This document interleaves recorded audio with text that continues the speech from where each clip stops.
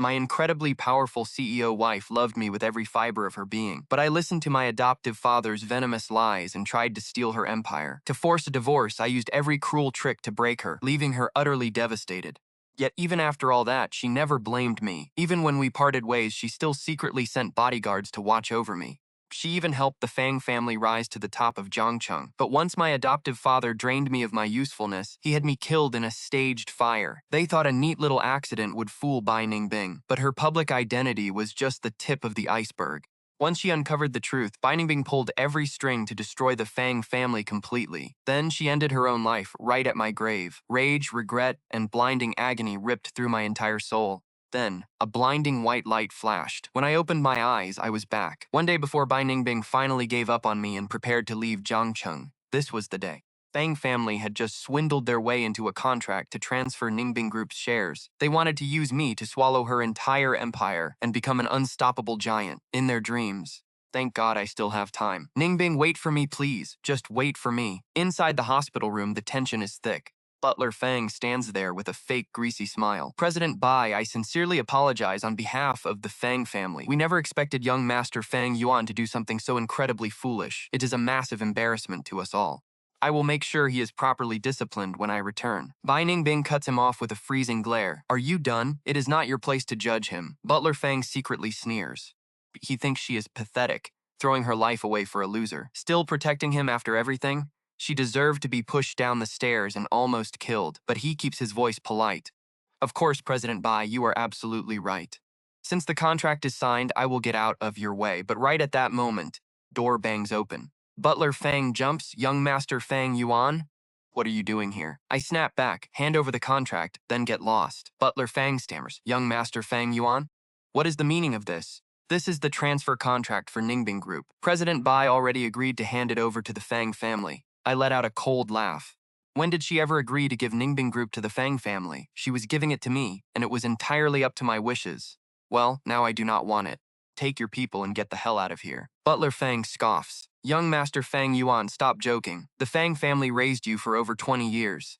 What is yours belongs to the Fangs. You are going to deeply disappoint the master and madam. I do not have time for his garbage. My eyes turn deadly cold. Do not make me say it again. Get out. Realizing he is defeated, Butler Fang slams the contract onto the floor. Fine, I hope you do not regret this later.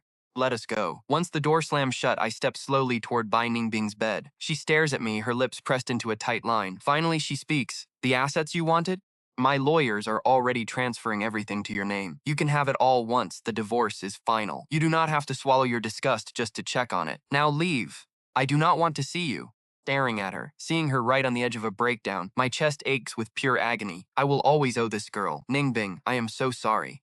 I sit down and reach for her hand, but she pulls away instantly. Yesterday was all my fault. I will never hurt you again. Please do not leave me. She turns her face away. Is the Ningbing Group not enough? Just tell me what else you want. I shake my head. I am not here to take anything. I just want you to know. I am done helping the Fang family. I do not want their money. I do not want anything. I am not even asking you to forgive me. Just let me make this right.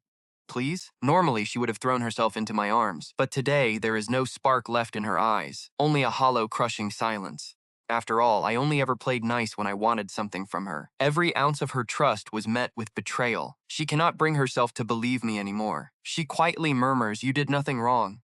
I was the fool. Ningbing, please listen, but she cuts me off. No more. Just sign the divorce papers and give them to Wang Teng. Anything else you want, take it up with him. If I have it, it is yours. I am just so tired. Sign the papers and go. I know nothing I say right now will make her believe me.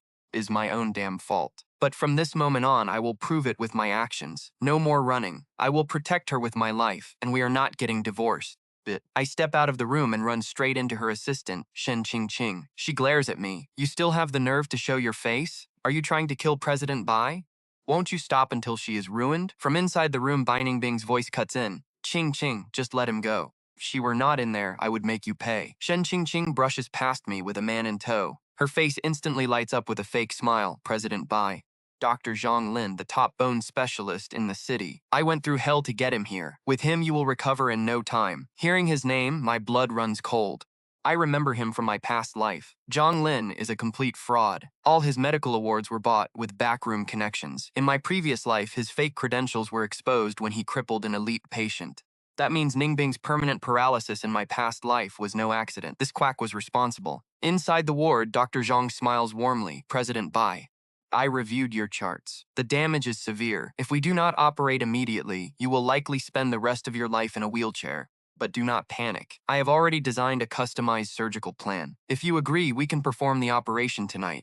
I guarantee an 80% success rate. On the outside, he looks professional, but internally, he is scheming. He knows she is incredibly wealthy. Once he pulls this off, he is set for life. He will be her savior. I cannot let this happen. I burst back into the room. Wait, you cannot let this man touch her. Dr. Zhang gasps. Excuse me? You do not want me to treat her? Would you rather watch her become permanently paralyzed?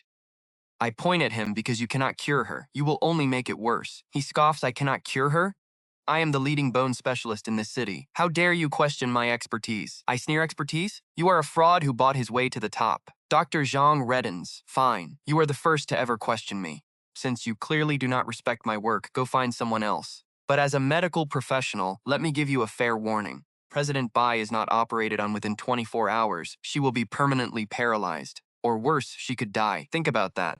Shen Qingqing frantically grabs his arm. Dr. Zhang, please do not go. We brought you here with absolute sincerity. We will double your fee right now. Bins on me. Fang Yuan, you did nothing when she fell down the stairs last night, and now you are blocking her only hope? What is wrong with you? How can you be so cold-blooded? 10 seconds. Get out. I know what I am doing. My ridiculous past means absolutely nobody here is going to believe me. So I ignored Shen Qingqing and walked straight to a silent Bai Ningbing. Ningbing, I am not asking for forgiveness. Just trust me one last time. Trust me, Zhang Lin cannot cure you. Just give me one day. I will find the absolute best doctor in the country and keep you safe. Please, trust me this once. Bai Ningbing said nothing. She just stared with eyes full of despair. Beneath that calm surface, her heart was already in pieces. Stared at the man she loved, seeing fear and pleading in my eyes. Shen Qingqing snapped. Trust you? When has President Bai ever doubted you? Look how you betrayed her. Everyone in Jiangcheng knows how useless you are. Finding a miracle doctor? You are just trying to kill her. Shen Qingqing raged. But Bai Ningbing cut her off, quietly telling her assistant to escort Dr. Zhang out. Her assistant tried to protest. Bai Ningbing silenced her. Looking at me, she said, if this is what you want, I will let you try. I will not accept any treatment until you return. Spoke with absolute finality. It carried that same reckless desperation from our past life. Back then, if I wanted something, she would give it. Even if it cost her life, she never hesitated. Zhang Lin sneered, calling her decision incredibly wise. Zhang Lin warned us not to beg him to return. Shen Qingqing chased after him, then glared back at me. She warned that if anything happened to President Bai, I would pay. Threatened me viciously. I ignored her. I promised Ningbing I would not let her down this time, and walked out of the room with grim determination. Only then did Bai Ningbing slowly open her eyes. She stared at the closed door, memorizing my departure. Nearby, Wang Teng sighed. He really did not understand.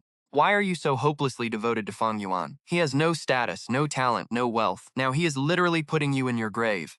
How long are you going to keep tolerating him? Do you really want to torture yourself to death? Wang Teng asked, practically vibrating with a terrifying murderous rage. He was trying hard to suppress his anger. Honestly, if it were not for his professional training and the lady's deep love for the guy, he would have shot Fang Yuan dead right then. Bai Ningbing calmly ordered him to arrange a trip back to the imperial capital. Wang Teng froze. A surge of hope washed over him. Had she finally given up on Fang Yuan? But before he could celebrate, Bai Ningbing managed a weak, painful smile. She pulled up her blanket and whispered that no one back home could know she was injured. She did not want anyone coming after him. Wang Teng got it immediately. Even if she collapsed, she could not do it in Jiangcheng. The moment her family found out she was hurt, they would unleash all their fury and rip Fang Yuan to pieces. Pure rage and resentment burned in Wang Teng's eyes. Even on the brink of death, she was still protecting Fang Yuan. She wanted to make sure he would survive her family's wrath. She was terrified the family would hunt him down. But what had Fang Yuan actually done? He just exploited her trust over and over again. He had practically left her to die. Wang Teng growled to himself. Fang Yuan had better not be lying, because if she died, he would end him himself. I did not care about their doubts. My mind was completely focused on the miracle doctor from my past life. Maybe it was a side effect of being reborn, but my memory was incredibly sharp. Every detail was perfectly clear. That hidden legendary doctor was about to die in a massive house fire. Because of his legendary status, the tragedy would spark a massive news wave. Trended everywhere online. The fire was scheduled to happen tomorrow, on the 15th. I immediately rushed to his small courtyard on Changtian Street to stop it. traditional estate looked peaceful. A round plaque above the wooden door read, "Miracle Healer." To anyone else, it probably looked like a cheap, flashy gimmick, but I knew the truth. Actually, that plaque was a priceless royal gift from the Qing dynasty emperor himself. Dr. Li Juzhen's great-grandfather had been the personal physician to the royal family. A wealthy-looking man was begging at the gate. He promised to pay any price if the doctor saved his only son. He looked like a very powerful figure, and his face was incredibly familiar. I tried to place where I had seen him before, but nothing came to mind. The doctor's young apprentice stood there, completely unmoved. He told the man that his master had retired a year ago and would never see another patient, no matter how much they paid. Spirit, the man tried to keep begging, but the heavy wooden doors slammed shut in his face. He just stared at the locked entrance in absolute silence. His eyes went entirely hollow. The hospital director had given his son only 10 days left to live. Without a cure, the boy was going to die, leaving him completely alone. Fate had already taken his wife. Now it was stealing his only son. What was the point of all his power and status if he could not save his own child? He could not do a thing. As he walked away shattered, I still could not place his face. But his rejection did not surprise me at all. In my past life, I only knew Dr. Li lived here because of a massive viral story. Tomorrow at 5 in the morning, a sudden fire would swallow this house and take his life. It all started when he treated a terminally ill patient who passed away. Even though the family did not sue, the tragedy broke him completely. Since then, he refused to ever practice medicine again. So he chose to go into hiding. But after he died, the truth finally came out. That patient from a year ago had not actually died from his treatment. While under his care, they secretly took conflicting pills prescribed by another clinic. The dangerous mix is what actually killed them on the spot. To protect his massive reputation, the greedy family blackmailed him for millions. He ended up taking the blame for a death he did not cause, carrying that heavy burden to his grave. I sighed thinking about it. A legendary healer who saved thousands of lives, completely ruined by a greedy family's lies. Probably never got over that massive guilt. Suddenly, the front gate creaked open. The young apprentice, Ling Xiao, glared at me and coldly repeated that his master had retired a year ago. Telling me to stop wasting my breath, he slammed the door shut again. I just stood there, staring at the old wood. I was not angry. I knew that patient's death was a heavy burden on Dr. Li's soul. If I did not clear his name, he would never help. He would never agree to treat Ningbing. Instead of knocking, I took a breath and yelled at the top of my lungs. "Dr. Li, I know why you retired. That medical accident back then was not your fault. The family secretly hired another doctor, and those conflicting drugs are what actually killed the patient on the spot. Absolutely nothing to do with you," I shouted with everything I had. Inside, through the window, the old man studying medicine froze. The herb slipped from his hands, scattering across the floor. Tears instantly welled up in his exhausted eyes. It was like he had heard the impossible. He couldn't stop shaking. Behind the counter, Ling Xiao froze too, then bolted straight for the front door. He yanked it open, breathless. "What did you just say?" Right then, a raspy, calm voice drifted from the back room. "Young man, did you say that accident a year ago had nothing to do with me?" I didn't flinch. Yes. Li Juzhen took a long, slow breath. "True or not, thank you for the warning." His face was grim. "I will look into this." He had never realized how evil people could be. Spent a year blaming himself for that patient's death. Now things looked different. I dropped another bomb. "Dr. Li, investigations take time. But you probably won't survive past tomorrow morning. Bai Ningbing needs surgery within 24 hours. I cannot wait." I had to use my knowledge of the future to win his trust. Ling Xiao's face darkened instantly. "You are cursing my master." In the back room, Li Juzhen frowned. He had actually believed me at first. But surviving past tomorrow? He shook his head, mocking himself. Being naive. It was his mistake, and he was foolish to hope otherwise. The old man shook his head, eyes full of sorrow. He was about to order Ling Xiao to throw me out. I spoke up again. "Dr. Li, I'm not playing around. If I'm lying, I'll die tomorrow too." I said it with absolute certainty. Ling Xiao lost his mind. He lunged forward and grabbed me by the collar. "What the hell are you talking about?" he roared, eyes blazing. "My master is fine. Why would he die?" He hauled me toward the exit. Then a sharp creak. The inner door swung open. 70-year-old man stepped out. "Let him go, let him speak." Ling Xiao let go but pointed a finger at me. "Master, he is cursing you just to get medical help." "Too much." Ling Xiao fumed. Li Zhen raised a hand, telling him to back down. "Stop talking." I looked at the old man. "I have heard of your fame, Dr. Li. I am Fang Yuan." Scanned me with cloudy eyes. "Fang Yuan, I don't recall knowing you." He hid his anger well, his gaze steady. "That accident is in the past. Why are you saying I won't survive past tomorrow morning? What is your game?" Words were useless now. I walked to the counter and wrote down my number. Turned to face him. Tomorrow morning around 5:15, the left room will catch fire. When you go to extinguish it, check the white bucket. Is it gasoline? Believe me or not, if you survive, please save my wife. I turned on my heel and walked out. I sounded completely sure of myself. If Li Zhuzhen did not heed my warning, he would definitely die in that fire. It was that simple. Ling Xiao fumed. He watched his master pick up my note. Master? Why did you stop me? I should have beaten some sense into him. He is literally cursing you. Does he think he can see the future? Li Zhuzhen looked at his hot-headed apprentice and sighed. Let it go. No need to waste your energy. Don't let him back in. Yet the old man slipped the note into his pocket anyway. Midnight rolled around. After brewing the medicine, Ling Xiao was ready for bed, but my warning echoed in his mind. He decided to stay up. Gritting his teeth, he dragged a chair to the stove and stared at it. For the first few hours, he stayed wide awake. But by the early morning, his eyelids felt heavy. Around 5 o'clock, he finally lost the battle. Head on his knees, he drifted off. He didn't smell the gas slowly leaking. A sudden draft swept through, catching a spark from the stove. Spark hit the curtains. Instantly, flames shot up. Thick, black smoke began to fill the room. Ling Xiao woke up coughing. The air was blistering hot. When he saw the raging fire surrounding him, panic instantly took over. Fire! Terrified, he scrambled to the door. He reached for the white bucket to douse it, but my warning flashed in his head. Check the bucket. Popped the cap and sniffed. Gasoline. His blood ran cold. This was the fuel he bought yesterday. In the chaos, he had completely forgotten about it. That guy was telling the truth. Cold sweat drenched his back. Without that warning, he would have thrown fuel directly onto the flames. By 9 in the morning, Jiangcheng Hospital was bustling. I walked into the lobby holding a thermos of fresh chicken soup. My phone buzzed. It was Li Zhuzhen. I answered. Yes, it is Jiangcheng Hospital. Thank you for coming, Dr. Li. I hung up and finally breathed a sigh of relief. The wait was gone. With the legendary doctor on his way, Bai Ningbing stood a real chance. I hurried toward her room. Outside, Shen Qingqing and her bodyguard Wang Ting were begging Dr. Zhang Lin to operate. Shen Qingqing saw me and scowled. Fang Yuan, didn't you say you were bringing a miracle worker? I kept my voice steady. He is on his way. She sneered. Cut the act, Fang Yuan. You just want money, right? Wang Ting, show him. On cue, 4 bodyguards snapped open their briefcases. Right there in front of me lay stacks of crisp cash. Let Dr. Zhang perform the surgery and the money is yours. Bai Ningbing gets cured and you walk away rich.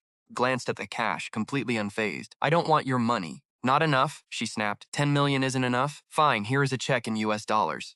Write down whatever amount you want. Shen Qingqing pulled a check from her bag and slammed it right in front of me. Normally, she wouldn't give me a single penny, but right now she was completely out of options. Bai Ningbing was unconscious, and without a relative's signature, no doctor dared to perform the surgery. Her actual family was completely unreachable, leaving me as the only one who could sign. I frowned slightly, not even glancing at the check, brushed right past her toward the VIP ward. Shen Qingqing yelled after me, Fang Yuan, what more do you want? Dr. Zhang is the only one who can save President Bai. She is unconscious. If we don't do the surgery now, she won't make it. Fang Yan, you two were married. Do you have any conscience left? Desperate, angry voice made my chest tighten. She was unconscious. I couldn't stop to think. I just sprinted straight toward Bai Ningbing's room. A nurse stopped me at the door, saying the patient was critical and I couldn't go in. Looking through the glass, I saw Bai Ningbing lying there, completely pale. She was so weak she was hooked up to a ventilator. Even without medical training, I could tell she was fading fast. Shen Qingqing hissed, see that? This is your fault for stopping Dr. Zhang. She wouldn't be like this if you just let him work. Now sign it. She tried to shove the consent form into my hand. I told her to move. My cold tone made her flinch, and she instantly shut her mouth. Ignoring her, I stepped aside and dialed Li Zhuzhen's number immediately. Nearby, Zhang Lin watched me with a smug grin. Yesterday, I was so sure I could find some legendary healer. Now look, nothing. Probably figured I'd be begging on my knees. His smile vanished as he glared at me coldly. Fang Yuan, only I can save her now, but begging me won't be easy. I paused for a split second, looked at him like he was a bug, and just kept walking. Stood there, completely stunned, staring at my back in disbelief. That look felt like a physical slap to his face. He gritted his teeth and said, You really want her to die, don't you? No doctor in this city is better than me. She won't survive the 24 hours you promised anyway. Once I save her, we'll see if she still protects a useless husband like you. But a moment later, Fushin arrived, wearing a faded traditional suit with Ling Xiao right behind him. I rushed over. Where is she? The old doctor asked without wasting any time. Follow me, I said, immediately leading them down the hallway toward the VIP room. Shen Qingqing frowned at Li Zhuzhen's faded clothes. She turned to Zhang Lin. Do you know him? Never seen him, the doctor replied, shaking his head. He sneered. Assistant Shen, I am pretty well known here. I might not know every expert in the country, but I know everyone who matters in this province. I have never seen this guy. There are scammers everywhere these days. Losing some money is fine, but if he delays treatment and kills her, that's a different story. Shen Qingqing's face darkened. She had met actual medical experts before. Old man looked nothing like one. She couldn't believe he could save her boss. Taking a deep breath, she decided she could not let me ruin things. Fang Yuan, she put her life in your hands, and this is what you do.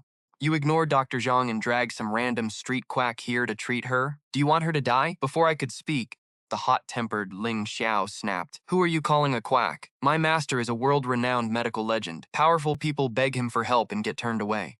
Zhang Lin scoffed. A medical legend? Let me ask you, do you even have a medical license? A medical license? I actually laughed. A useless hack questioning Dr. Li? Look in a mirror. Zhang Lin's smug smile froze. His face turned bright red and he began to shake with rage. He had never been so humiliated. If it wasn't for the massive payout, he wouldn't touch this case even if we begged. Right then, door swung open. A nurse stepped out. She is awake and wants to speak. Who is the family here? She was awake. I pushed past everyone and ran inside. Bai Ningbing was completely pale, looking so fragile a light breeze could blow her away. My chest ached seeing her like this. I rushed to her bedside, speaking softly. Ningbing, I found a doctor who can save you. I even made some soup, and you can have some right after he treats you. She stared at me, confused. Was she dreaming? I had never been this gentle with her. Shen Qingqing barged in, yelling, President Bai, Fang Yuan brought an unlicensed fraud to treat you, trying to kill you. Hearing those words, Bai Ningbing's eyes cleared, and a bitter smile crossed her face. Given our past and my recent coldness, she had every reason to believe it. Ningbing, trust me. This doctor is real. He will cure you. Shen Qingqing cut in quickly. You know what he is like, President Bai. Please, let Dr. Zhang do the surgery. Only he can save you. You will recover in no time if you just agree. Bai Ningbing glanced at her assistant, then turned her eyes to me. She sighed inwardly. Let the doctor he brought treat me. Hearing this, Shen Qingqing and Wang Teng went pale. President Bai, you cannot risk your life like this. Head, whatever he wants, I will give it to him. She opened her eyes, pale but filled with an undeniable resolve. No one could disobey her. Shen Qingqing felt a bitter sting in her chest. How could she trust me this much? She was literally gambling with her life. But she knew her boss too well. Once her mind was made up, that was it. Just like when she got married, she defied her entire family. What could an assistant do? Shen Qingqing gritted her teeth, stopped arguing. Her job was to execute orders, even when she knew they were a mistake.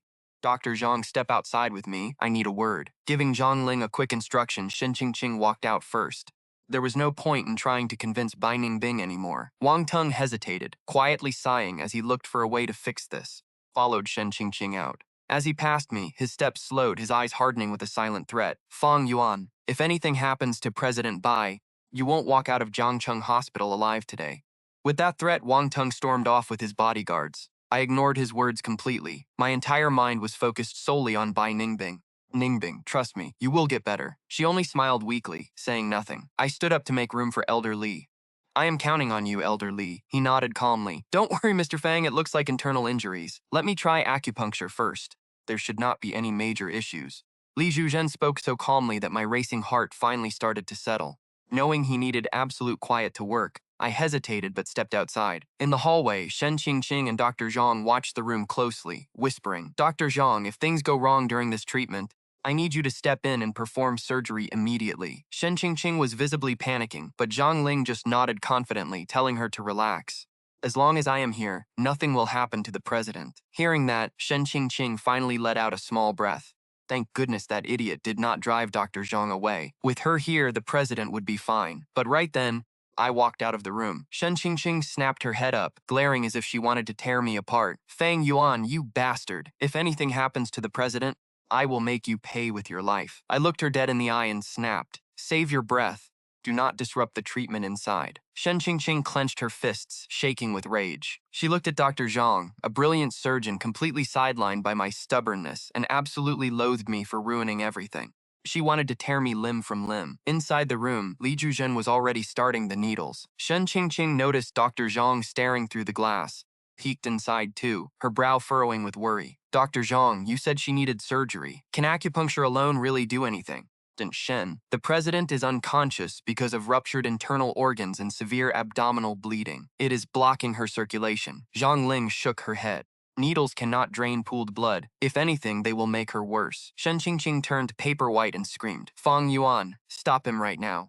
Make that quack stop. Dr. Zhang, you are the only one who can save the president. Please go in. Go in and take over. I frowned, barking at her to shut up, but Shen Qingqing was too panicked to listen.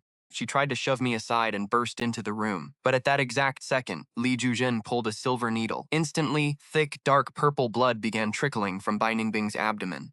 Blood was draining. Dr. Zhang stared, utterly shocked. In the entire country of China, only a handful of master doctors could perform acupuncture with such absolute precision. How could a useless nobody like Fang Yuan find someone like that? Dr. Zhang convinced herself it was just a staged act. Dr. Zhang, you said acupuncture could never drain that blood. What is happening? Shen Qingqing turned to her, completely bewildered.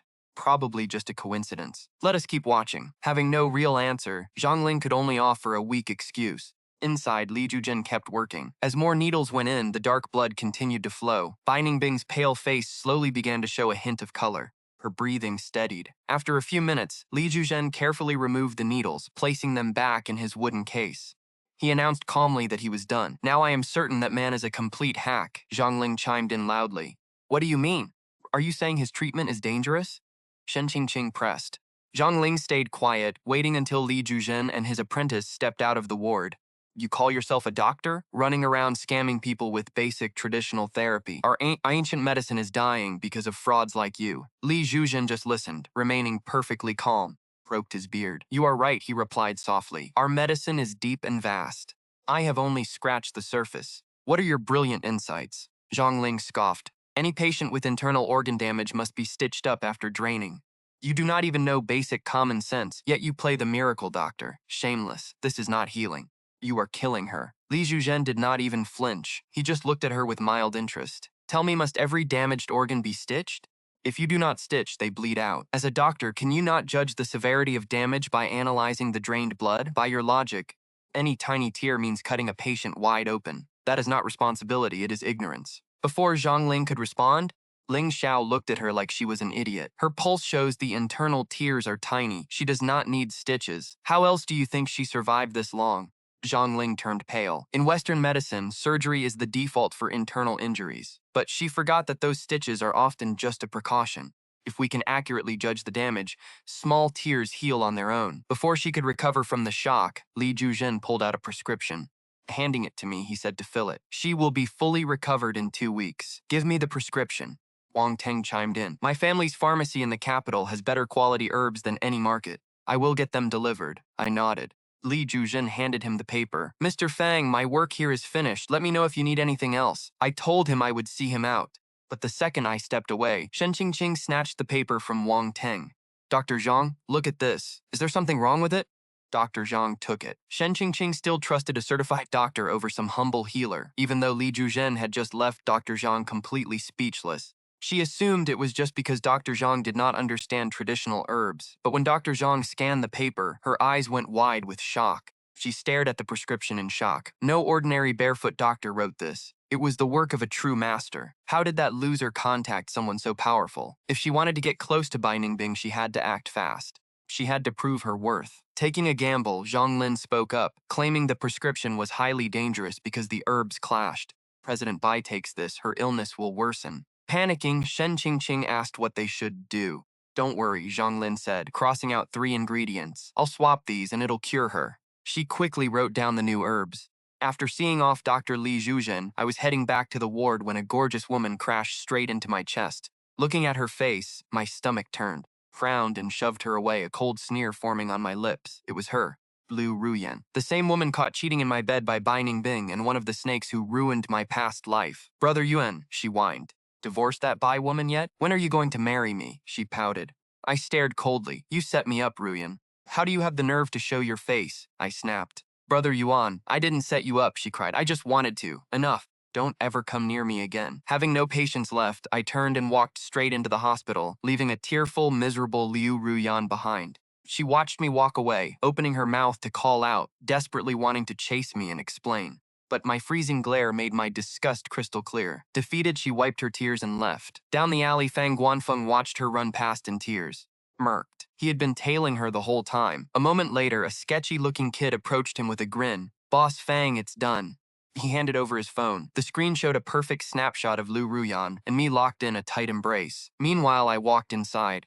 My phone rang. It was my foster father, Fang Lingcheng, screaming, "Fang Yuan, do you know the damage you caused by tearing up Bai Ningbing's contract? Get back here right now." He roared through the receiver. My face went cold as I shot back. "If it wasn't for me, Ningbing wouldn't even know your names. Forget about leeching off her and stay out of my life, or you will regret it." I hung up before he could respond. I clicked my phone off. Heading to Ningbing's ward, I noticed a middle-aged man peeking into rooms, looking like he was searching for someone. It was the man kicked out of the clinic yesterday. That strange sense of familiarity hit me again. I had definitely seen him before. Then it clicked. He was Chao Ben-Quan, the billionaire chairman of Longjiang Hot Spring Group, ranked in the top 10. The Fang family was nothing compared to him. Life. I shouldn't even know him. But in my past life, I read the news. His second wife, Wu Rong, wasn't his son's biological mother. She wanted the family fortune, so she slowly poisoned the boy Chao Hua with a tasteless toxin that baffled every doctor. Chao Benquan eventually spent millions on a master doctor who identified the poison, but it was already too late. I paused, thinking quickly. I approached him. "Hello, Mr. Chao." He frowned, startled. "Kid, you have the wrong person. I'm not Chao." He turned to leave. I didn't back down. "Mr. Chao, your son is in mortal danger. Only I can save him." Chao Benquan froze, his eyes narrowing. "Kid, if this is a stunt to get my attention, you've gone too far." Gaze was deadly. He was used to flattery, not people cursing his child. If Dr. Li Zhuzhen wasn't nearby, he probably would have laid his hands on me right there. But I smiled. "Mr. Chao, you don't have to believe me, but you know your wife and son don't exactly get along." "My family's perfectly fine," he snapped, reaching out to push me aside. I didn't budge. "Your wife, Wu Rong, is trying to kill your son. Check your home security cameras tonight if you don't believe me. You'll see I'm not lying." Chao Benquan stared at me for a long moment before letting out a cold laugh. "I'll check. But if you're lying, an unidentified body might turn up on Central Avenue tomorrow." His eyes locked onto mine like I was already dead. Turned and stormed into the elevator. I watched him go, letting out a slow breath. Dealing with men like him was playing with fire. One wrong move and I'm dead. But I wasn't worried. Once he checks those tapes, his wife's little secret will be out. The next morning, Bai Ningbing had just finished her medicine when I walked in carrying a thermos. Shen Qingqing immediately glared at me. Bust was obvious. "Fang Yuan, why are you still hanging around? President Bai needs to rest. Stop bothering her." I raised the thermos. "I just brought her some soup," she scoffed. "Look at yourself, Fang Yuan. Do you honestly think anyone would drink your cooking? She's already hurt. Are you trying to poison her?" To be fair, I had a history. Once, when her stomach hurt, I pretended to care and made her insanely spicy soup. She thought it was a sweet gesture and forced it all down. She almost ended up in the emergency room. "Qingqing, let him bring it over," Ningbing said softly, leaving Qingqing absolutely fuming. She couldn't understand how the brilliant, fierce business queen she knew could suddenly become so weak and soft around a man like me. Not wanting to upset her friend, she turned to the bodyguard. "Wang Teng, taste this soup and make sure there's nothing wrong with it."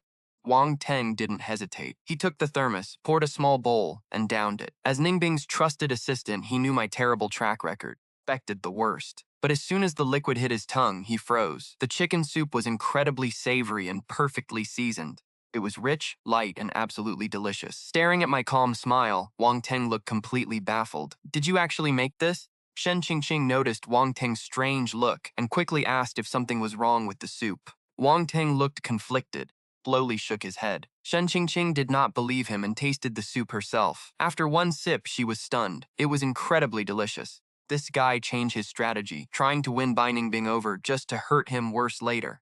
Looking at their faces, I could easily guess their worries. But I had no intention of explaining anything. I just walked over to the bed with the soup, sat down gently, and said, "Ningbing, let me feed you."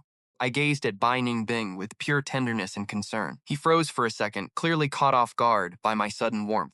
Before, I only spoke to him with cold sarcasm. I had never been this gentle. He stared at me in silence for a few seconds.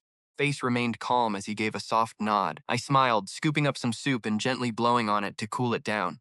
Then I carefully fed it to him. This sweet scene felt completely surreal to Shen Qingqing and Wang Teng, as if they were dreaming. If they did not know about my past mistakes, they might actually believe Bai Ningbing and I were a loving couple. After taking a few sips, his eyes grew complicated, and he whispered my name, Fang Yuan. "You do not have to do this. I have already given you everything I can. If you want more, I am completely powerless." I smiled gently, shaking my head. "I do not want anything.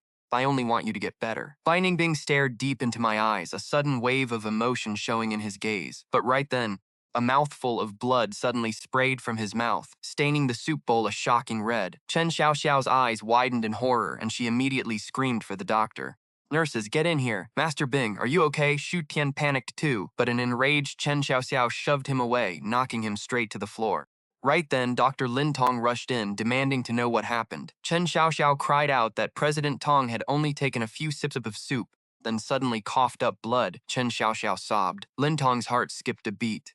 Was it because he changed those 3 herbs? No, impossible. Their properties were nearly identical. Even with a slight issue, it wouldn't make Tang Bingyan vomit blood. It had to be the acupuncture. That old man must have messed up. Lin Tong hurried over to the bed. He quickly examined Tang Bingyan. The second he finished, an anxious Chen Xiaoxiao pressed him, demanding to know how President Tong was doing. Lin Tong looked solemn. "Based on my initial check, the medicine is perfectly fine. The blood is almost certainly a direct result of the acupuncture treatment." What? Chen Xiaoxiao and A Wei both paled. Xu Tian was the one who brought that acupuncturist. They had already found it strange. Why would Xu Tian actually try to save Tang Bingyan? Now it was clear. Xu Tian wanted to kill Tang Bingyan. Right then, Xu Tian scrambled up from the floor. He grabbed Lin Tong by the collar, roaring, "You quack, what did you do? If anything happens to my wife, I will kill your entire family." Xu Tian's eyes were bloodshot, making him look like a wild beast. Chen Xiaoxiao snapped, "Enough. Xu Tian, to think I actually believed you found a real doctor. Just want to kill President Tang." Chen Xiaoxiao screamed at him, get out of here right now." Right then, Tang Bingyan coughed up another mouthful of blood. Everyone froze in sheer terror. Xu Tian did not even bother to argue with Chen Xiaoxiao anymore. He rushed to the corner and called Zhang Zijin. Half an hour later, Lin Tong wiped the cold sweat from his forehead. "Patient is stable for now," Lin Tong announced. Chen Xiaoxiao let out a long breath, muttering that it was a relief. Lin Tong glanced over at Xu Tian. He added with a pointed look, "Assistant Chen, please trust our hospital. Stop letting random amateurs touch the patient. We cannot take responsibility if things go wrong again." "Do not worry, Dr. Lin, there will not be a next time." But just as Chen Xiaoxiao nodded, Zhang Zijin and Lin Xiao rushed into the ward. Zhang Zijin was still wearing his traditional Tang suit, sweat dripping from his forehead. He had clearly run all the way. The moment Chen Xiaoxiao saw them, her face hardened. "You cannot go in." She turned her cold gaze onto Xu Tian, snapping, "If you had not stopped us earlier, Dr. Lin Tong would have cured President Tang with surgery long ago. Now she is spitting up blood because of this fake miracle doctor you brought. Even if it kills me, I will not let him in." Xu Tian spat back. "Lin Tong is a hack. He cannot cure Bingyan. We do not even know why she is vomiting blood yet. Move aside and let Elder Zhang examine her." Xu Tian frowned deeply. "Shu, we are actual medical professionals," Lin Tong interjected. "I already told you the acupuncture caused this." Then he turned to Chen Xiaoxiao. "I suggest you call the police immediately. Fraudsters like this who endanger lives for money deserve to be prosecuted to the full extent of the law." The hot-tempered young Lin Xiao snapped. He glared at Lin Tong, yelling, "Shut your mouth. My master has practiced medicine for decades. He has never made a single mistake. When my master started treating patients, you were probably still playing in the dirt," Lin Tong sneered. "The evidence is right there in that puddle of blood," Lin Tong barked. "That still does not mean it was my master," Lin Xiao shot back. Zhang Zijin pulled him back. His weathered face remained calm as his cloudy eyes settled on Lin Tong. "Young man, the acupuncture I performed was only to clear out blood stasis. It would never harm her body. We cannot know what caused her to spit blood until we run a proper check." Lin Tong let out a cold laugh. "Oh, so this is our hospital's fault now?" Without waiting for a response, he turned straight to Chen Xiaoxiao. Voice turned harsh. "Assistant Chen, if you let these frauds touch the patient, our hospital will not take any responsibility for what happens next. If you let them near her, you must check her out of this hospital immediately." Hearing this, Chen Xiaoxiao's face instantly darkened. Tang Bingyan was in terrible shape. How could they check her out? Pointing a finger at the 2 healers, she spat, "Leave right now or I am calling the police." Pian's face fell. "Chen Xiaoxiao, have you had enough?" He did not care if she called him a bastard or despised him, but this went too far. He knew he'd been an absolute bastard before his rebirth. But Chen Xiaoxiao trying to block Zhang Zijin from treating Tang Bingyan? He wouldn't budge. Chen Xiaoxiao laughed in pure bitter anger. "Me making a scene? I have no right to stop you?" Still so good at playing the victim. "Xu Tian, if you don't want to end up in jail, get out with them." Seeing her like this, Xu Tian snapped. "Chen Xiaoxiao, I am legally her husband. I am her next of kin and I decide who treats her. Get out of my way." Choked on her words.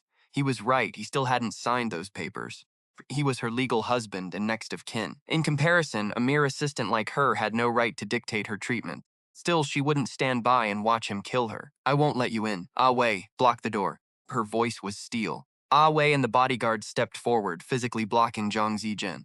There was no getting past them without a fight. In the tense silence, Zhang Zijin finally spoke up. Young lady, he said. Please, young lady. If my needles caused this blood, I will take full responsibility. But let me examine her first to see if my needles really caused this. His voice was calm, but his eyes were steady. Before Chen Xiaoxiao could answer, Lin Tong stepped in. Our hospital is running a full checkup. No need for a fraud to worry. Chen Xiaoxiao agreed. I don't trust you. I trust the hospital's results. Zhang Zijin frowned. He looked at Xu Tian. No matter how good his medicine was, he couldn't treat someone against their family's wishes. Xu Tian had to handle this. But with those bodyguards there, forcing his way inside was impossible. Then he looked at Lin Tong and smiled. You blamed the acupuncture so fast. Kept your hands real clean, didn't you? Lin Tong froze. What is that supposed to mean? Exactly what I said, Xu Tian replied. I think the hospital screwed up. You made my wife bleed. Lin Tong's face went dark. Watch your mouth. You need evidence for that. Evidence? Where is your proof that the acupuncture did this? Xu Tian turned his gaze to Chen Xiaoxiao. Are you working with him to kill my wife? Chen Xiaoxiao, I thought you were her friend. Now you're scheming with an outsider to hurt her? Both went pale. Mr. Xu, the doctor you brought did this, Lin Tong barked. How dare you accuse us? Stop talking nonsense and throwing dirt on me. Chen Xiaoxiao snarled, her teeth clenched. Where is your proof? I don't have any, Xu Tian said calmly. That is why we need to find it. You blocking me means you have something to hide. That is a lie. Even knowing he was trash, she was losing her mind. Am I lying? Xu Tian smirked. Then let my doctor examine her. Let us find out why she is vomiting blood. No way, she snapped. You keep blocking me, yet you claim you're innocent? Xu Tian, you are a bastard. She was so angry her lungs could burst. Xu Tian was the one who hurt her, yet he blamed her instead. He was an absolute bastard. Furious, she clung to her last thread of control. Fine, she spat. Check her. But only to examine, not treat, and if you find nothing, only Lin Tong handles her from now on. Hands off. Without this loser interfering, Lin Tong could operate immediately. Bingyan would recover. Let them check. Pu Tian turned to Zhang Zhen. Elder Zhang, please. The old man nodded. Walking over to Tang Bingyan, he took her pulse. After 30 seconds, he pulled his hand back. He turned to Su Tian. Your wife did not vomit blood because of my needles. It was the medicine she took. Did you prepare the prescription exactly as I wrote it? The words hit Chen Xiaoxiao like a lightning bolt. How did he know? Did Lin Tong mess up when he changed things? Panicking, she looked at him. For the first time, she doubted him. Under her gaze, Lin Tong felt his stomach drop. It was impossible. He had only swapped 2 minor herbs with similar effects. You did not follow the prescription, did you? Xu Tian's voice cut through their panic. He had trusted her loyalty enough to let her get the medicine. Did she really betray him?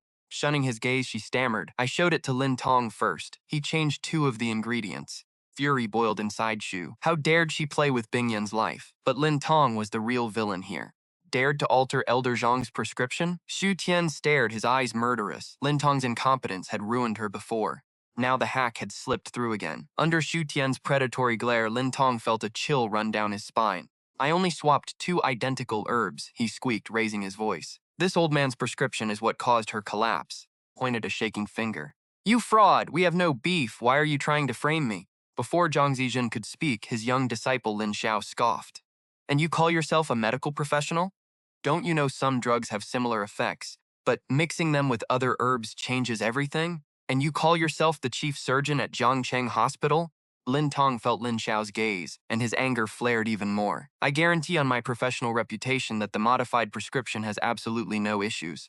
The real issue is you 2 quacks who aren't even licensed doctors. Xu Tian's face darkened. Even now, Lin Tong was still stubborn, ignoring how dangerous mixed medicine can be. You don't just change a prescription, especially one from a master. Those are built on decades of clinical experience. Yet Lin Tong went ahead and altered it anyway.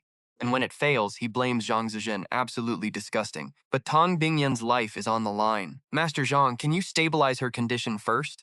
Master Zhang nodded. He quickly took out his silver needles to perform acupuncture on Tang Bingyan. But right at that moment, someone stepped in. Chen Xiaoxiao stepped forward and spoke coldly. Xu Tian, you agreed to a simple checkup, not letting this old man treat her. Are you going back on your word? Looking at the self-righteous Chen Xiaoxiao, Xu Tian felt a surge of rage. If you hadn't let Lin Tong alter that prescription, she wouldn't be coughing up blood and unconscious. How do you have the nerve to stand there and block us?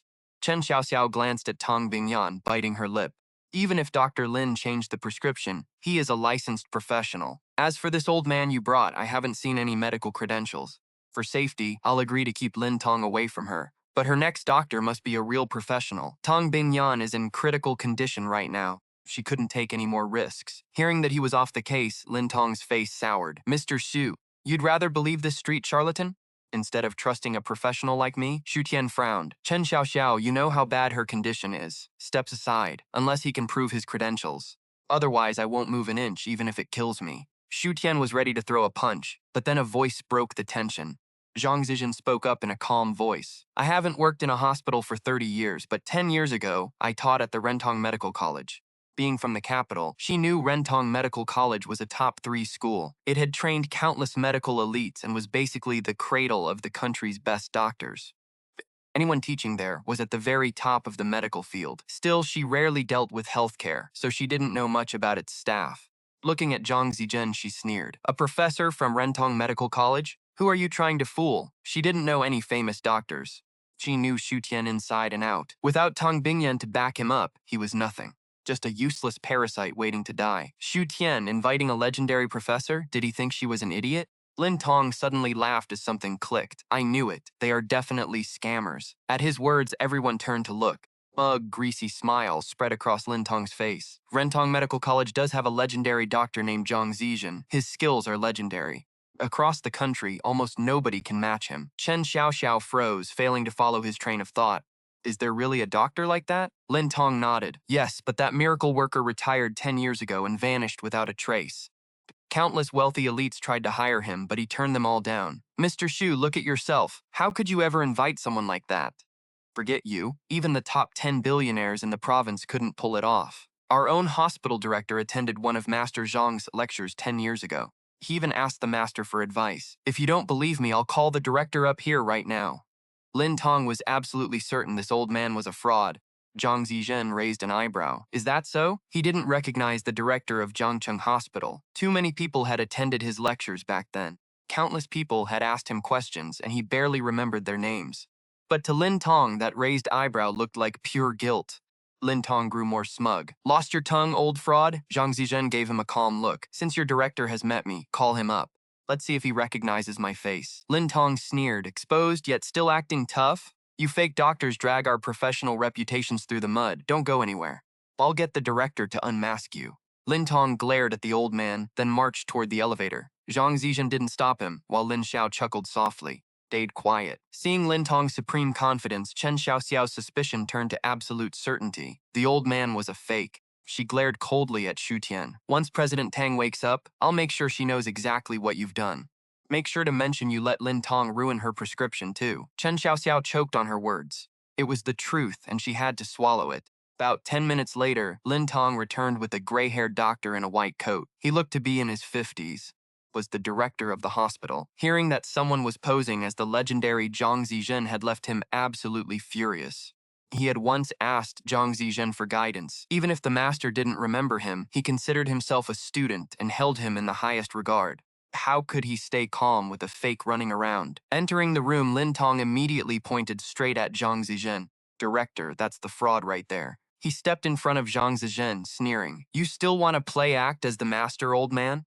What's your excuse now? Once the director speaks up, this fraud's act is finished. Lin Tong knew his own skills were solid. He had just been set up by this scammer and the director would clear his name.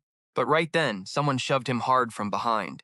Stumbled forward as a voice barked, "Get out of the way." The director pushed past him and ran toward Zhang Zijin. Lin Tong froze. Had he underestimated how much the director hated scammers? From the looks of it, the director was about to throw down and hit the guy. Oh no, director, don't do anything crazy. You can't hit him. Lin Tong scrambled after him, desperate to stop a fight. Still, nobody dared get physical in a hospital. One wrong move and the director would pay. But a second later, Lin Tong froze in his tracks. The hospital director was sprinting toward Zhang Zijin, his face flushed with excitement. His eyes lit up. Elder Zhang, is it really you? Do you remember me? 11 years ago, I sat in on your lecture at Rentong Medical College. I even asked you a few questions. I had no idea you were coming. Please forgive me for not greeting you at the door. Director stammered, his hands shaking nervously. Before him stood a legendary medical master, his absolute lifetime idol. While the director rambled on, Lin Tong and Chen Xiaoxiao stood frozen. Total silence stretched for 10 long seconds. Finally, Lin Tong blinked. His knees went weak. Was that supposed fraud really the legendary master physician? felt completely unreal. He had never met the man face to face, but as a licensed doctor, he knew the name by heart. Every medical student grew up on tales of Zhang Zijin. The man was a living myth in their field, an absolute legend. Lin Tong never in his wildest dreams imagined he would run into him today. Yet he had called him a fraud. Remembering his own arrogant words, Lin Tong felt the blood drain from his face. He had insulted the patriarch of modern medicine. Half the elite doctors in the country were Zhang Zijin's former students, and one word from the old man could end his career forever. Cold sweat poured down Lin Tong's neck. Chest tightened in pure misery. Nearby, Chen Xiaoxiao stared in total disbelief. Was this old man really the famous professor from the capital? How did Xu Tian's know someone like him? What right did that loser have to summon a legend? Before she could process it, the director's roar shattered the quiet room. Lin Tong, starting tomorrow, do not bother coming into work. Lin Tong went pale, opening his mouth to beg. But before he could speak, the director cut him off instantly. Save your excuses. Changed a prescription without permission. Zero medical ethics. Then the patient vomits blood and you dodge responsibility. There is no responsibility here. It is because of a few bad apples like you that patient trust is ruined. Jiangcheng Hospital might be a small clinic, but we still have standards. We will never tolerate doctors like you. Lin Tong stared blankly at the director, cold sweat dripping down as his heart sank. Career was dead. Just then, Zhang Zijin spoke up in a calm, steady voice. Well, young lady, can I treat Chairman Tang now? Under his sharp gaze, Chen Xiaoxiao forced a tight, painful smile. I was only looking out for our president's health, she stammered, trying to save face. I let my anxiety get the better of me. It is an absolute honor to have you treat her, Master Zhang. Why would I ever get in your way? The old master offered a quiet smile and began setting his acupuncture needles. Within 30 minutes, Tang Bingyan opened her eyes. The doctor checked her pulse one last time to ensure she was stable. Satisfied that she was safe, the legendary doctor finally left. Xu Tian went to walk him out, leaving only Chen Xiaoxiao and Tang Bingyan alone in the quiet ward. Tang Bingyan listened quietly as Chen Xiaoxiao recounted every single detail of what happened while she was unconscious. So the doctor Xu Tian brought was a real master? Chen Xiaoxiao scoffed. He probably just got lucky. A blind squirrel finding a nut, she scoffed. Tang Bingyan fell silent, staring at the ceiling. Xiao, she began. Do you get the feeling that he has changed? Ever since the other night, Xu Tian felt different, but she could not put her finger on it. It was hard to explain. Chen Xiaoxiao tensed up, looking at her boss with growing dread. Had Tang Bingyan not finally given up on him? Was she falling for his act again? Absolutely not. Sure, the guy seemed different, but while she was lying unconscious, Xu Tian was busy holding another woman in public. She could not let her friend be tricked again. She let out a sharp, cold laugh. People like him do not change. He is planning something. Finding that doctor was pure dumb luck. Luck has nothing to do with actual competence. Tang Bingyan frowned slightly. Xiao, I know you dislike him, but people can change. But President Tang, Chen Xiaoxiao pleaded, feeling hurt. She only wanted to protect her. Tang Bingyan cut her off. Enough.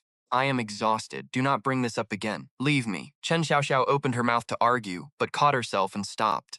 With her boss still weak, she did not want to push further. Sighing quietly, Chen Xiaoxiao stepped out of the room. But as she shut the heavy door, her eyes caught a woman rushing into the public restroom down the hall. That silhouette looked incredibly familiar. What was she doing here? Her face darkened. That was Lin Miaoyin, the very woman caught in bed with Xu Tian yesterday. Was she here for him? Anger boiled inside her. Xu Tian, you pretend to care about the president while bringing your little mistress to her hospital? Today, I will show everyone what a parasite you really are. Vic, we will see how shameless you really are. Xiao marched straight toward the restroom. Since this was a VIP floor, almost every patient had a private bathroom anyway. Normally, this public restroom would be completely empty. There were 6 stalls inside, but only the very last door was locked. From within, she heard a hushed voice speaking. Lin Miaoyin was clearly on a phone call. Slipping quietly inside, Chen Xiaoxiao immediately caught the names Xu Tian and Tang Bingyan. She was definitely plotting something. Though fuming, Chen Xiaoxiao forced herself to stay quiet. She crept closer to the locked stall door, keeping her breathing shallow.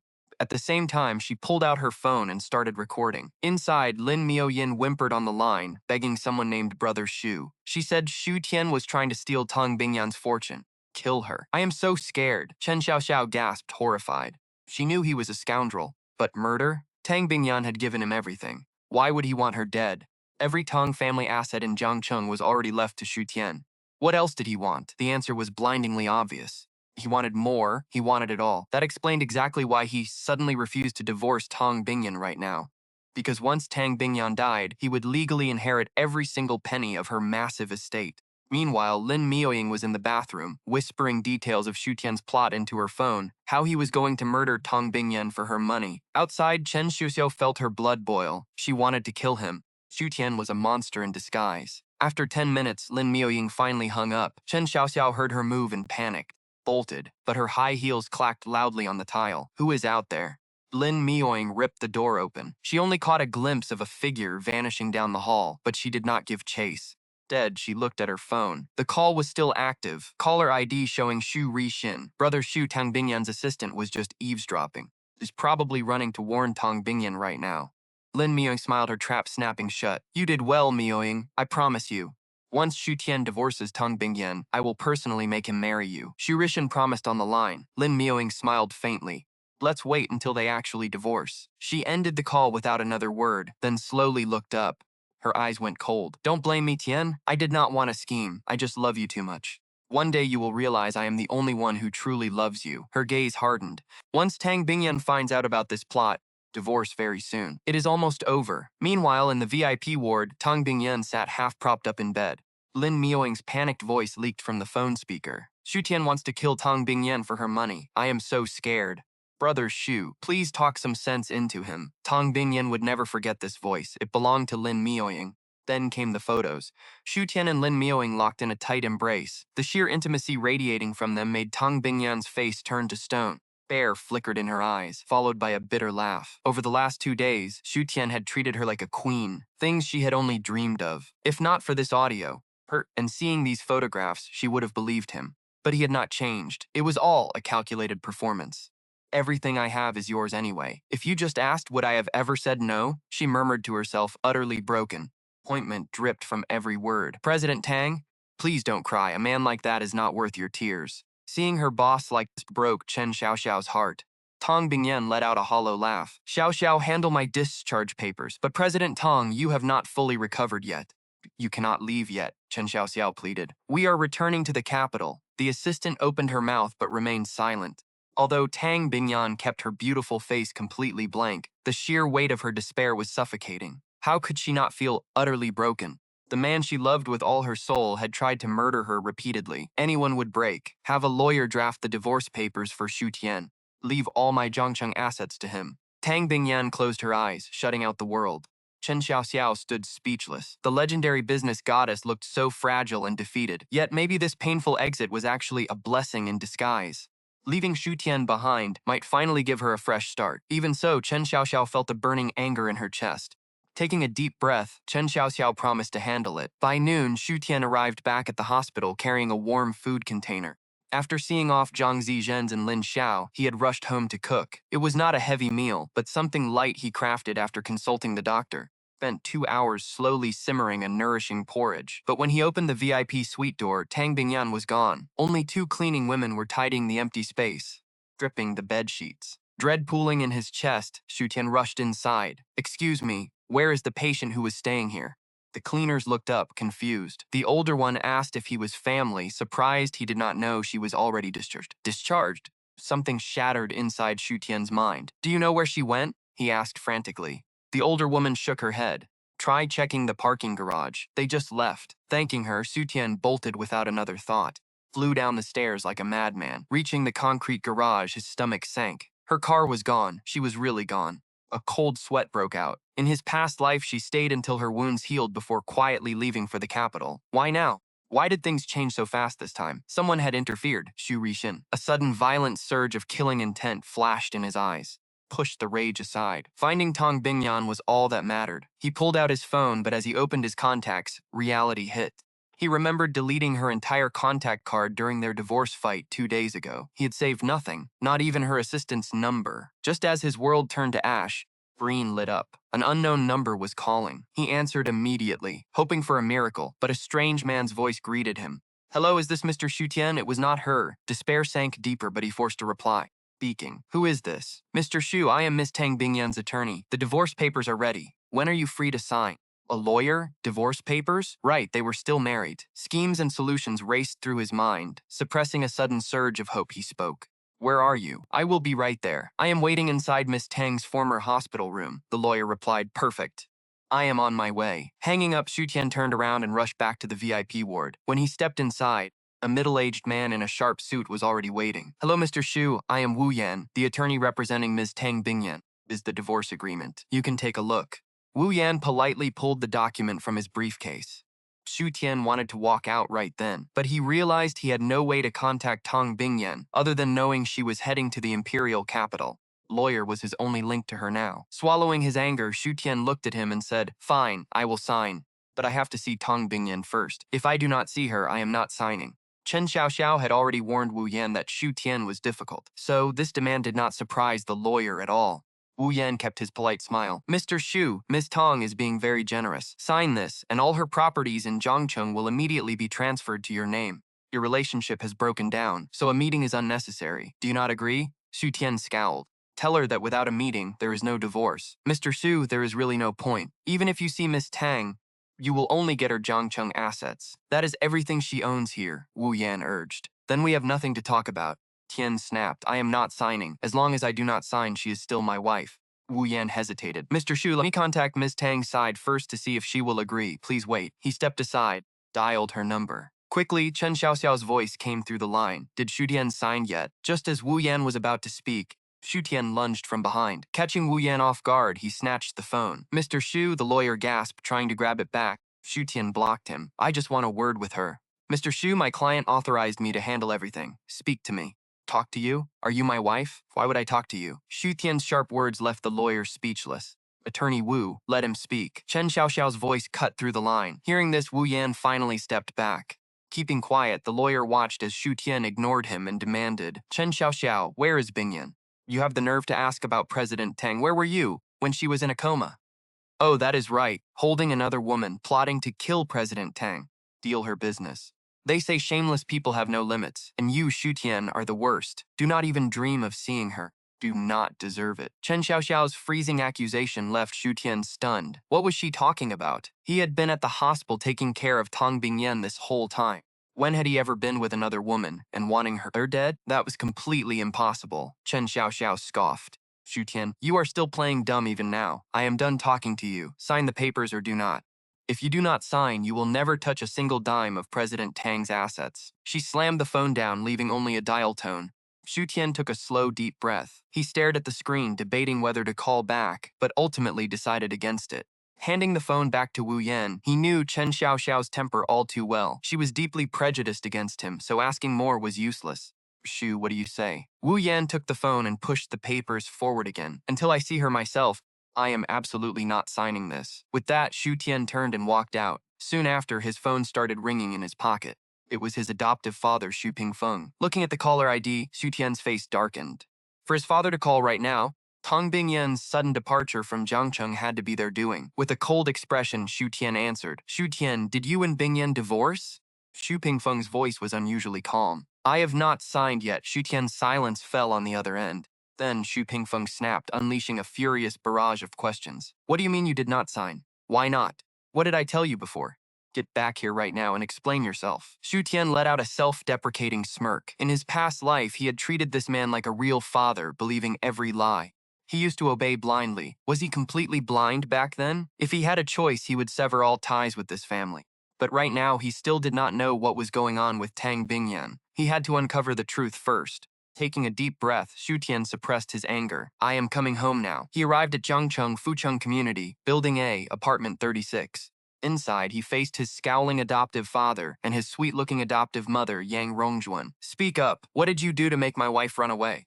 Xu Pingfeng's face grew even darker. "How should we know why she left? This is your marriage, Xu Tian. Divorcing her without even consulting us is pure madness."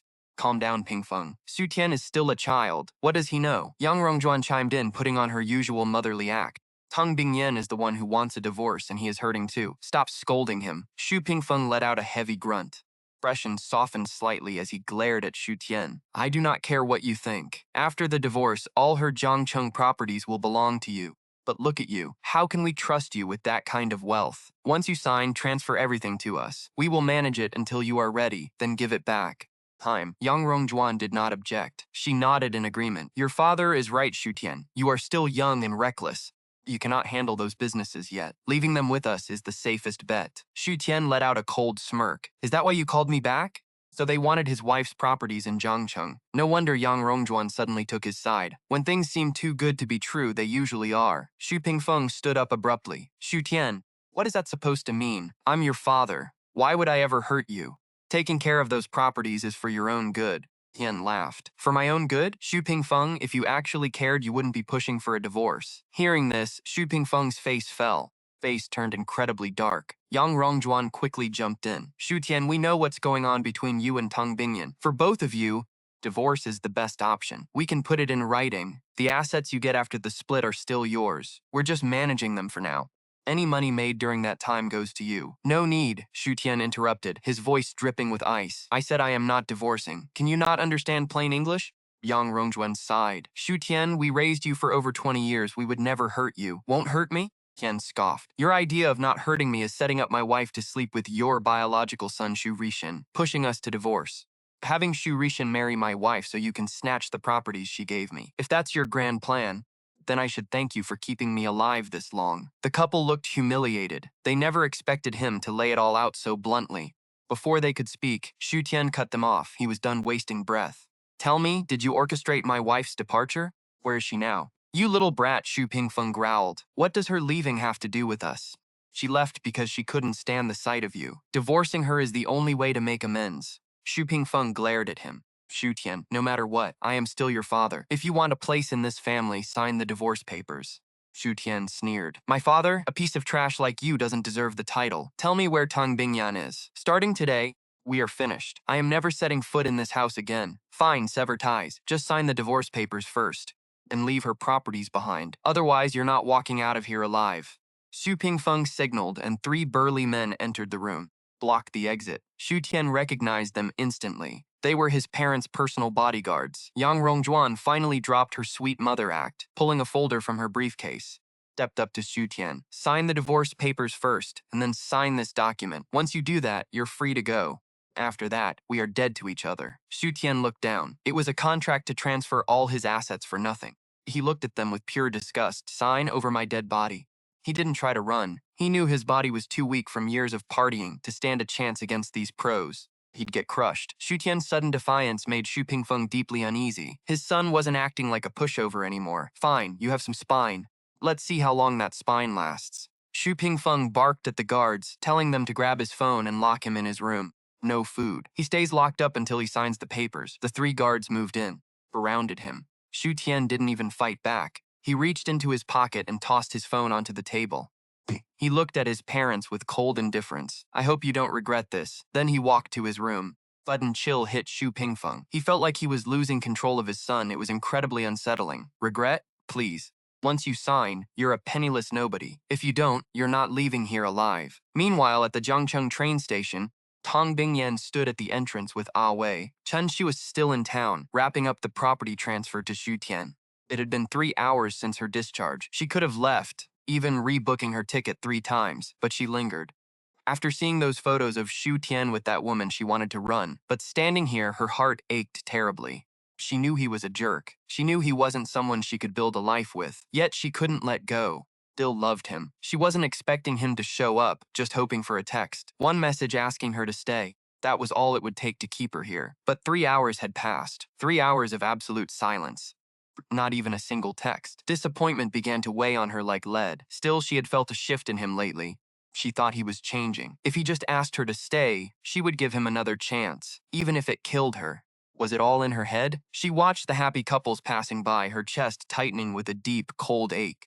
Boarding is almost over, Miss Tang. We need to go, Ah Wei whispered beside her. She nodded quietly. Tang Bingyan took a deep breath, burying the pain. She pulled out her phone and called Chen Xiaoxiao. She didn't have his new number. He had changed it during their fight the other night. The old line was dead. A second later, the call connected. Bored yet? Chen Xiaoxiao asked. Tang Bingyan hesitated. Did he come looking for you? No. The answer came instantly. That flat denial crushed her. She really didn't matter to him, did she? Honestly, he probably never cared at all. I understand, she whispered, hanging up. She looked back one last time at the gray, quiet skyline of the city. Going back to the capital was a fresh start. It was time to walk away and let him go. He needed to let go too. Tang Bingnian was gone. On the other end of the line, Chen Xiaoxiao collapsed into her chair, completely drained. He had lied so easily, claiming Xu Tian never called or looked for Tang Bingnian. But inside, a heavy wave of guilt crushed him. He knew how deeply Tang Bingnian cared for Xu Tian and how much this lie would hurt, but he had no choice. Forgive me, Mr. Tang, for lying to you, but everything I did was for you. Meanwhile, inside Villa 008, a loud slap echoed as Li Fujiang roared. You bitch, no wonder Duoer kept getting worse. You were the one poisoning him. He is my only son. How could you do this? How dare you?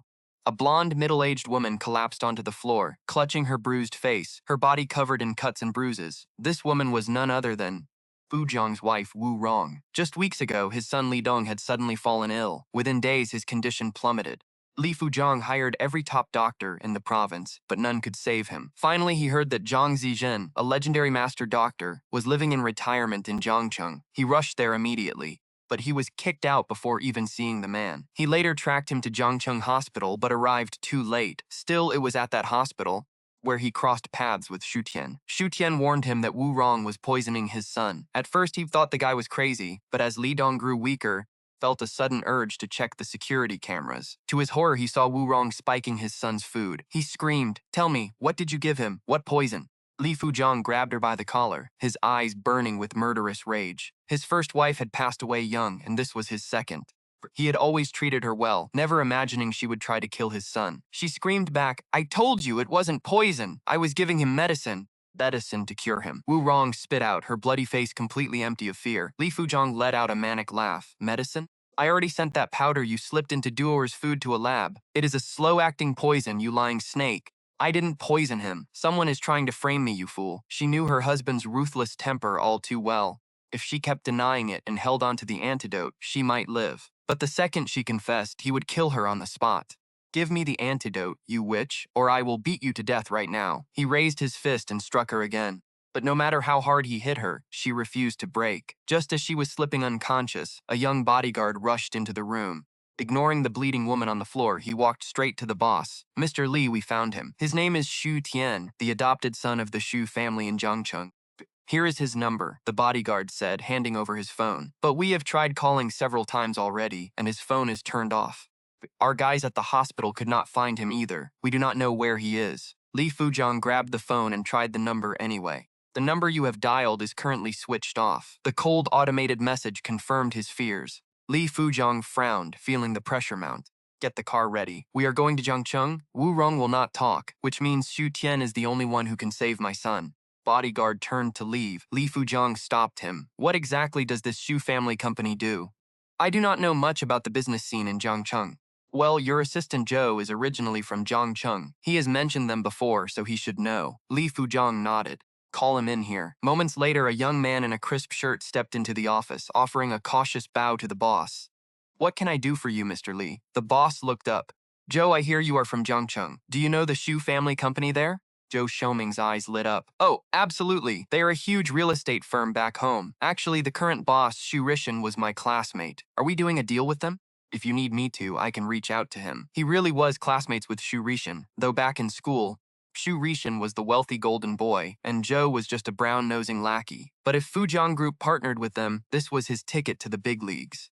Bent. A few minutes later, Zhou walked out beaming. Hearing that he was classmates with the heir, Li Fujiang had put him in complete charge of handling the connection. From his boss's tone, Zhou assumed the billionaire wanted to network with the true heir. He completely ignored the adopted son, Xu Tian, automatically assuming the target was Xu Rishan.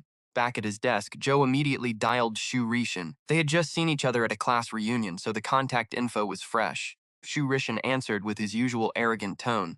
Xiaoming, what is it? Why are you calling me out of the blue? Zhou ignored the obvious condescension in his voice, smiled, and played along. Hey, nothing major. I just recommended your company directly to my president, and he wants to meet you. Our CEO wants to set up a meeting. Wait, he wants to meet me? On the other end of the line, Xu Rishan froze. Brambled to clarify. Xiaoming, what company do you work for again? Zhou smiled proudly. Fujiang Group. Did you say Fujiang Group? Xu Rishin bolted upright in his chair, his previous disinterest vanishing. Xiaoming, you are not pulling my leg, right? Of course not. I am actually the assistant to the CEO now. Xu Rishin gasped, man, I had no idea you were climbing the ladder like that. That is incredible. Then the reality hit him. breathing turned shallow. Did you really say your boss wants to meet me? Yeah, Mr. Lee's coming to Jiangcheng, and since we are close friends, he wants to grab dinner tonight. Shu Rishan panicked. No, do not do that. I will drive up to the capital. He should not have to travel out to a place like this. Don't worry about it, Joe said. Mr. Lee actually wants to check out your company. If it goes well, he might even throw some major projects your way. Hearing this, Shu Rishin could barely breathe. Fantastic, I will start preparing everything right now. He hung up, his heart pounding in his chest. Felt like he was dreaming. Li Fujiang was a giant, a top 10 billionaire in the province. He was a titan Shu Rishin could normally only dream of meeting. He had no doubt that getting close to Li Fujiang would bring him instant success. But quickly, Shu Rishin buried the thought deep inside. He called Xu Pingfeng right away. When Xu Pingfeng heard that the famous provincial tycoon, Li Fujiang, was in Jiangcheng and wanted to buy them dinner, he was even more shocked than his son. Risin, are you sure your classmate isn't lying? No way. He might be useless, but he wouldn't lie about this. Xu Pingfeng smiled. Good. Getting an opportunity like this shows what you're capable of, Rixin. Your mother and I know you're destined for greatness. A loser like Xu Tian won't even be fit to carry your shoes. Xu Rixin sneered. Xu Tian? He can't even touch me. Don't worry, Dad. I'll make a great impression on Mr. Li. As for Xu Tian, let's bring him along too. Without a rotting leaf like him, how will everyone see how bright I shine? Xu Pingfeng agreed. Fine. This is the last bit of use we'll get out of that parasite. 6 p.m. Family waited by the main gate half an hour early. To keep Xu Tian from escaping, several bodyguards kept their eyes locked on him. Risin, your father and I could have handled this. Why make us bring this worthless trash along? Isn't he just going to embarrass you? Yang Rongjuan glared at Xu Tian in disgust. Ever since they tore off their masks, her hatred was bare. Her attitude toward him had completely reverted to the old, bitter days. Yang Rongjuan glared at Xu Tian. Look at your brother. He's around your age, and he's already rubbing shoulders with the province's top billionaires. And look at you, in your mid-20s, and still a good-for-nothing loser. If you embarrass us in front of Mr. Li tonight, you'll regret it. I'll make your life a living hell. Xu Tian spared her a quiet, indifferent glance and said nothing. He hated being in the same room with these people. But when he heard that the host was Li Fujiang, he changed his mind. In both his past life and this one, he knew the truth. Xu Rishin and Li Fujiang never had any connection. It wasn't a coincidence. Li Fujiang was only coming here because he had listened to Xu Tian and checked his home security cameras.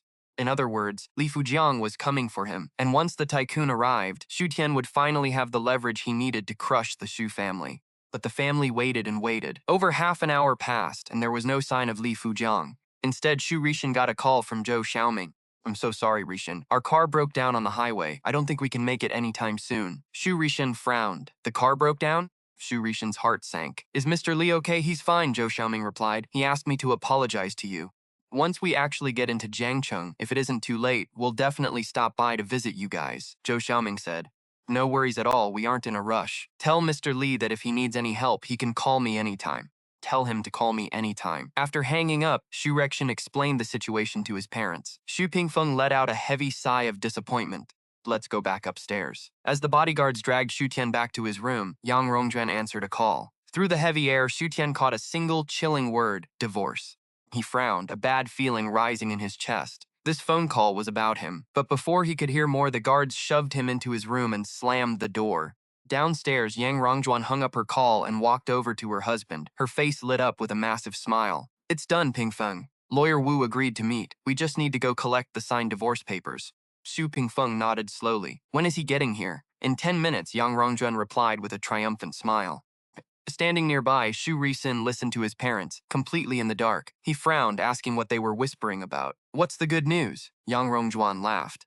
Well, Xu Tian and Tang Bingyan are getting a divorce. She actually left all her valuable Jiangcheng properties to him, but the idiot refuses to sign. So your father and I decided to take matters into our own hands. If he refuses to sign, we'll just tell the lawyer he agreed and sign the papers ourselves. Xu Rishin understood, but a cold, uneasy feeling settled deep in his chest. Felt uneasy. Mom, are you sure we can pull this off if Xu Tian doesn't agree? Why wouldn't it work? Your father and I are his parents, aren't we?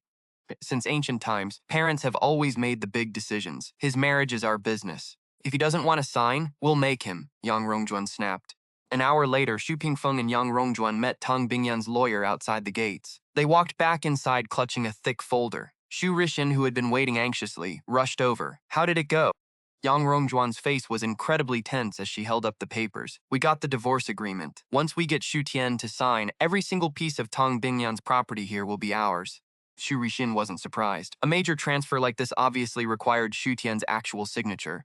On the way back, your father and I talked it over, Yang Rongjuan said as she sat down.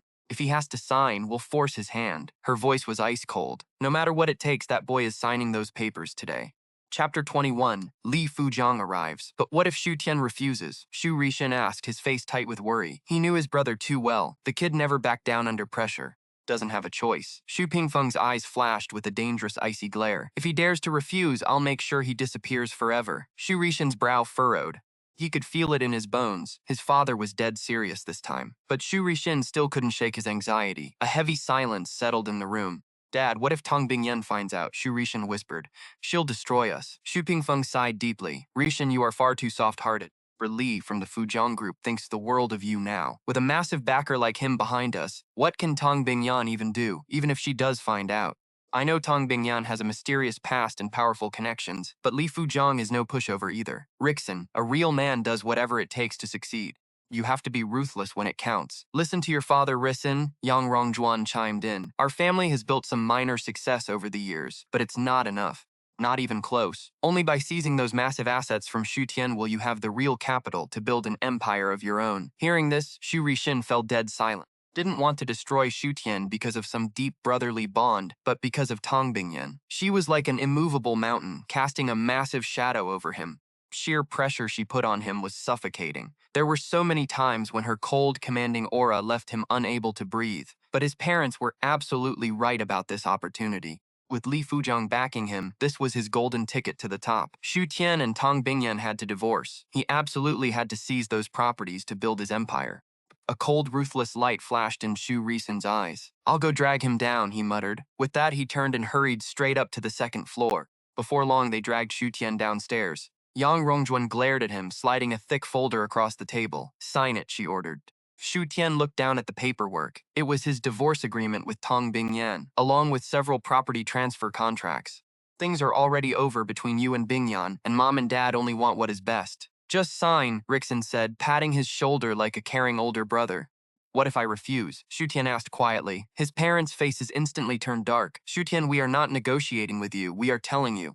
You are signing this today, one way or another. Xu Pingfeng sneered, adding, you must know how many people vanish without a trace in this country every year. Gone forever. If you do not sign, who is to say you will not be next? Xu Tian felt a sudden chill run down his spine. The only reason he had stayed in this house without fear after his parents locked him up was his memories of his past life. He knew they still feared Tong Bingyan too much to make a move.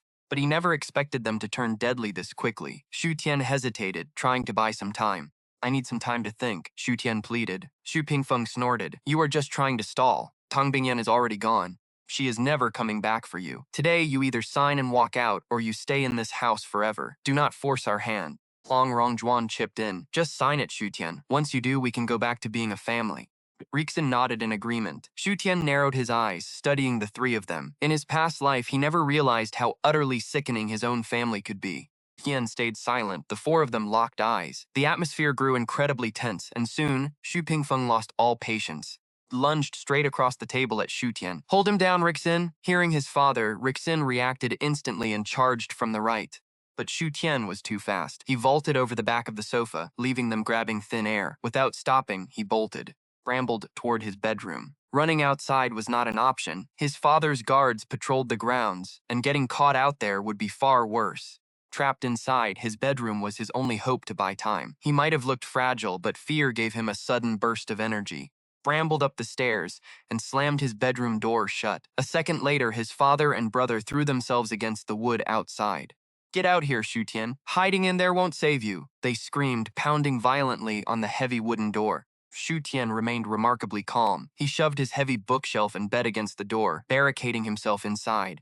You think you are safe in there? Xu Pingfeng sneered from the hallway. Rixin, go grab the gasoline from the shed. Since he loves hiding in his room, we will just burn the whole place down. Saves us the trouble of disposing of him.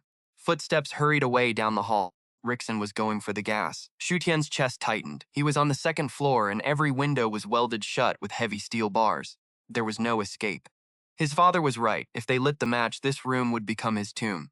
He would die. Moments later, the sharp, choking smell of gasoline began to seep under the door. Outside, they were already pouring it.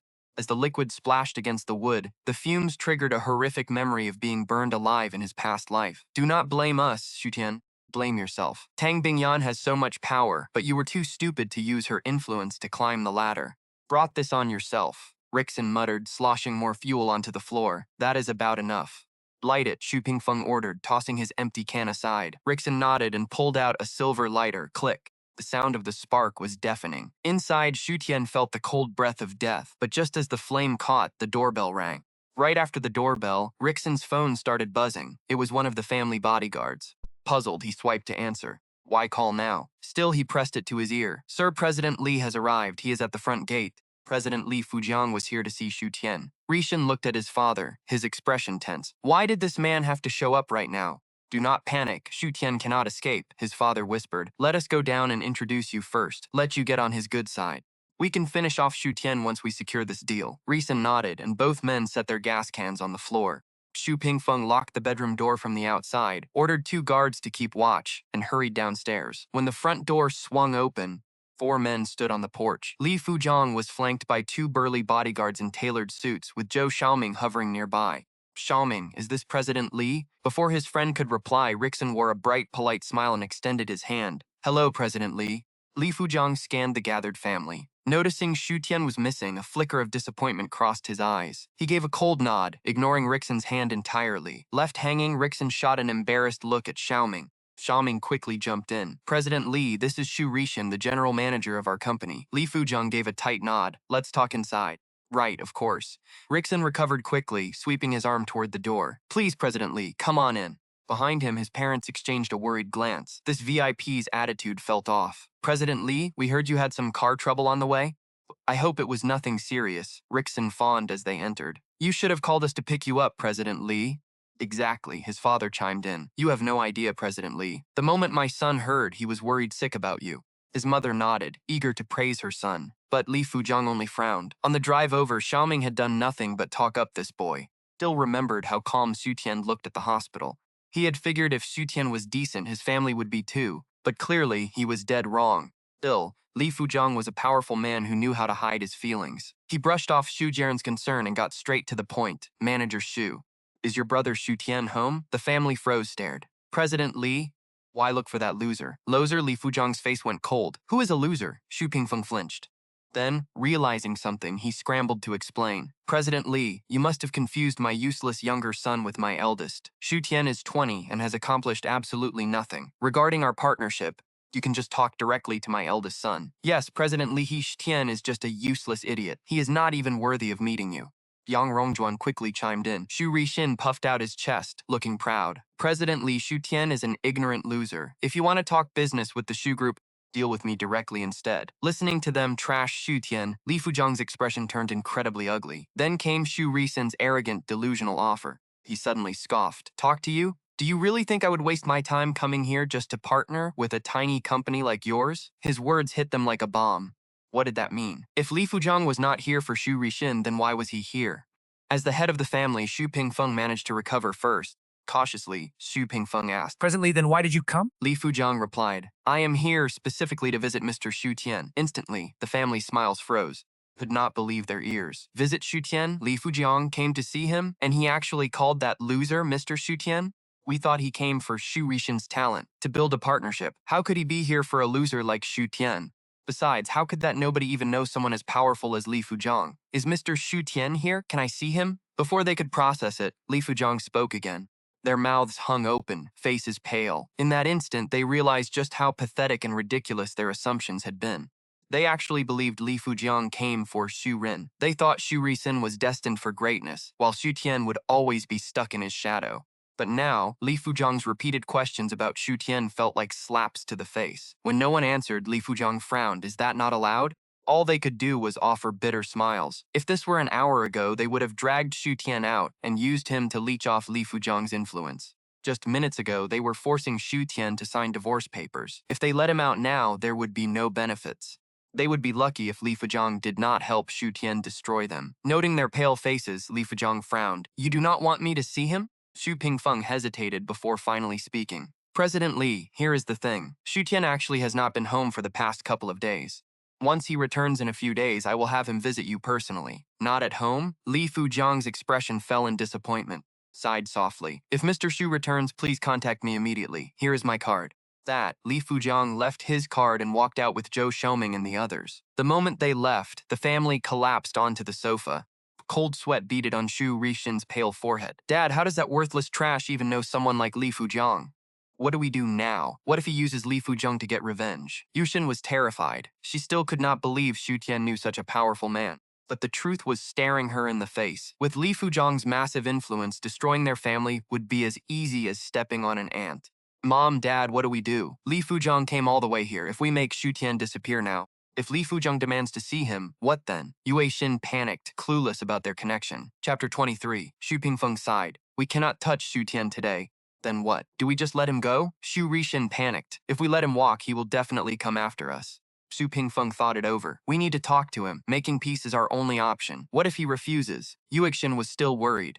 She knew Xu Tian too well. He was a stubborn, reckless bastard who only responded to persuasion, never force, and he definitely held grudges. A ruthless glint flashed in Xu Pingfeng's eyes. If he refuses, I will burn him alive tonight. Of course, that is our absolute last resort. Did not want to resort to that unless forced. Let us go talk to him. He led his wife and son upstairs, where Xu Tian's door was locked tight. Inside, Xu Tian was repeatedly slamming a chair against the window bars, trying to break them, but they were incredibly solid. Then he heard footsteps outside. Tian's heart sank. He braced himself to keep smashing, but then Xu Pingfeng's voice drifted through the door. Xu Tian, we were only trying to scare you. If you do not want to sign, you do not have to. We respect your choice. Scare me? Xu Tian almost laughed. They had literally brought gasoline. To scare? Silence fell. Finally, Yang Rongjuan spoke up. Xu Tian, look, here is what actually happened. Your brother's company lost a massive amount of money recently and ran out of cash. We only wanted to borrow the assets Tang Bingyan left you. Sure, your dad and brother got desperate, but we are family. How could we ever actually burn you alive? We were just trying to scare you. Just come out. Xu Rixin chimed in. Xu Tian, Dad and I lost our heads earlier. I am sorry. Xu Tian's brow furrowed. He was highly suspicious. They were literally about to burn him alive seconds ago, and now they were suddenly apologizing? Why the sudden change of heart? Did Li Fujiang just show up? He turned the thought over in his mind, unsure of what to believe. But he knew if he pushed them too far, they might actually light the fire. Either way, he was trapped with his back against the wall. There was no other escape. He had to open the door and play along for now. With that decided, he reached for the lock.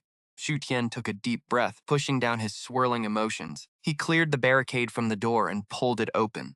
Xu Tian, what just happened was a total misunderstanding. We are family after all. Why would we want to hurt you? Xu Tian just stared at him, expressionless.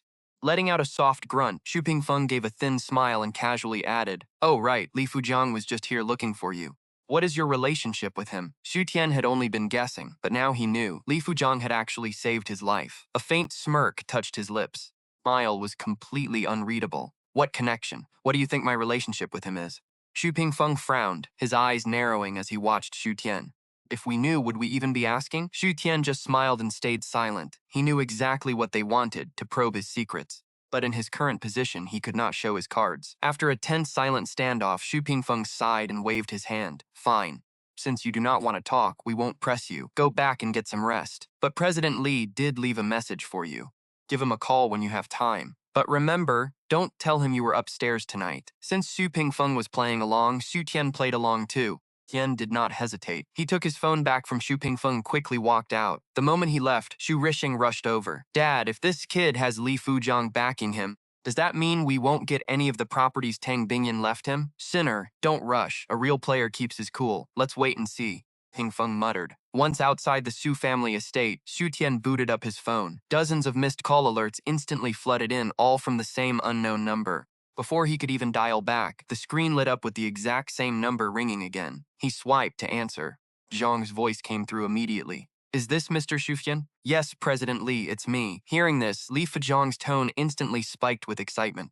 Shu, you remember me? That is wonderful. President Li, you're calling about your son, right? Xu Tian cut straight to the point. Yes, exactly, the man stammered. Shu, I should have listened to you at the hospital. I checked the security footage when I got home. It is a family mess, so I won't go into detail. Shu, how did you know my son was poisoned? Too lazy to make up excuses, Xu Tian cut him off. Do you still want to save your son or not?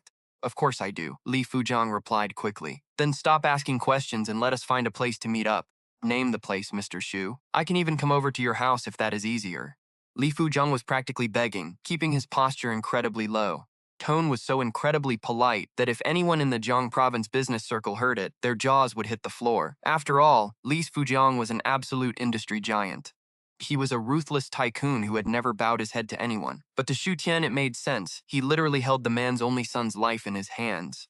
No need to come to my place, Xu Tian said after a moment. Let's meet at Kuiju Tea House. It's close by, and it's quiet enough to talk. Perfect. We'll send a car. No need, I will get there myself. Just wait for me.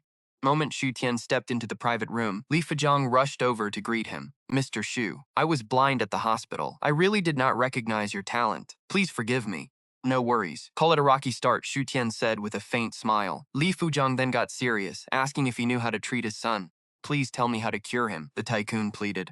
I have a prescription for the antidote, Xu Tian said, but the ingredients will be very tough to track down.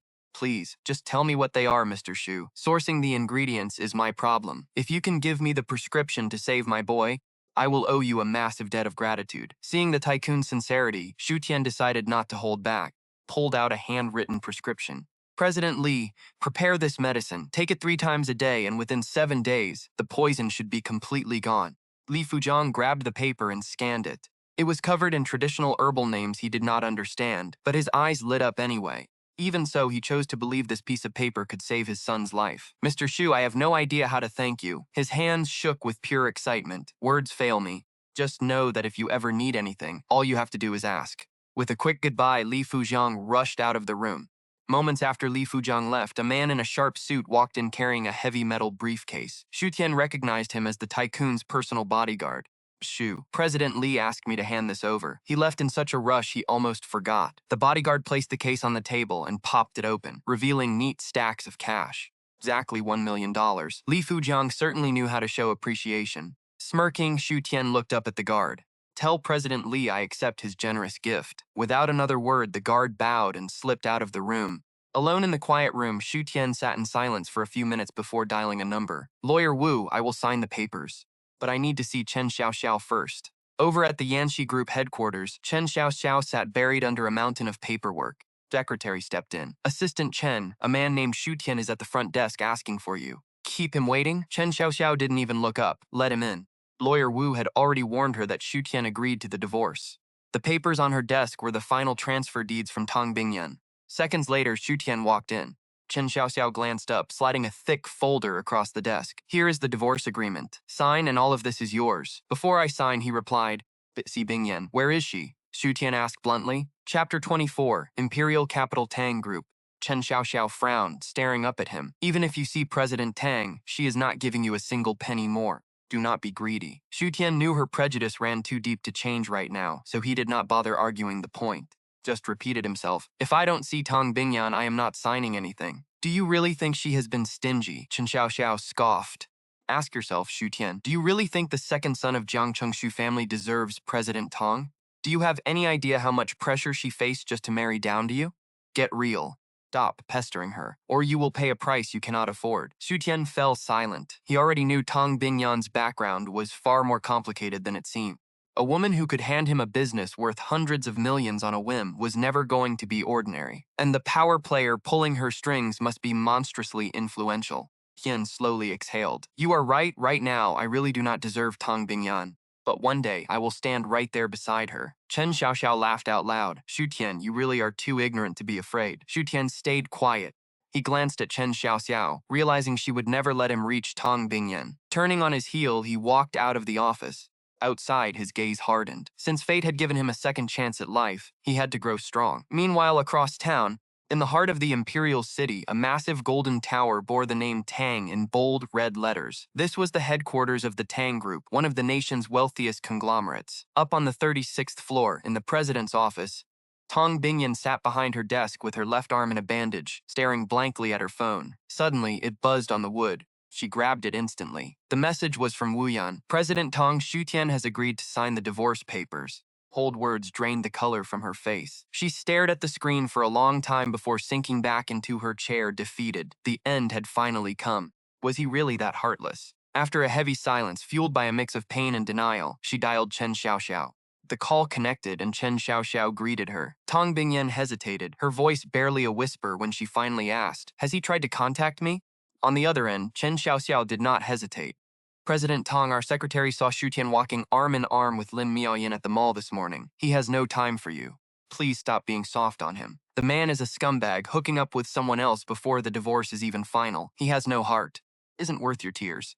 "I understand," Tang Bingyan replied, keeping her voice completely flat. Hanging up, she let out a hollow, fragile laugh. It was over. She and Xu Tian were truly done. Meanwhile, at Jiangcheng Hospital, Dr. Lin Tong had just walked out of surgery when a colleague called him. "What do you mean Li Deng is awake? Was it actually poison, just like Xu Tian said?" "That is impossible. You must have misheard. 2 days ago, Li Fujiang begged him for help. When Xu Tian claimed it was poisoning and that he could cure him, Lin Tong had personally guaranteed it was a lie. He had told everyone Xu Tian was a fraud who knew nothing of medicine. Yet, against all odds, Xu Tian's prescription actually worked." Lin Tong felt like he had been slapped across the face. His cheeks burned with humiliation, but the embarrassment quickly twisted into a dark, cold malice. "First, Xu Tian ruined my connection to Tang Bingyan. Now he is cozying up to Li Fujiang, the exact ally I needed. Well played, Xu Tian, but did you really think you could steal from me?" Meanwhile, Xu Tian's phone rang. It was Li Fujiang. "Mr. Xu, my son is recovering. I cannot thank you enough. If you ever need anything, just say the word." Xu Tian smiled at the man's excitement. "Since you put it that way, President Li, I will not be polite. I actually do have a favor to ask you," Li Fujiang urged. "Honestly, it is a bit embarrassing," Xu Tian admitted. "But since we are here, I will just say it. My wife and I had a massive fight, and she walked out on me. I need you to help me track her down." In his past life, Xu Tian only knew she had power, but never her true identity. This was his chance to find out. Finding out would finally give him some peace of mind. Li Fujiang chuckled over the line. "I never expected a guy like you to have marriage troubles." "You are making me look bad, President Li." The older man laughed it off. "Come on, we have all had tiffs with our wives." "What is her name?" Tang Bingyan. Xu Tian spelled out the characters carefully. "Got it," Li Fujiang replied. "Don't worry, Mr. Xu. I will let you know the second we find anything." "Thank you, President Li." They chatted a bit more before hanging up. Li Fujiang summoned his secretary immediately. Right after giving the order to look for her, a thought struck him. "Did the name Tang Bingyan sound familiar to you?" The secretary paused. "Sir, the head of the Imperial City Tang Group is named Tang Bingyan. Could it be her?" "Tang Group?" Li Fujiang shook his head. He would not run in those elite circles. Keep digging. It was not that he doubted Xu Tian, but his background check showed a very ordinary past. Logically, there was no way Xu Tian could know someone like that. "Understood, I will get right on it," the secretary nodded. Phone rang again. It was Lin Miaoyan. Xu Tian frowned but answered. "What do you want?" He kept his voice ice cold. "Where are you, babe?" Her voice was dripping with fake sweetness. "Just spit it out," Xu Tian snapped, swallowing his disgust. How had he ever loved this woman? "Why so hostile? You said you wanted to marry me, remember? I told my parents, and they want us to talk. They want to meet your family and discuss the bride price." Xu Tian narrowed his eyes. "The bride price, huh? How much are we talking?" "I love you for who you are, so don't worry about the money. Just a small token, say $1 million? Xu Tian almost laughed. $1 million token? She was completely delusional. "Forget the bride price for a second. What makes you think I actually have $1 million? Didn't you divorce your wife? I heard she left you tens of millions in assets. $1 million is pocket change for you now. Is $1 million nothing?" Sure. "But it also depends on whether you are actually worth it." Lin Miaoyan froze. "What do you mean by that, Tian?" "It means you are not worthy." He did not even wait for Lin Miaoyan to reply. Xu Tian hung up. On the other end, Lin Miaoyan stared at her phone, listening to the dial tone, completely stunned. How could Xu Tian talk to her like that? She bit her lip and turned to Xu Rishin. "Brother Xu, he said I am not worthy of marrying him." She only made the call because Xu Rishin urged her to. But she never expected this. Not only did Xu Tian refuse to marry her, he even openly insulted her on top of it. Xu Rishin looked grim. Xu Tian was not the pushover he used to be. He had slipped completely out of their control. With Li Fujiang backing him, they could not force a marriage. And if she did not marry him, they would never get the massive estate Tang Bingyan left behind. Xu Rishin narrowed his eyes, a cold, ruthless look flashing through them. "If we want what is ours, there is only one way. He has to die." Lin Miaoyan turned pale, a wave of panic hitting her. "Brother Xu, what are you planning? You cannot mean murder." She looked at him in disbelief. Xu Rishin only smiled back, his expression cold and calculating. "If we set the trap right, why not? Help me, Miaoyan, and I will give you half of everything we get." She shook her head. "No, I cannot. I will just pretend you never said that. I have to go." Lin Miaoyan backed away, her heart hammering. The man was absolutely insane. Sure, she wanted Shu Tian's money, but she was no killer. Shu Rixin did not look surprised, he just smiled. Miao Yin, think about it. Do you even know how much we get if Shu Tian dies? Nearly 200 million. Just think about that. Take half, and you are an instant billionaire. Lin Miaoyan froze, staring at him with wide, shocked eyes. She knew Tang Bingyan was wealthy, but not this wealthy. To leave Shu Tian that kind of fortune was unbelievable. How rich was that woman anyway? Only one word echoed in her head, billionaire. 100 million just to get rid of Shu Tian. Her resolve began to crumble. She looked at Shu Rixin. Really true, brother Shu? He shrugged. What would I gain by lying to you? If there was not a fortune on the line, why would I even bother? Shu Rixin smiled, stepping closer. Well, will you help me? Lin Miaoyan wavered. He had to be telling the truth. Shu Rixin was a respected businessman in Jiangcheng, after all. He would never risk his neck for pocket change. On one hand, 100 million. On the other, murder. She struggled with it for a long, quiet second, then grit her teeth. Brother Shu? What is the plan? Shu Rixin grinned. I will call him soon and tell him you're sick, terribly sick. We will tell him you have leukemia and need a bone marrow match. She frowned. Brother Shu, he might have rushed over once, but why would he now? She knew how disgusted he sounded earlier. He hated her. But Shu Rixin just laughed. Do not worry, I have a way to make him show up. Just need to play the part. She nodded. I can do that, but even if we trick him here, how does that get us his money? Once he is here, I will get him straight onto the operating table. I already drafted the pre-op property transfer papers. Shu Rixin narrowed his eyes. The moment he signs, well, accidents happen on the operating table all the time. It is tragic, really. Lin Miaoyan felt a cold thrill of excitement. Brother Shu, call him. I will do whatever you need. Meanwhile, Shu Tian was just depositing Li Fujiang's money at the bank. Right then, his phone buzzed. It was Shu Rixin. They had basically cut ties after the last stunt. Was this guy seriously still trying? Still eyeing the property Tang Bingyan left him? Shu Tian answered, keeping his voice neutral. Little Tian, Uncle Lin just called us. He said Miaoyan has leukemia. She needs a transplant, and your bone marrow is a match. Mom and Dad want you home right now. Rixin sounded frantic. Get back here fast. Shu raised an eyebrow. Lin Miaoyan had literally just called him, begging to marry him. Not even an hour later, she is suddenly dying of leukemia, and his marrow is a perfect match? These people never stop plotting. He knew Shu Rixin was still trying to steal Tang Bingyan's estate, but he did not call him out. I have a few things to wrap up. I will be there soon. Make it quick, Shu Rixin urged. After hanging up, Shu Tian put a few security measures in place first. He had to be absolutely safe. Only then did he take a cab to the house. The moment they sat down, Shu Pingfeng cut straight to the chase. Your brother told you, right? Miaoyan grew up alongside you. You cannot just leave her to die. Besides, donating marrow is completely harmless. I looked into it. It is actually good for you. Her father called and I already gave him our word. So what do you say? Shu Tian looked around at his family, smiling. He did not believe a single word out of Shu Pingfeng's mouth. In his past life, he died, and Lin Miaoyan lived a perfectly long life. But whatever game they were playing, he would play along. He was not leaving empty-handed today. He stayed quiet for a long moment, then slowly nodded. Fine, no problem. Relief and greed flashed instantly in the eyes of his father and brother. But before they could celebrate, Shu Tian raised a finger. On one condition. Shu Pingfeng frowned, his eyes narrowing instantly. What condition? Shu Tian smiled casually. Nothing big. I just remember Bingyan setting up a trust fund as my dowry when we married. You guys have been holding on to it. It matures in a few days, and I want you to transfer it back to me. The room went dead silent. When Shu Tian and Tang Bingyan married, she had indeed brought a 100 million dowry, putting it straight into that trust. Those trust terms said it could only be accessed 3 years after the wedding. In just a few days, it would be exactly 3 years. The money belonged to Shu Tian, but his parents had kept their hands on it the entire time. That money basically belongs to Shu Pingfeng's family now, and it is a massive sum. Why can't you just leave the Shu Tian fund with us? You are still so young. Getting your hands on that much cash won't do you any good. You need to keep your feet on the ground and build your own future, Yang Rongjuan pleaded earnestly. Exactly. Your mother is right, Shu Tian. With all that cash, you'll lose your drive. Besides, I'm sure you don't want to live off a woman's money for the rest of your life. Shu Tian listened to Shu Rixin's seemingly heartfelt words. Suddenly smiled. Sure, he did not want to live off Tang Bingyan's money, but he was not letting these people steal it either. Shu Tian gave them a cold, level look. Call it greed, call it caring. But with no cash, I am not signing for the surgery. Yang Rongjuan's face turned incredibly sour at his words. Shu Tian, this is a human life we are talking about. We can discuss the trust fund after the surgery. The money is not going anywhere, but if we do not save her now, she dies. Hearing that, Shu Tian's smile turned razor-sharp with mockery. Lin Miaoyan was just diagnosed with leukemia, and they are claiming she is already on her deathbed? Who are they kidding? Family seriously take him for an idiot? He stared coldly at Yang Rongjuan. Whether she lives or dies is none of my business. If we do not sort out the fund right now, forget it. Do not even think about asking me to save her. Yang Rongjuan stood there, completely speechless. She turned to Xu Pingfeng in desperation. After a long silence, Xu Pingfeng sighed. How about this? Money was originally yours anyway. I can promise you that once the surgery is over, we will transfer the fund directly into your name. What do you think?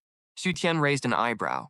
Transferring it after the surgery? Xu Pingfeng might as well have just spelled out his trap right there. He was going to sabotage the operation. Xu Tian looked at Xu Pingfeng and let out a cold laugh. Absolutely not. I told you, no cash, no surgery. Xu Pingfeng frowned, calculating. A dark gleam flashed deep in his eyes as he made his final decision. Fine, he said, I agree to your terms. We will go and transfer the ownership right now. By the time you go under the knife in a few days, the fund will be in your account. But Dad, you cannot. Pingfeng! Xu Rixin and Yang Rongjuan stared at him in absolute shock. How could he possibly agree to this? We are talking about 100 million yuan. He is just giving it away?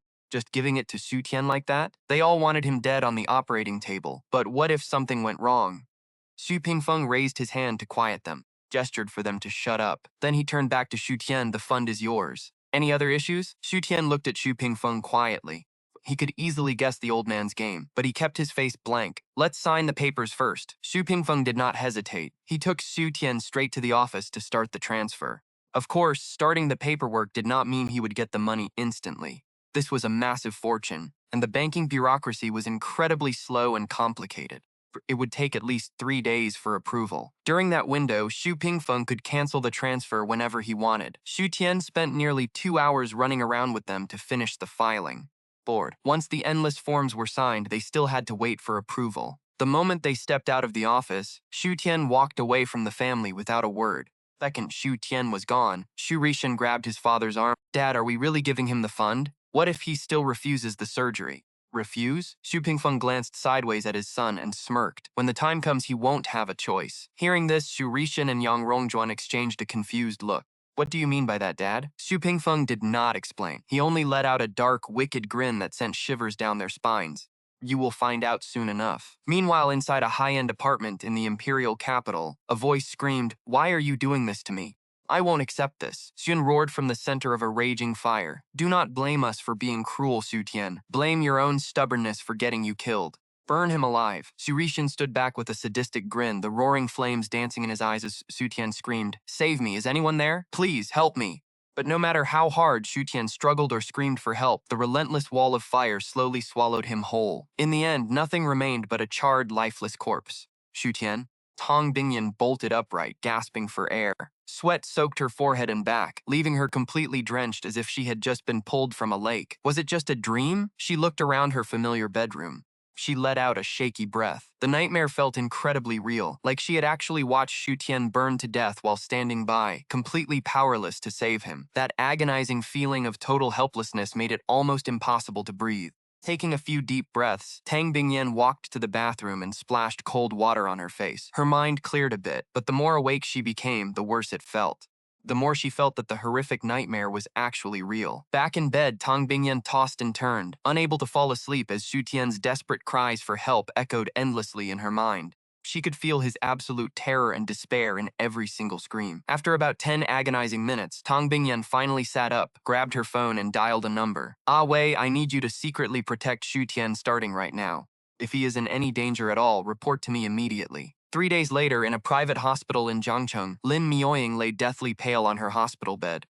She was hooked up to all kinds of life support tubes. The doctor warned that they must schedule the surgery immediately. Any further delay means she will completely miss the window for a successful outcome. Chances of success will drop drastically. Lin Mioying's primary doctor looked at Xu Tian and the other 3 family members with deep concern. Hearing this, Xu Pingfeng turned an anxious, heavy gaze toward Xu Tian. Xiao Tian, I told you 3 days ago we needed to do the surgery first, but you refused. You refused to listen and dragged this out for 3 whole days. Now her critical condition notice is sitting right here. Are you still going to stall? This felt like his last attempt to help Xu Tian. Xu Tian stared calmly at Xu Pingfeng. He gave the exact same reply he had repeated 100 times over the last 3 days. Until the money is in my account, I am not signing anything. Xu Pingfeng completely exploded. Money, money, money. Is that all you care about? Xu Tian, there is a living human being dying right in front of you. I already promised you the fund. We would transfer it. Haven't we spent the last 3 days working on the paperwork? Why can't we save her life first and talk about money later? Yang Rongjuan sighed and tried to plead. She is right, Xiao Tian. Just listen to your father this once. Saving a life is what matters. Beside them, the doctor urged, Mr. Xu, we really cannot wait any longer. Doctor chimed in as well. Looking at the crowd, Xu Tian let out a cold chuckle. Do not bother trying to guilt-trip me. It is not going to work. My answer stands. The money is not in my account. Do not even expect me to sign for the surgery. Seeing Xu Tian completely refuse to budge, Xu Pingfeng's face darkened with rage. Finally, he gritted his teeth. Fine, he snarled, I will make another call and push them to hurry. He turned toward the doctor next to them, hand over the surgery consent form. Meanwhile, a hidden figure standing outside the ward watched the doctor pull out the surgery consent form and quickly slipped away. Away stepped into a quiet, empty corner and immediately dialed Tang Bingyan's number. Phone rang 3 times before connecting. Tang Bingyan's cold voice came through. What is it? Awei replied. President Tang, Mr. Xu is already in Lin Miaoyin's hospital room, about to have the transplant surgery for Lin Miaoyin. 3 days ago, after getting Tang Bingyan's order, Wei started tracking Xu Tian. He had thoroughly investigated Xu Tian, Lin Miaoyin, and Xu Pingfeng's entire family. At first, Wei was not sure if Xu Tian had actually agreed. But today, even though he could not hear the conversation inside the room, the doctor had already brought out the consent form. It had to be real. As Wei fell silent, the line went dead quiet. Then, Tang Bingyan's voice came through, bone-chillingly cold. Xu Tian is doing all this just to save that woman? Throwing his life away. Tang Bingyan was furious and hurt. Xu Tian was actually going through with this highly dangerous procedure for her. Ever since tracking Xu Tian's recent moves, he knew the truth. He had researched the risks. Bone marrow transplants are highly dangerous. It is not just the patient on the line. The donor faces immense risk too. One wrong move and everything is ruined. And it could cause permanent, irreversible damage or even death. No matter how angry Tang Bingyan was, he could not stand by and watch Xu Tian gamble with his life.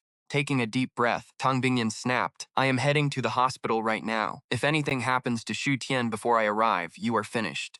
Do not bother coming back to the Tang family. This was the last time. He would help Xu Tian one final time, but if Xu Tian threw his life away again, he was on his own. He would not care. Tang Bingyan had made this exact promise countless times before, but as the words left his mouth, he was already moving. Tang Bingyan threw caution to the wind and rushed to the roof. He boarded the helicopter he had prepped out of pure worry. Exactly 1 hour later, he arrived. A sharp text notification shattered the quiet hospital room. Instantly, every single eye snapped to Xu Tian. He opened the message. It was an official notification from his bank. Your account ending in 5104 has received a transfer of 1 yuan. Xu Tian read it, a slight smirk playing on his lips. The money cleared. Xu Pingfeng looked tense. Now you can sign the papers, right? Hearing this, Xu Tian laughed. The funds had arrived. Why on earth would I sign? What do you mean by that? Xu Pingfeng's face darkened instantly. Seeing his reaction, Xu Tian smirked even wider. I am never signing those papers. Not in this lifetime. Now that my money is back where it belongs, I am done playing your games. Xu Tian chuckled and turned toward the door. Where do you think you are going? Xu Pingfeng and Xu Rixin quickly blocked his path. Their faces were terrifyingly dark. Xu Tian took their cash and thought he could just walk out. No way. He looked at the 3 blocking him. He did not look panicked at all. What are you going to do? If I do not sign, you cannot force me onto an operating table.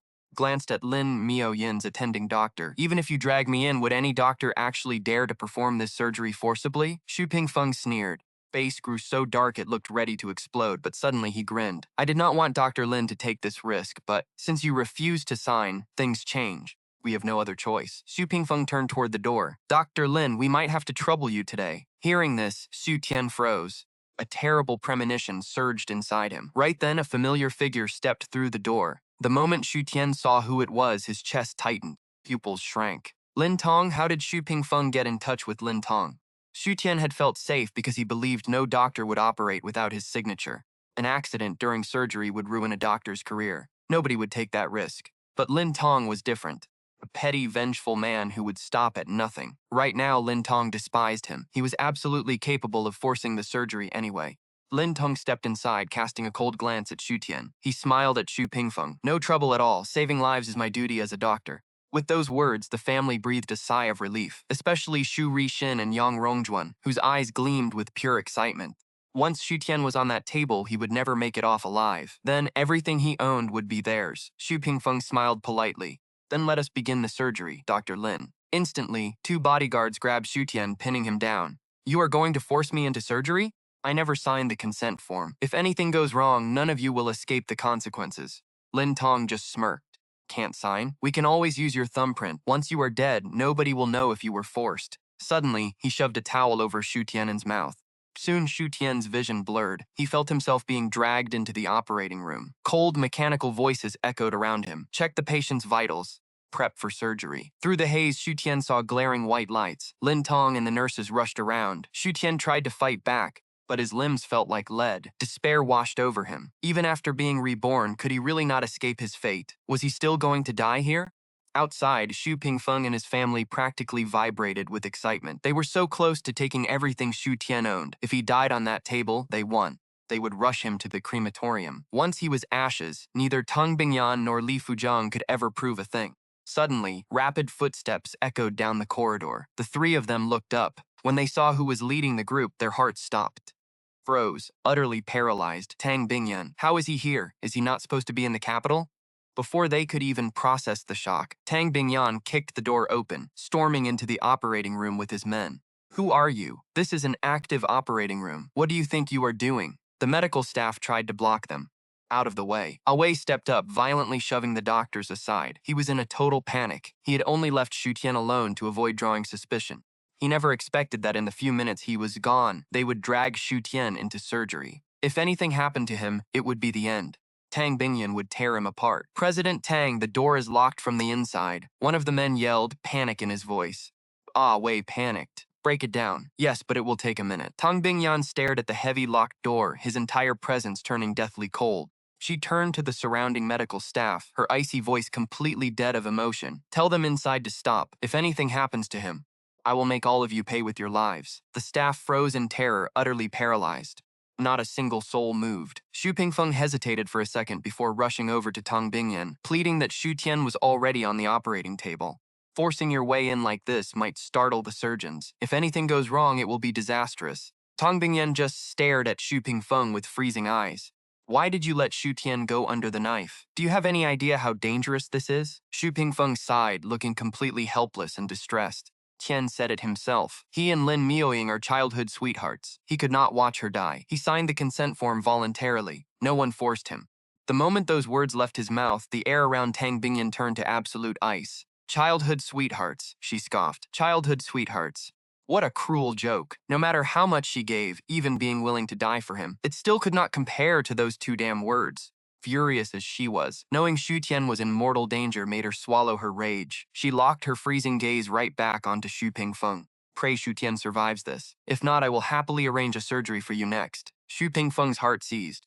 He knew she was not joking. Inside the operating room, Xu Tian drifted in and out, blinded by the harsh surgical lights. He fought to open his eyes. Through the haze, he saw Ling Tong approaching with a scalpel. Even with a mask, he looked terrifying.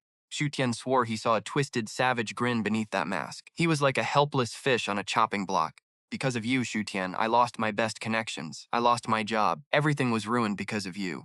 I went from a legendary surgeon everyone fawned over to a nobody in this trash hospital. You brought every single bit of this pain on yourself. Ling Tong hovered the cold blade over Xu Tian's exposed stomach. Xu Tian felt it and fought to thrash, but the heavy anesthesia pinned him down. All he could do was watch the cold, gleaming blade descend. Suddenly, crash. The doors burst open and Wei stormed in with a dozen bodyguards.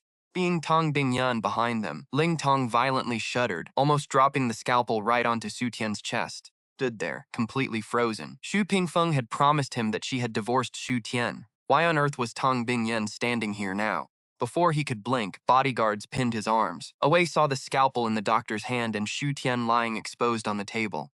Shook with sheer fury. You crazy bastard, you are dead. In a flash, Wei lunged forward and delivered a brutal kick to the ribs. Thickening crack echoed. Ling Tong was in his 50s and totally out of shape. The kick snapped his leg instantly. Screamed in agony, his face draining of color. Under his terrified gaze, Tang Bingyan stepped past him, looking down at the unconscious, unharmed Xu Tian.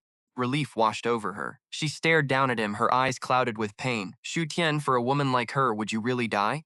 Wei quietly stepped up to her side, whispering, President Tang, how should we deal with this doctor? Tang Bingyan glanced at Ling Tong like he was absolute trash. Her voice was cold and empty. Drag him out and finish him. Wei nodded without a second thought, ordering his men to drag him away and tear him apart. Ling Tong's pupils shrank to pinpricks. Absolute terror gripped him. No, no, murder is a crime. You cannot kill me. You cannot do this. Bai Wei smirked and waved his hand. The guards dragged the screaming doctor away, his cries fading down the hall. An hour later, Tian was moved into the hospital's finest room. He lay pale and motionless. Tang Bingyan held a soft cloth, gently wiping his skin. Crash. The door flew open. Chen Jiaoxiao stormed in, practically shaking with pure unbridled fury. President Tang, he threw away his life for that woman. Why did you save him? Tang Bingyan paused, slowly lifting her head. Her freezing gaze locked onto Chen Xiaoxiao. Are you questioning me? Chen Xiaoxiao choked on her breath, her fiery anger instantly evaporating. President Tang, please wake up. Xu Tian does not care about you. He wants a divorce. Saving him now changes nothing. Once he wakes up, he will run back to that woman. You are letting him hurt you again. Just then, Li Fujiang called. He said Xu Tian was looking for her. Tang Bingyan did not stop. Even if he hates me, I will never let him see her again. But I will keep them apart. She could bear him not loving her, but she could not watch him destroy himself for another woman. Even if he hates me forever, this ends today. Chen Xiaoxiao spoke up. President Tang, while you were away, I kept tabs on him.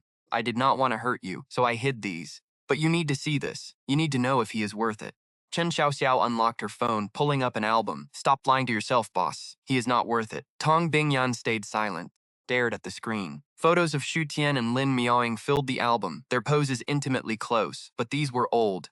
Chen Xiaoxiao had hoarded them for months, waiting for Tang Bingyan to recover before dealing the final blow to her hopes. In her mind, nothing had changed. Xu Tian was still the same selfish man he had always been. Tang Bingyan went completely quiet. She swiped through them, her beautiful eyes fixed on the screen. Her white-knuckled grip betrayed her silent agony. Her heart was shattering. Chen Xiaoxiao saw her shaking fingers. It pained her to watch, but she knew she could not back down now. Strike while the iron was hot. Chen Xiaoxiao grit her teeth. President Ting, he only cares about that bitch Lin Miaoying. You do not exist to him. Think about it. Is a man like that really worth your love? Tang Bingyan shut off her phone. Enough. Do not say another word. Chen Xiaoxiao refused to give up. She grit her teeth and pressed on. President Tang, stop lying to yourself. You have always known exactly what kind of man Xu Tian is. You saved him today, but he won't be grateful. His heart belongs entirely to Lin Miaoying. In his eyes, you cannot even compare to a single one of Lin Miaoying's fingers. Tang Bingyan turned pale. How could she not know exactly what kind of man Xu Tian was? But he was her husband. How could she just let go? Seeing that Tang Bingyan still refused to abandon Xu Tian, Chen Xiaoxiao grit her teeth.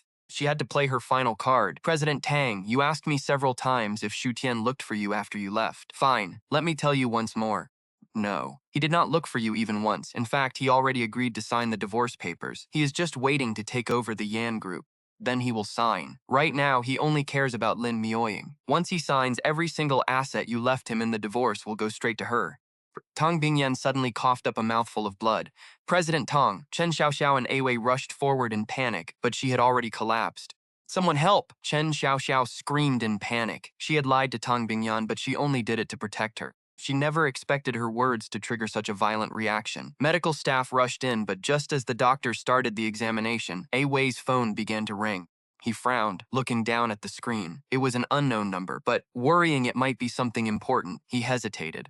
He pressed the answer button. Hello? A polite, middle-aged voice answered. Hello, is this Mr. Awei, the private bodyguard for Miss Tang Bingyan? That is me. Is there something you need? Awei asked, keeping his tone professional. Number was not secret, but normal people could not get it. Hello, Mr. Awei. I am Li Fujiang, chairman of the Fujiang Group. It is like this. I have a friend named Xu Tian who wants to contact President Tang. I was hoping you could help connect them. Ever since Xu Tian begged him to help find Tang Bingyan, the young man had been absolutely devastated. Li Fujiang had spent days pulling every connection he had to locate her. Tang Bingyan was incredibly famous in the business world, so he easily dug up quite a bit of information. For instance, 3 years ago, this legendary business titan suddenly married a complete nobody from Jiangcheng province. Only then did Li Fujiang realize their true relationship. This made him respect Xu Tian even more. After all, he had heard the famous rumors about President Tang's past suitors. Back then, even the famous 4 young masters of the imperial capital chased after her. Countless wealthy heirs and powerful business tycoons tried to win her over, and every single suitor had a jaw-droppingly powerful background. So how could Xu Tian, the man who actually won her heart, be ordinary? To get on his good side, Li Fujiang spared no expense. Pulled countless strings just to find Awei's personal number. Hearing all of this, the bodyguard was completely stunned.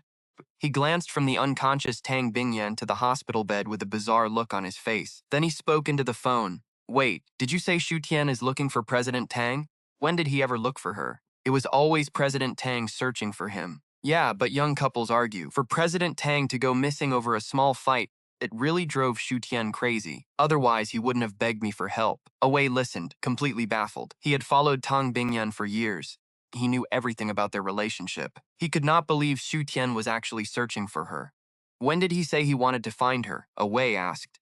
3 days ago. He saved my son's life and asked me to track down President Tang. Wei froze. What? 3 days ago? Are you sure about that? Wei asked, unable to believe his ears. I am absolutely positive. Li Fuzhang paused, then asked tentatively, is there some kind of problem here?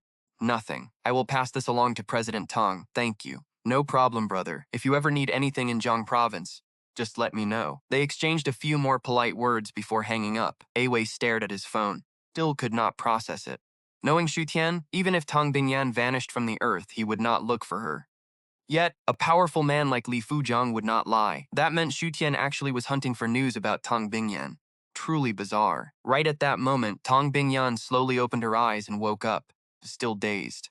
President Tang, you are awake. Chen Xiaoxiao let out a massive sigh of relief. She carefully helped Tang Bingyan take a sip of warm water. As it cleared her throat, Tang Bingyan finally recovered her strength. She did not even glance at Chen Xiaoxiao. She looked straight at Wei, who just called. While drifting in and out of consciousness, she had vaguely heard him mention Xu Tian.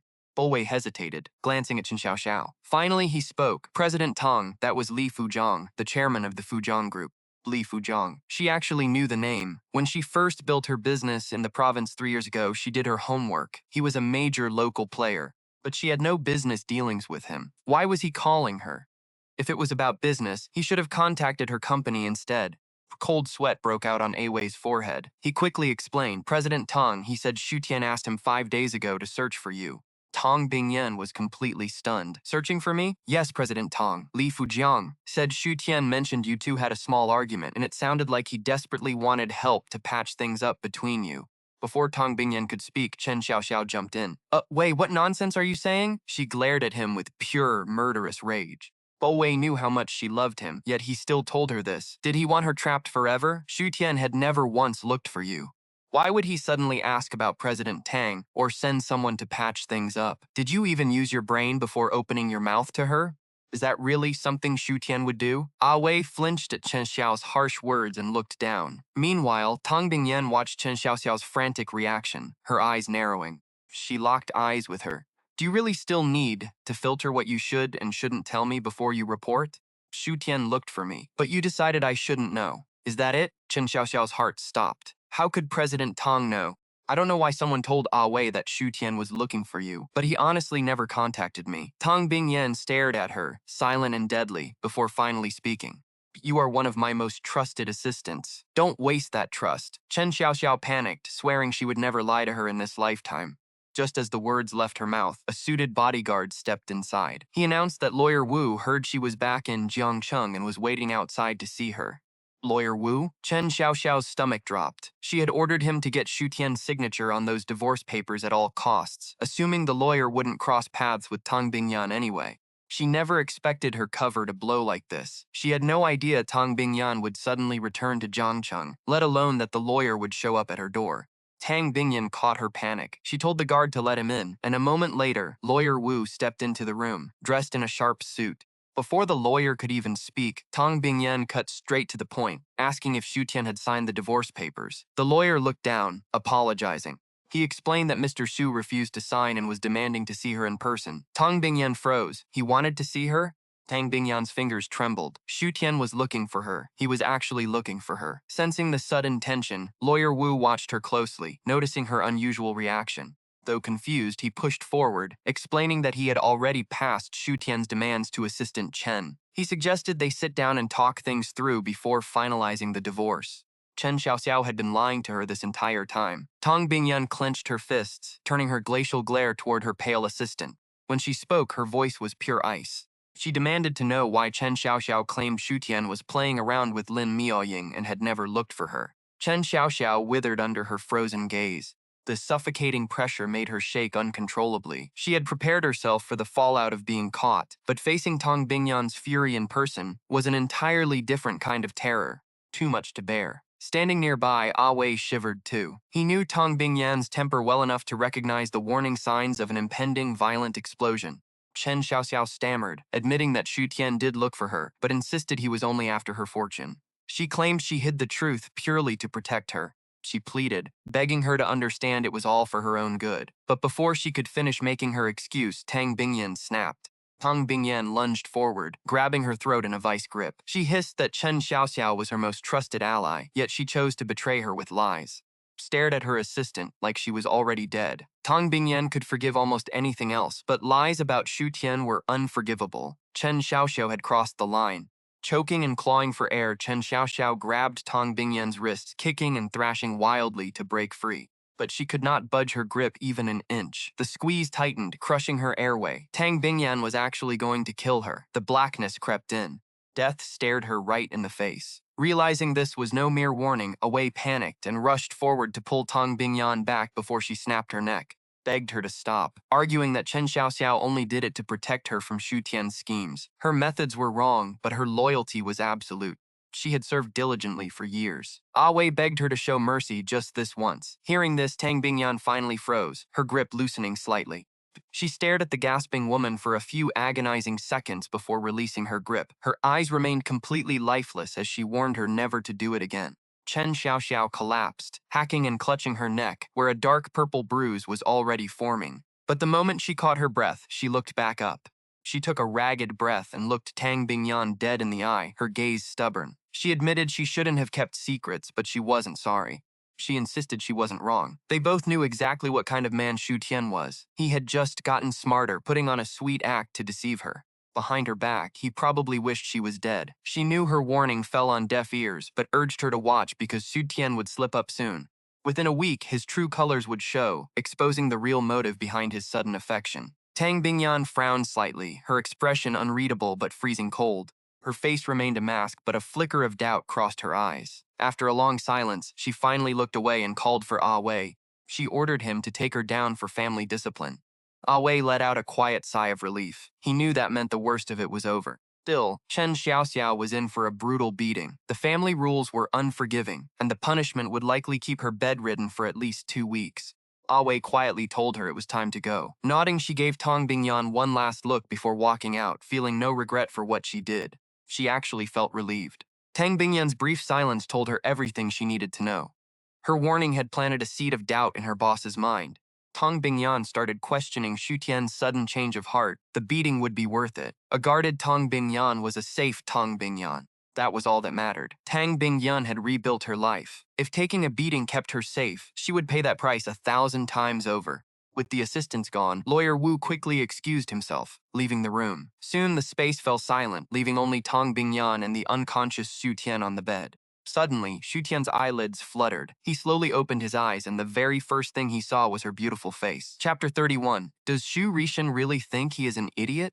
Blinked, whispering to himself if he was dreaming. He reached up, his hand trembling as he gently touched her cheek, murmuring how beautiful his wife was. He touched her face like she was a fragile treasure, but halfway through the motion, his eyes snapped wide open as the fog in his mind cleared. He gasped, asking how she was back from the imperial capital. Tang Bingyan just stood there, looking down at him with a cool, unreadable gaze. Maybe she overheard what Chen Xiaoxiao just said. Her voice carried a rare, cold distance as she muttered a brief reply before he could even answer. "Since you are awake, you are coming back with me," she demanded. Without waiting, she ordered the guards to take him to her Jiangcheng villa. Xu Tian just stared. Her icy aura felt even colder than usual, so he kept his mouth shut. An hour later, they arrived at the villa and he walked back into his old room. Once inside, Tang Bingyan turned on him with a sharp look. "Starting today, you are not allowed to leave this villa." A grin broke across Xu Tian's face. She could pretend to be as cold as ice, but her showing up here proved everything he needed to know. She had not changed. She still loved him to her very core. His efforts had not been wasted. He teased her. "Are you worried I will go find Lin Miaoying? That why you are keeping me locked up?" He smirked, leaning in. "Afraid I will run to her?" "Wow, you really are getting possessive." Tang Bingyan pressed her lips together and stayed quiet. Her dark, beautiful eyes were as still as water, but Xu Tian knew her too well. He had hit the nail on the head. She was terrified someone would hurt him, resorting to this obsessive control to keep him safe. But she was also suspicious. "Rest up," she muttered. With that, she turned and walked out. He started to follow her, but the sudden buzz of his phone stopped him in his tracks. He looked down at the screen. The caller ID read Shu Rishin, his dear older brother. A flash of pure rage hit him, but he quickly masked it. Glancing at the closed door, a sudden thought crossed his mind. His eyes narrowed as he slid the screen to answer. "What is it?" he asked. Shu Rishin's voice came through, warm and friendly, asking if he was at the villa. Shu Tian snapped back, "Are you tracking me?" Brother brushed it off, claiming he was just worried.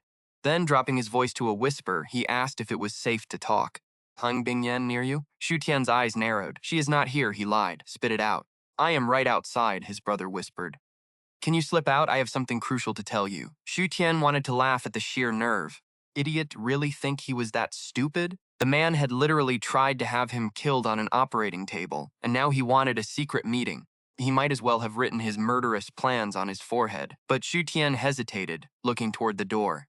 Tang Bingyan still did not trust his sudden change of heart. She probably thought he was working with his family to ruin her. Before he destroyed Shu Rishin, he could use the trash to clear his name with her.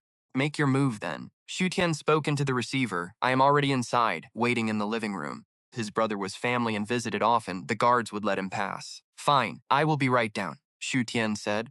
Downstairs, Shu Rishin was sipping tea. He immediately started making excuses, claiming the family only acted rashly because they worried he would be devastated over Lin Mioying's accident.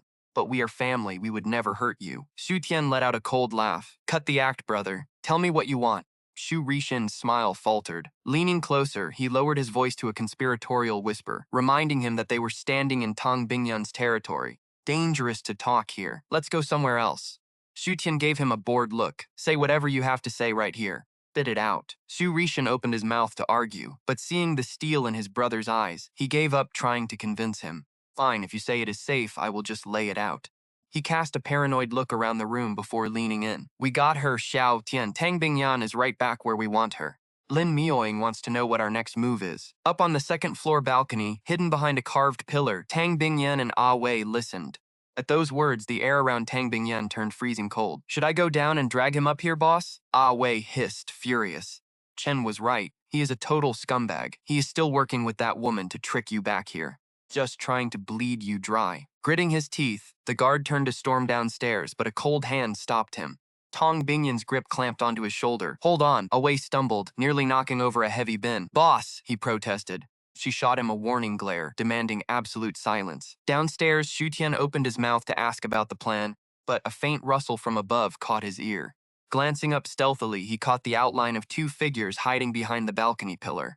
He looked away, completely unfazed. He knew exactly who was up there. Tang Bingyan was too paranoid not to spy on them. In fact, that was the only reason he agreed to meet this idiot. Across from him, Shu Rishin also noticed the noise, a smug grin creeping onto his face. Shu Tian saw the smirk and decided to play along. "So, what is this master plan you are talking about? Are you serious? You said she has more money than brains. We staged that whole rescue just to lure her back so you could bleed her dry. Once she is broke, you take the cash and run off with Lin Mioying. Did the anesthesia rot your brain? How could you forget that?" Behind the pillar, Ah Wei clenched his fists until his knuckles popped. That absolute scumbag. The boss loved him to death, and he was doing this. He lied to her, used her, and now he wanted to destroy her. Ah Wei growled, stepping forward to put an end to it right now.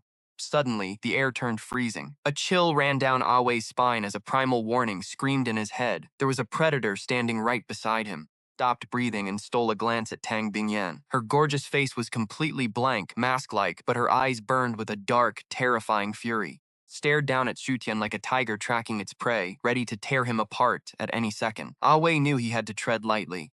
Tong Bingyan about to explode? This level of betrayal, like a backstabbing, if it were anyone else, Shu Tian would have vanished the very first time. His survival alone proved how deeply Tong Bingyan loved him. Ah Wei watched her face, swallowing hard. He could see how horribly Shu Tian would die. But right then, Shu Tian heard his brother speak, didn't even look surprised. He stared at Shu Rishin like the man was an absolute idiot for wanting to drain Tong Bingyan and run off with Lin Mioying. Shu Rishin froze. Why was Shu Tian so calm? He just made up a massive lie. Shouldn't Shu Tian be screaming denials? Even if he didn't understand, he couldn't let Tang Bingyan see any cracks from the shadows. He frowned and pushed on. "Yes, Xiao Tian, those were your exact words. What's next? Stick to the plan, get rid of her, and take her money?" Tian suddenly laughed. "Brother, do I look like an idiot to you?" Shu Rishin blinked, caught completely off guard. Xiao Tian, that anesthesia must have scrambled your brain. You've been so smart since we were kids, don't talk about yourself like that. But Shu Tian just nodded. You're right.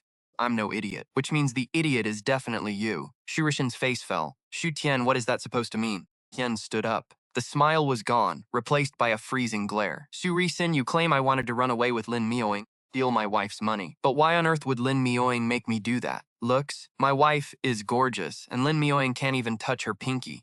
Wealth? 10 Lin families combined couldn't match a single fund my wife bought me. You said I'm not stupid, so why would I throw away a perfect wife to wallow in the mud with trash like Lin Mioing?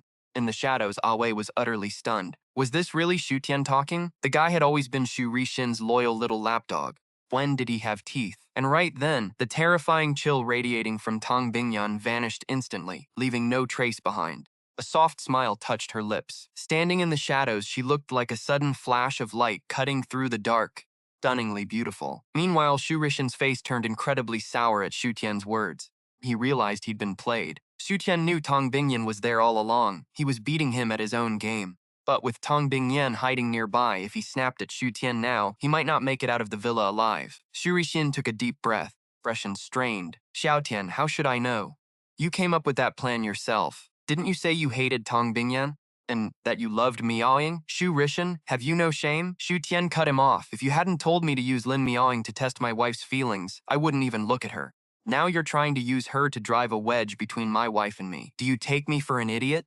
Or are you just showing off your brainless IQ? Shu Tian's voice echoed through the villa. Up on the second floor, Ah Wei listened, questioning his own ears. Shu Tian worked for Boss Tong, true or fake?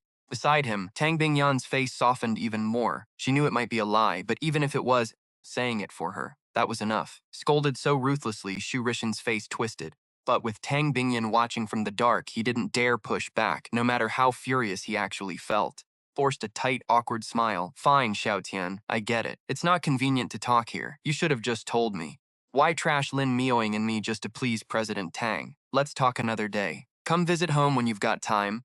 Don't want to grow apart. He bolted out the door before Shu Tian could even respond, while Shu Tian just sat there, completely motionless. He watched Shu Rishin's retreating back, eyes narrowing. His brother really knew how to endure. He needed to dismantle the Shu family soon. This lifetime, he wouldn't give them a single chance to rise again. Footsteps echoed from the stairs, and Tang Bingyan walked down. Shu Tian smiled. Hey there, wife. Tang Bingyan sat elegantly on the couch opposite him, her beautiful eyes fixed on his face. Was your brother just here? Didn't point out she already knew, just smiling. Yeah. He wanted to see how I was recovering. Nothing major. You hungry, wife? I can whip something up. Tang Bingyan shook her head. No, you just recovered. Let the chef handle it.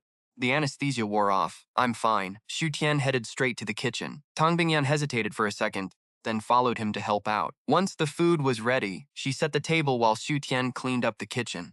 Shouting erupted outside as guards tried to block someone. Chapter 33. How's my figure? My wife knows. Miss Xiao, Boss Tang is resting, they pleaded. Please, let's report first. Stunning woman burst right in. She was nearly 5 feet 9 inches tall, wearing denim shorts that showed off incredibly long, pale legs. Was Xiao Rongyu, one of Tang Bingyan's few close friends. She looked at her angrily. Bingyan, did that trash Shu Tian actually divorce you? The guards trailed in, hesitant to touch her because of their friendship. Fortunately, Tang Bingyan spoke up just in time, telling them to leave. The guards quietly filed out, and Xiao Rongyu made herself right at home, acting like she owned the place, flopping onto the couch to hug Tang Bingyan's arm. Bingyan, I came all the way from the capital just to help you ruin that scumbag Shu Tian. Right on cue, her stomach let out a loud growl. Her eyes drifted to the table. Sweet bean pork, fried fish, kung pao chicken. In his past life, Shu Tian had been a natural cook, learning the trade to survive after his family threw him out. They were just home-cooked dishes, but Shu Tian prepared them exquisitely. The color and rich aroma made their mouths water immediately. Xiao Rongyu took a deep breath. Smells amazing. Having basically grown up with Tang Bingyan, he didn't hesitate, sat right down, and took a bite. Beautiful eyes lit up instantly. This is delicious. But as he reached for a second bite, Tang Bingyan suddenly slapped his hand away. Xiao Rongyu was stunned. Bingyan, since when are you so stingy? He looked toward the kitchen, spotting the broad silhouette of a man working inside. Hit him. Bingyan, are you hiding a secret boy toy? In the kitchen, Shu Tian heard everything. A boy toy? Before he could even react. Xiao Rongyu sighed dramatically, looking totally heartbroken. It's true what they say. Men are like limbs, but best friends are just old clothes. Now you have a man, you won't even feed me. Still, since you finally kicked that scumbag Shu Tian to the curb, I'll let it slide. At least your taste in men is improving. Seriously, this guy's cooking is light years ahead of that useless trash Shu Tian. Inside the kitchen, Shu Tian winced. With your gorgeous face and money, you could pull any handsome guy you want. Why hang yourself on a crooked tree like Shu Tian? He has absolutely zero looks or body. Crooked tree? Shu Tian thought. Xiao Rongyu leaned in with a mischievous grin. Come on, Bingyan, tell me your type. I'll find you a few more. Suddenly, Shu Tian turned around, his face dark as thunder. Xiao Rongyu, you're 26 without a boyfriend. Why are you giving Bingyan terrible advice? Xiao Rongyu froze, completely dumbfounded. What was happening? The talented chef making this amazing food. Shu Tian, the useless scumbag? Shu Tian smirked. Who did you say has no looks or body? Are you blind, or can you just not see my face? And as for my body, mild, casting a meaningful look at Tong Bingyan. Bingyan knows exactly how good my body is. I don't need to prove anything to you. Xiao Rongyu had to admit, insulting Shu Tian's face was a lie. He looked great. Subconsciously, his eyes scanned Shu Tian from head to toe. Gaze lingered on a certain spot, and his face flushed red. Realizing he'd fallen right into Shu Tian's trap, he gritted his teeth. What a jerk. Before he could explode, Tong Bingyan let out a rare, tiny smile. She looked at Shu Tian and murmured, very good. Xiao Rongyu gasped, what's very good?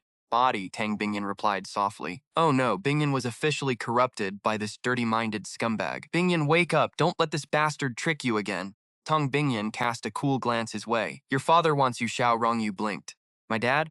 I didn't get any call. Tong Bingyan replied, you will if you're still here in a minute. Xiao Rongyu whined. She was threatening to call his dad herself. She was literally going to deport him. Clearly, he wasn't her favorite person anymore. To avoid a lecture from his strict father, he knew he had to go. Giving her a dramatic, heartbroken look, he slowly dragged himself out of the villa. Once the door clicked shut, Shu Tian turned to her with a grin. Go, he said. Tong Bingyan paused. Where? Shu Tian smirked. Upstairs. Since you backed me up, I should show you just how good my body is. Eat, she muttered. Shu Tian's grin widened. Even though his wife kept up her usual icy exterior, he could tell she was flustered. She was definitely blushing. In his past life, he had never realized how cute she could be. Teasing her was going to be a lot of fun. But he didn't want to push his luck. He sat down and ate obediently. After a few bites, noting her relaxed mood, he spoke up. Hey, honey, I want to go back to work. Tang Bingyan froze mid-bite, her eyes narrowing. Back to work? Before their marriage, Shu Tian worked at his family's firm. Afterward, because Tang Bingyan showered them with favors, they made him vice president, though only in name. Tong Bingyan gave him a massive allowance anyway, so he never actually went in. If he had made this request yesterday, she wouldn't have minded. She loved having him close, but she wouldn't have forced him to stay. Now, however, everything was different. There was no way she'd let him. Stay here, she said firmly. You're not going anywhere. Shu Tian fell silent. He knew this wasn't just her trying to lock him up. She was terrified he still carried a torch for Lin Mioing and would do something stupid again. He looked at her, his voice softening. Bingyan. After today, you see how my family really treats me. I was blind to your love before, treating those snakes like they actually cared about me. But I've woken up now. I'm going to take back everything you ever gave them. Tang Bingyan frowned. I can handle that for you. You don't need to worry. Shu Tian sighed. Wife being a kept man is great, but some debts have to be paid back in person. Taking back what's mine is way more satisfying anyway. He remembered from his past life that major business opportunities were about to hit Jiangcheng City. Without building his own empire, he'd never stand as her equal. Relationships without balance never last. But Tang Bingyan wasn't swayed by his logic. If they hadn't hurt you, I'd stay out of it. But they crossed the line today. I won't forgive anyone who targets you. Shu Tian felt a warm rush in his chest, despite her stubbornness. He decided not to push it any further tonight. Tong Bingyan meant what she said. Arguing would only make her double down. Late that night, the second-floor bedroom was dead silent. Tong Bingyan took the bed, leaving Shu Tian the sofa. With both of them nursing fresh injuries, they had to keep their distance. She'd tried to banish him to the guest room, but he insisted on staying close. Suddenly, a terrified scream pierced the quiet night. No! Shu Tian bolted upright. Bingyan, what's wrong? She was sitting up in bed, her face pale in the dim light. Panted heavily, beads of cold sweat dotting her forehead. Hearing the noise, the nanny from next door rushed inside. Did you have another nightmare? Shu Tian frowned. Another one? He never knew she struggled with nightmares. He used to think she kept him close for some scheme. Having never shared a room with Tang Bingyan, he had no idea about her nightmares. Yes, the nanny sighed. She has been having terrible dreams lately. She barely gets any real sleep. The nanny explained as she walked to the nightstand, pulling a bottle of sleeping pills from the drawer. Lately, Tang Bingyan had been trapped in the exact same nightmare. She kept dreaming of Xu being burned alive. The terror had kept her awake for weeks. "Leave this to me," Xu whispered. "You can head out." Taking the pills, Xu stood there in quiet thought as the nanny simply nodded and left the room. Set the bottle down on the table. "Stop taking these," he said. "They are bad for your health." Tang Bingyan looked up at him, remaining completely silent. Stray hair from her pale, exhausted face, he smiled. "How about I tell you a story?" Tang Bingyan frowned. "I am not a child." Xu chuckled softly. "Fair enough, let's talk about something else then." She did not answer, simply leaning back against the headboard in silence. She seemed to be waiting for him to speak. After a long pause, he finally asked, "I have always wondered, why did you marry me when you barely even knew me? Even if you had a weird taste for scoundrels like me, surely the vast imperial capital had others. And after we got married, I did so many things to hurt you. Yet you never got angry. You forgave every single mistake. Honestly, the nicer you were, the more uncomfortable I felt. That is probably why I kept acting out. I just kept hurting you. You really did not have to spoil me like that." Before he could finish, Tang Bingyan cut him off. "I did not spoil you." His emotional moment evaporated instantly. He choked on his words. This was exactly why he used to dislike her. She was an absolute conversation killer. Back when they first met, he would lay the groundwork for a grand point, only for her to shut him down with a single sentence. It used to drive him absolutely crazy. But he was used to her cold demeanor by now. Pausing, he played along. "Fine, since you did not spoil me, let me go back to work." Tang Bingyan thought for a moment. "Fine. Really?" Xu blinked. She had refused him just a few hours ago. Since when was his wife this easy to persuade? Before he could celebrate, Tang Bingyan spoke again. "If you want a job, you will be the president of Yan Group. I built that company for you anyway." No wonder she agreed so easily. But he was not going to just roll over. She had her stubborn pride, but he had his own principles to keep. Taking a deep breath, he looked her straight in the eyes. "I want to go back to the imperial capital with you this year. Your grandfather's birthday is coming up. Would not want me showing up at your family home, buying his birthday gift with your money, right?" Tang Bingyan frowned. "We are married. Does it matter?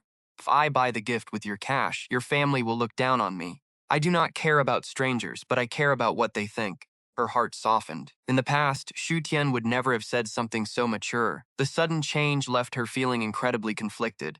Words struck a chord. Tang Bingyan did not care how her family treated her, but she absolutely refused to let them look down on her husband. Above all, the fact that he was thinking of her family meant he might actually care about her. Still, she had been burned too many times before. Real change, or just another excuse to run back to Lin Mioying. She closed her eyes one last time. She would give him one final chance. Staring into his eyes, she whispered, "If you want to go, we will go." But if he was lying to her again, she would never let him leave her side again. "Thank you, wife," Xu murmured. He gently cupped her face and leaned down toward her forehead. He pressed a soft kiss against her skin. "Okay," she replied. Xu let out a breath, a relieved smile crossing his face. He looked down, his eyes lingering on her perfectly shaped red lips. But as he leaned in for a real kiss, a sudden weight hit his shoulder. She had fallen fast asleep. Watching her breathe, he chuckled. He wanted to reward his wife, but it looked like he had missed his window of opportunity. What a waste of a perfect moment. The next morning, Tang Bingyan fluttered her eyes open, only to find the other side of the bed completely empty. Frowning, she noticed a warm bowl of porridge on the nightstand. Tucked underneath was a small handwritten note. Written in strong, bold strokes, it read, "Honey, I went to work. Make sure you eat breakfast." A rare, genuine smile tugged at the corners of her lips. Her mood brightened instantly. After finishing the breakfast he made, she pulled out her phone to contact her team in the imperial capital about some business matters. Then, a new notification caught her eye. It was a bank transfer confirmation. Someone had just sent her 100 million yuan. The sender was Xu Tian. The memo read, "Our marriage fund. You are the boss of this house, so you should keep it." Tang Bingyan stared at the screen, completely stunned. In the past, he only ever demanded cash from her. Now he was handed 100 million yuan and immediately transferred it all to her. It felt surreal. Lately, she felt like she was living with an entirely different man. It was not that she wanted to doubt him. She was just terrified of a bigger trap. "I hope you have actually changed," she murmured to herself. Meanwhile, inside the project department conference room at Shu Corporation, a very different meeting was taking place. Xu Risin was holding a meeting with the board. With the new subway line coming to Beijing, local property values were expected to skyrocket over the next few years. The vice president just proposed a loan to buy a 200 million yuan plot of land. Everyone raised their hands in agreement. It was all pre-arranged anyway. Meeting was nothing but a formality, so no one dared to object. "Excellent," Xu Rishin smiled. "Since there are no objections, we will. But then, Right as he was about to finalize the decision, a voice cut through the room from the doorway. I object. The words echoed sharply. Who is that? Shu Rishin's smile vanished. Someone was actually daring to oppose him. Every executive turned toward the door in unison, their jaws dropping at the sight of the intruder. Shu Tian, what is a useless loser like you doing here? You have not shown your face in months, yet you think you have a right to object? Sneers and contempt filled the room. To them, Shu Tian was just a lazy trust fund baby wasting space. But as they laughed, Shu Tian just stood there, smiled. Why would he object? The Beijing project was about to crash. In his past life, they lost millions here. Complete ruin. Without Tang Bingyan's assets, they were doomed. Then he finished speaking. Laughter erupted. The executive sneered. Beijing crashing? What a joke. Shu Tian, use your brain. Beijing is the city's top development zone. It doesn't just crash because you say so. Shu Rishin gestured for silence. He turned to Shu Tian. Plain your reasoning. Shu Tian smiled. Beijing is only expensive due to the subway. What if it gets rerouted? They scoffed. It is a government project. You think this is a joke? Shu Rishin sighed with mock disappointment. You are young. There are things you do not understand. Watch and learn. You will get your turn. Shu Tian just laughed. Bet. Shu Rishin frowned. Bet on what? If the subway stays, I'm leaving. I will walk away and donate 50 million. Hearing this, Shu Rishin's eyes lit up. Tang Bingyan protected Shu Tian so he couldn't fire him, but a voluntary exit was perfect. Tian smirked. If the route changes, I want your job and 20% of your shares. Done. Shu Rishin agreed instantly. The Beijing subway had been in planning for years. Beijing subway was locked. Besides, he had inside intel. Why else would he borrow 200 million? Shu Tian was a fool. The other executives kept quiet, but their smug faces said everything. Finished. Still, Shu Rishin smiled. Shu Tian, what's the timeline? 3 days. Shu Tian held up 3 fingers. If it doesn't change, I'm out. Deal. Shu Rishin snapped it up immediately. Keep it official. Let's sign a contract. If the route changes, you get the shares. The shareholders are here. Does anyone object? Silence. Nobody cared. Shu Rishin was risking his own shares. They lost nothing. Plus, a 50 million cash injection was a massive win. The contract was signed. Looking at the signature, Shu Rishin let out a dark, satisfied grin. Dug your own grave. Shu Tian looked at his copy, smiling with equal satisfaction. 3 days. Then he'd be the second largest shareholder, he remembered. Beijing subway reroute was announced exactly 3 days from now. A massive provincial developer wanted that land for a factory. Shifting the route ruined the Shu family. In his past life, they forced him to beg Tang Bingyan. No more harassing her after the divorce. The meeting adjourned. A vice president patted his shoulder on the way out. Rerouting the subway? Pack your desk, kid. The other executives shook their heads. A sudden reroute was absolutely impossible. Absolutely impossible. It was set in stone. Skipping the arguments, he went straight to the archives for old bidding files. Subway was only moving. Land prices in Nanjing were about to skyrocket. He remembered a prime Nanjing plot going up for auction tomorrow. He needed to draft a bid immediately. Since his desk was gone, he took the files to an empty meeting room. Rebirth had given him an incredible photographic memory. Before he got far, Shu Rishin entered with a stunning woman. Miss Tang, this way. Giant sunglasses hid her face, but her elegant presence screamed high society. She was clearly an elite heiress. Her cold gaze showed she didn't care for Shu Rishin's flattery. Trailed behind like servants. Who is she? A staff member whispered. He called her Miss Tang, probably connected to the capital's Tang group. They are treating her like royalty. Stunning, honestly. She was escorted inside amidst the office gossip. Spotting Shu Tian inside, the vice president scowled. You are leaving anyway. Stop pretending and get out. He had watched Shu Tian flip pages in seconds, clearly faking it. Miss Tang glanced at the documents. He glanced at Shu Tian, his brow furrowing slightly, but he kept quiet. With one last look, he walked straight out of the room, turning to Shu Rishin. Let us talk somewhere else. That night, Shu Tian went back to his old desk. He cleaned up his things, which had been tossed aside like trash. Suddenly, a beautiful red gift box caught his eye. He opened it. Inside was a platinum necklace, its pendant engraved with 2 letters YT. He had bought it for Lin Mioying. The Y stood for her name, and the T stood for his. It was supposed to be her birthday present. But things got messy, and he never gave it to her before his rebirth. Thinking back on how stupid he used to be, Shu Tian just shook his head, tossed it onto the desk. Just then, Shu Rishin walked in. He started to speak, but stopped when he saw the necklace in Shu Tian's hand. Shu Rishin stared at those initials and froze. Then a dark, cold grin slowly crept onto his face. He hid the smirk instantly, replacing it with a warm smile. Shu Tian, I did not agree to that bet because I wanted you gone. I just wanted to teach you a lesson. You are an adult now, and actions have consequences. Shu Tian smiled right back at him. Oh, you do not want me to leave? Probably want me gone more than anyone. Xu Rishin sighed. Xu Tian, Tang Bingyan protects you way too much. Without her, you would be nothing. Struggled to even put food on the table. Hearing the cheap shot, Xu Tian just laughed. My wife is young, gorgeous, and brilliant. She works hard to support me by day, and she is mine to cherish at night. Jealous big brother? Xu Rishin froze. He looked at Xu Tian like he wanted to strangle him. He still could not comprehend it. Tang Bingyan was stunning and incredibly powerful. She could have anyone. Why choose a useless loser like Xu Tian? Listen, some things are hard to keep, even if you manage to grab them. Let us hope she is not just using you for temporary fun. He turned and stormed out. Once he was outside, he moved quickly. Xu Rishin immediately pulled up the security footage and snapped a screenshot of Xu Tian opening the gift box. He sent it straight to Tang Bingyan.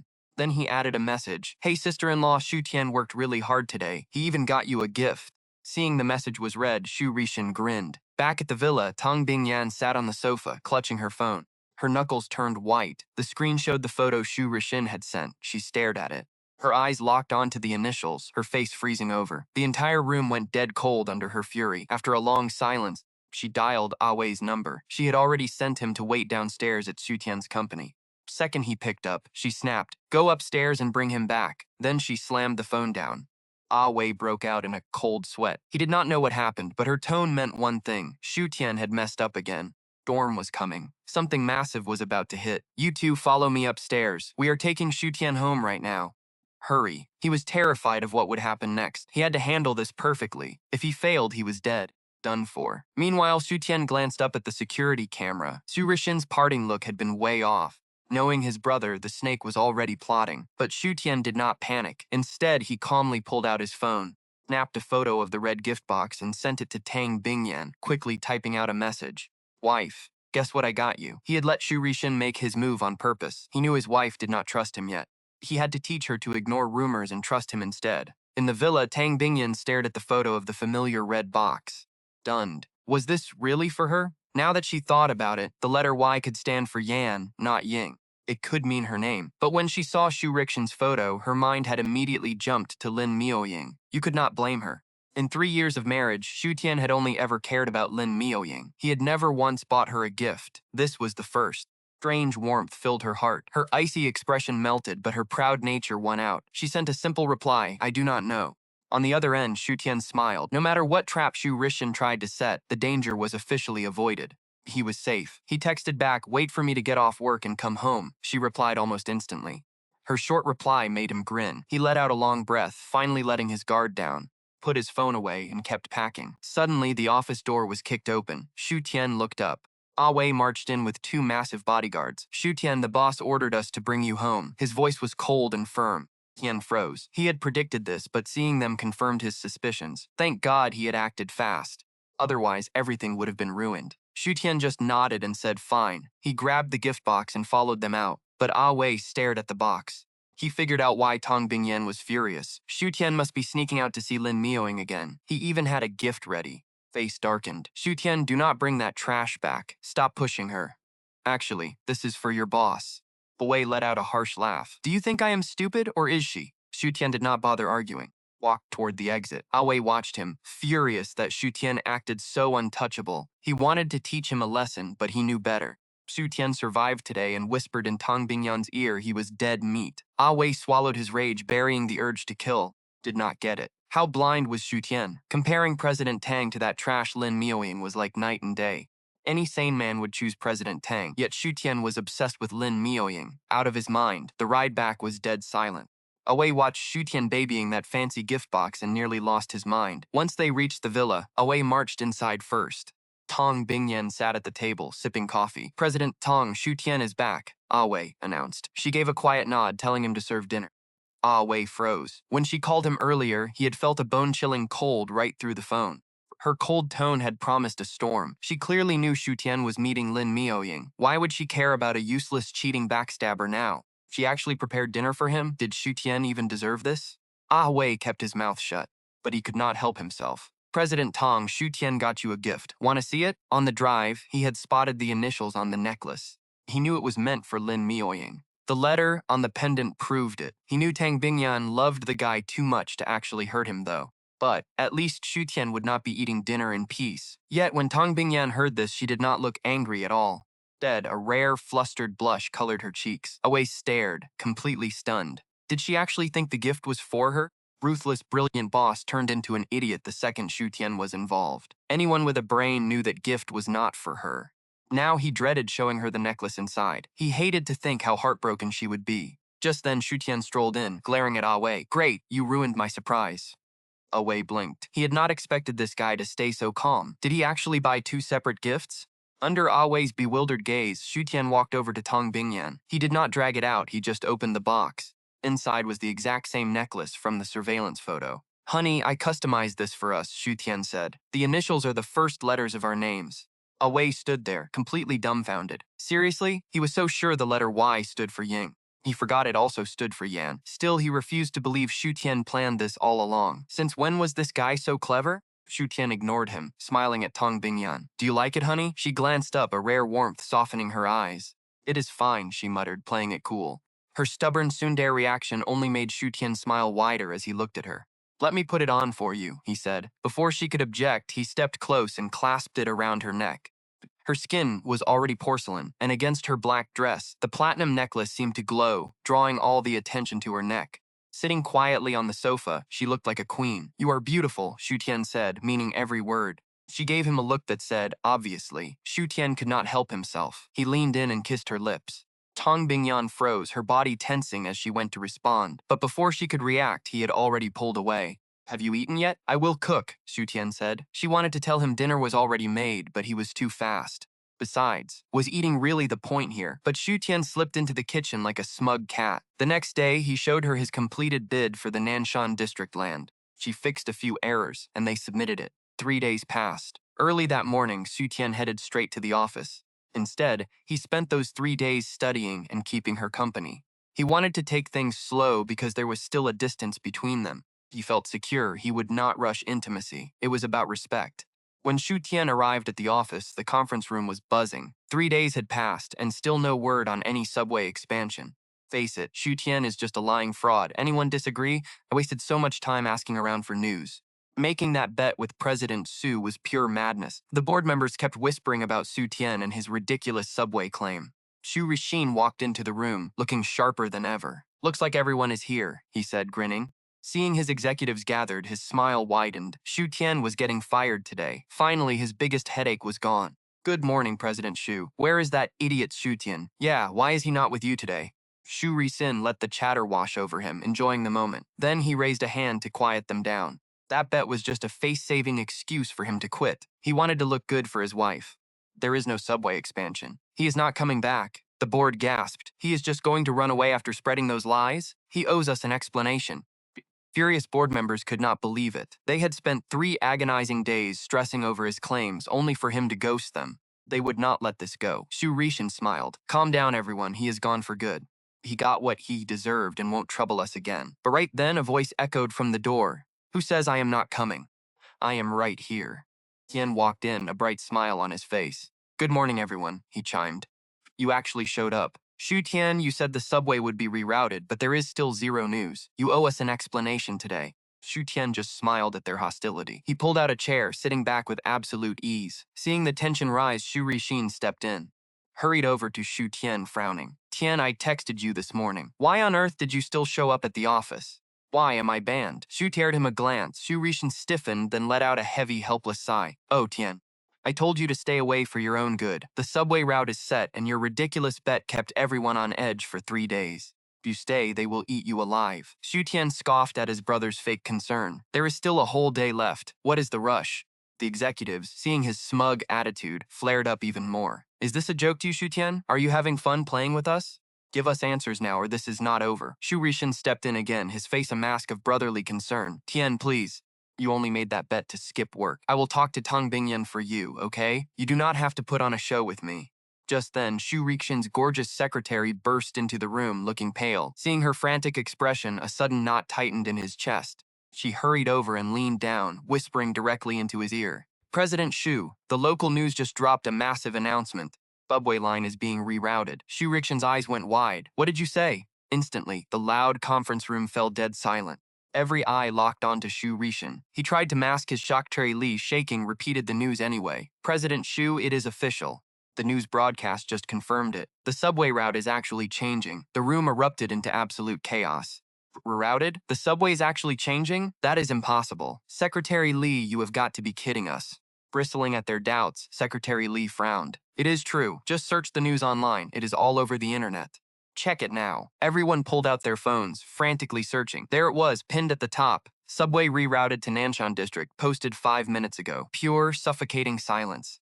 Heads stared down at screens, stunned. A few kept frantically refreshing their browsers, praying for a glitch, but the headline stayed. It was real. It actually changed. How is this possible? Xu Tian was right. The board stared at him as if he were a ghost. Shock and disbelief filled the room, but nobody looked worse than Xu Rishan. His face had gone completely dark, twisted in pure rage. He never dreamed Xu Tian would pull this off. It could not be a coincidence. Xu Tian must have done something. Then, a thought struck him. He opened the local news app again, scanning the details. The reroute was forced because a massive capital investor bought up land in Beijing district. Capital investor, Tang Bingyan. The pieces clicked. He knew she had deep political connections, but altering a major public transit route? That was insane. But her power did not matter right now. What mattered was the bet. Xu Tian just won 20% of the company, becoming their second largest shareholder.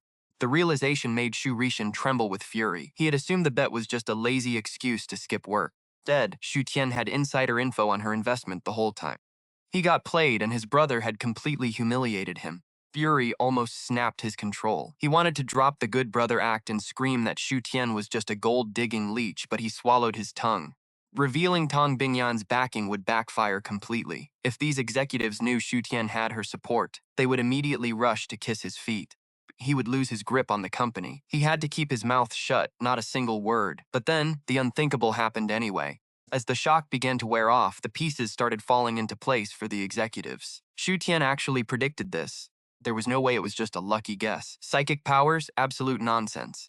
Bet on a subway reroute 3 days ago because he already had the inside scoop. The executives of the Xu Group were not stupid.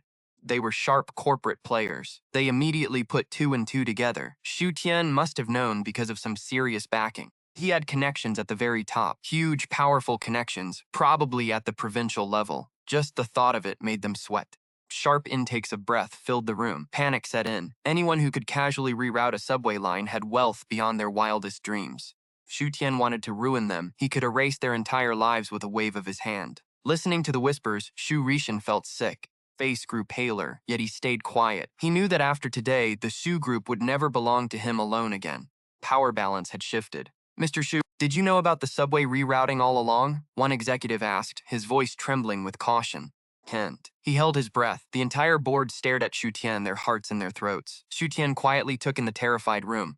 He had been trying to invent a plausible lie, but they had just done the work for him. Perfect. He kept silent, letting them sweat. Dead, he flashed a slow, knowing smile. Now that I am taking 20% of the company shares, does anyone still have an objection? The silence was deafening. They were 80% sure their theory was correct. Xu Tian was connected. Nobody in that room was an idiot. Nobody dared to cross him now. Mr. Xu, I have no issue, no objections from me either.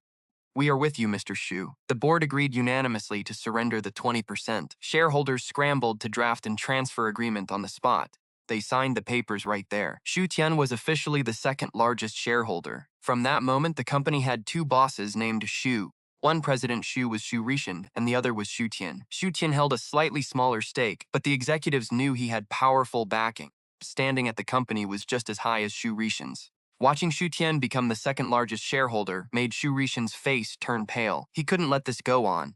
If he did, Xu Tian would soon climb right over his head. That afternoon, Xu Tian went straight home to cook lunch for Tang Bingyan.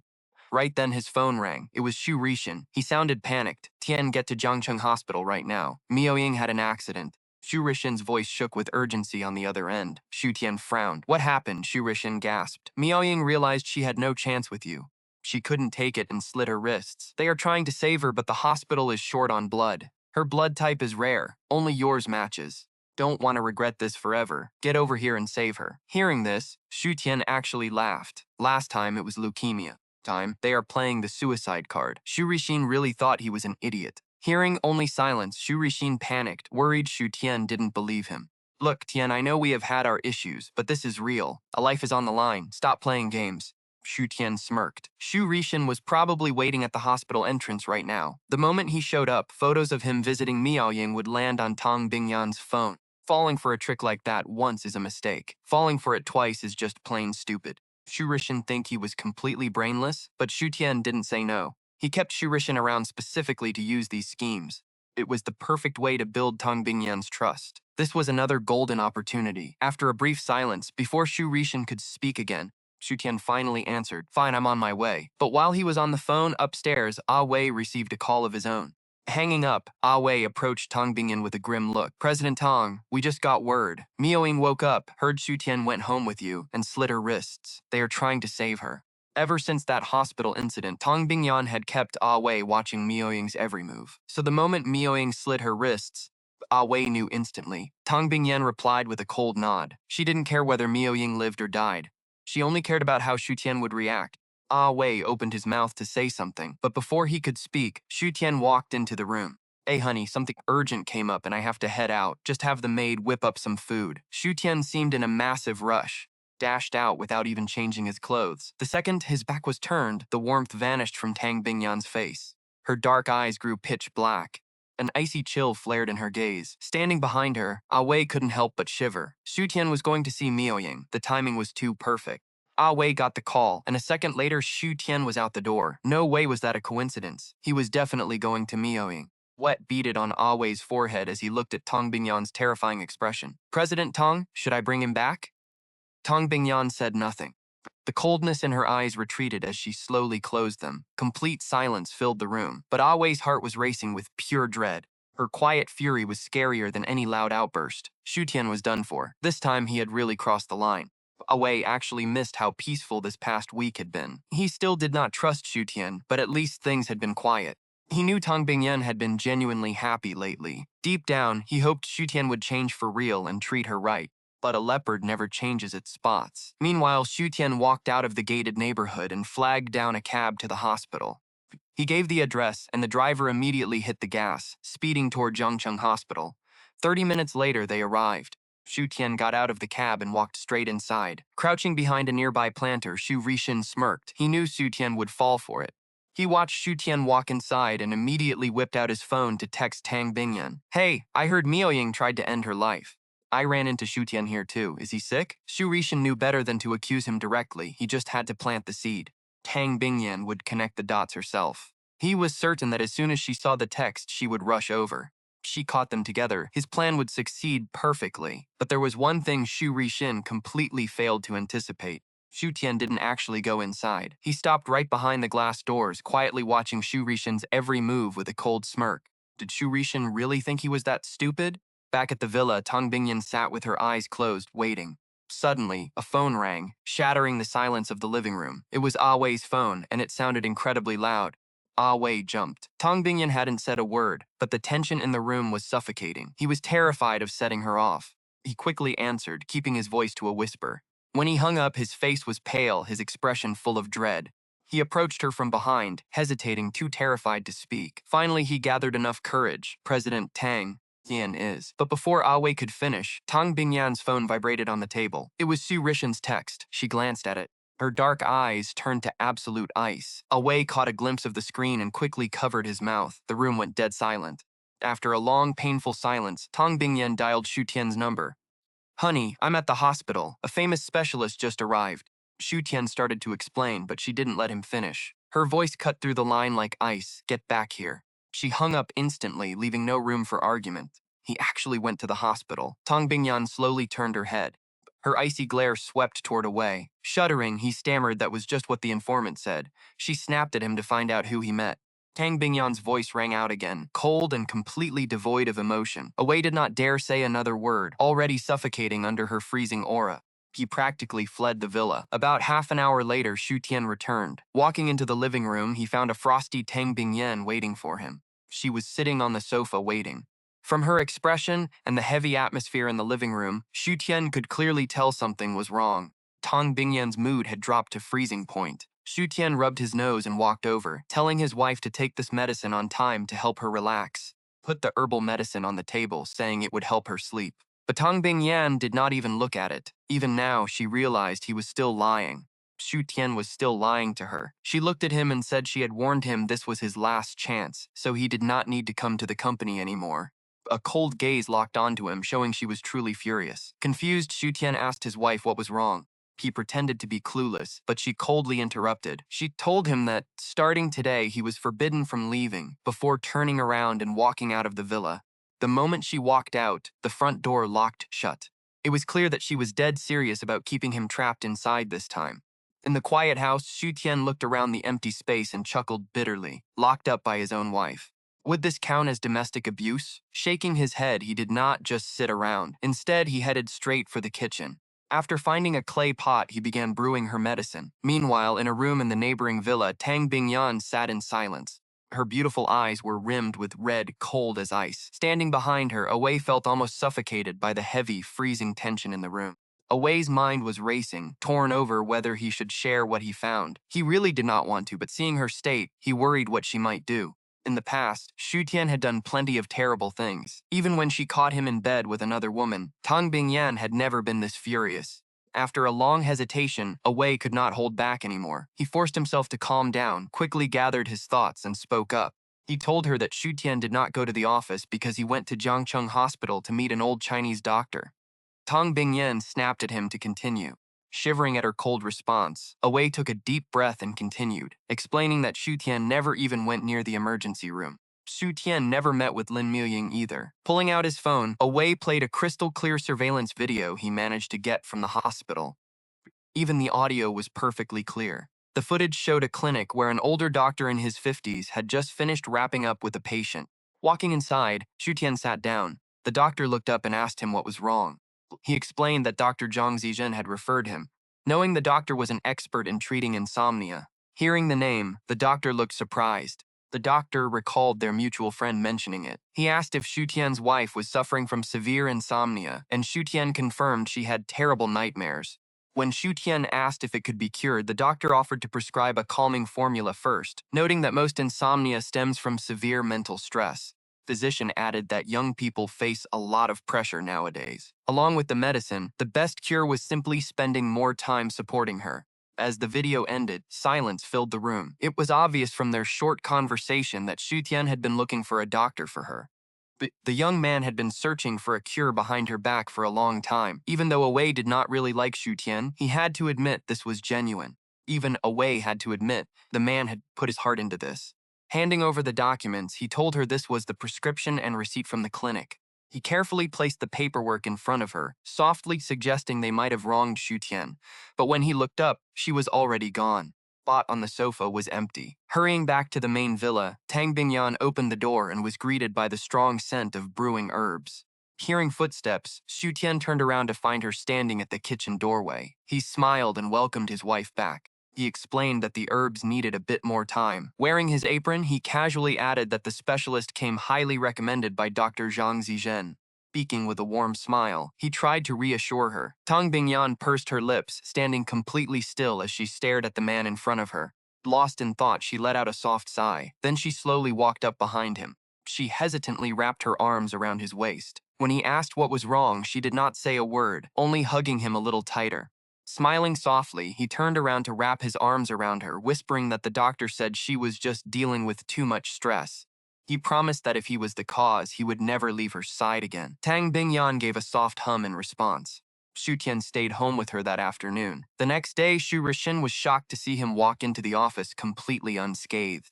Knowing Xu Tian had sneaked off to the hospital, there was no way Tang Bingyan would let him off. Xu Rishin fumed in his office. Pushing his frustration aside, he called his secretary, instructing Li to assign Xu Tian to handle a very important client immediately. The secretary agreed and asked for the details. Xu Rishin replied that it was President An Rongshuan of the Anjiang Group. The young man soon received the file on An Rongshuan. It was incredibly detailed, covering his personal life, family background, and even his hobbies. Scanning the documents, he noticed the files went back 6 months. They had been trying to land this client for half a year, but the man loved trading stocks. Luckily, in his past life, he had studied the market. Thanks to his perfect memory after rebirth, he remembered exactly which stocks soared and crashed. Inside the executive office of Anjiang Group, President An Rongshuan's secretary knocked softly on the door. He stepped inside and delivered the news respectfully. The Shu Corporation had sent another representative. And Rongshuan's face darkened with instant annoyance. They still dare to send someone? The secretary trembled, replying that the president had previously agreed to give them one final chance. Plus, they sent a newcomer this time. The man claims to be the second largest shareholder of Su Corporation. The secretary doubted this Su Tian stood a chance, but he still dutifully reported the details. And Rongshuan's expression softened slightly, though his icy demeanor remained. Finally, they stopped being completely brainless. The last time the Su family tried to pitch a partnership, they insulted him. They sent a low-level department manager to negotiate, completely disrespecting the head of Anjiang Group. Back then, he did not even look at their proposal before ordering security to throw the guy out. Now that they sent their second-largest shareholder, it barely met his standards. He could give them a shot. The secretary hesitated. So, President An, what is your decision? Secretary dared not guess his boss's thoughts. Send him in, Rongshan ordered. Within moments, the office doors opened. Secretary led Shu Tian inside. Hello, President. I am Shu Tian of the Shu Corporation, he said, presenting his business card respectfully with both hands. Seeing that An Rongshuan had no intention of taking it, Shu Tian calmly placed it on the desk. The president ignored the card, keeping his eyes locked on his computer. Giving them a chance did not mean he was sold. If Shu Tian failed to impress him, he would suffer the exact same fate as that low-level manager. He would be dragged out of the building by security. What are you looking at, President An? While An Rongshuan tried to freeze him out, Shu Tian casually strolled right up to his desk. From this angle, he could see everything on the screen. How dare you? Have you no manners? Before An Rongshuan could snap, the secretary by the door barked that the computer held classified information. Who said you could peek? Sure, Shu Tian was a major shareholder, but to President An, the entire Shu Corporation was just a tiny, insignificant speck. As his secretary, he had no reason to respect him. He naturally had zero respect for Shu Tian, but instead of getting angry at the secretary's outburst, Shu Tian just chuckled. These were real secrets. President An wouldn't look at them in front of me. Are you suggesting your boss doesn't understand basic confidentiality rules? You are talking nonsense. The secretary had tried to put Shu Tian in his place, but he didn't expect to get checkmated. Panicking, he scrambled to reassure An Rongshuan of his loyalty. President An, I really didn't. Please believe me. That is enough. Get out, An Rongshuan said, waving his hand dismissively without any emotion. Once the secretary scurried out, An Rongshuan looked back at Shu Tian. His gaze remained icy, but a spark of mild amusement flickered in his eyes.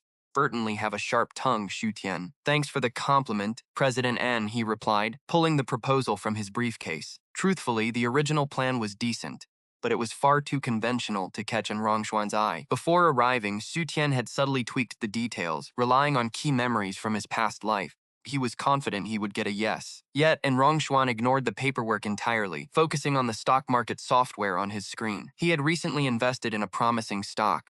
It had already netted him $30 million, and he wanted to pour in tens of millions more. But right then, Shu Tian broke his silence. President An, do not buy any more of that stock. In fact, you should dump what you already own. And Rongshuan's hand froze on his mouse. Why? In a few hours, a massive scandal will break. Price is going to crash and stay dead for months. Shu Tian remembered this clearly. Though investors loved the company, the CEO was about to get busted in a massive solicitation scandal. It would destroy their stock value completely. And Rongshuan laughed. How could you possibly know that? Don't tell me you are moonlighting as a gossip reporter on the side. He clearly did not believe him. He had thoroughly researched the firm before investing and found zero issues. President An, I know you do not believe me, but we can make a bet. Shu Tian picked up his proposal from the desk. If that stock does not crash before 5 p.m. today, you win. If you win, we will slice another 3% off our proposed rates. But if the stock hits rock bottom, like I said, you sign our contract at the standard rate. Certainly know how to calculate, An Rongshuan sneered. Either way, you walk out of here with a partnership for the Shu Corporation.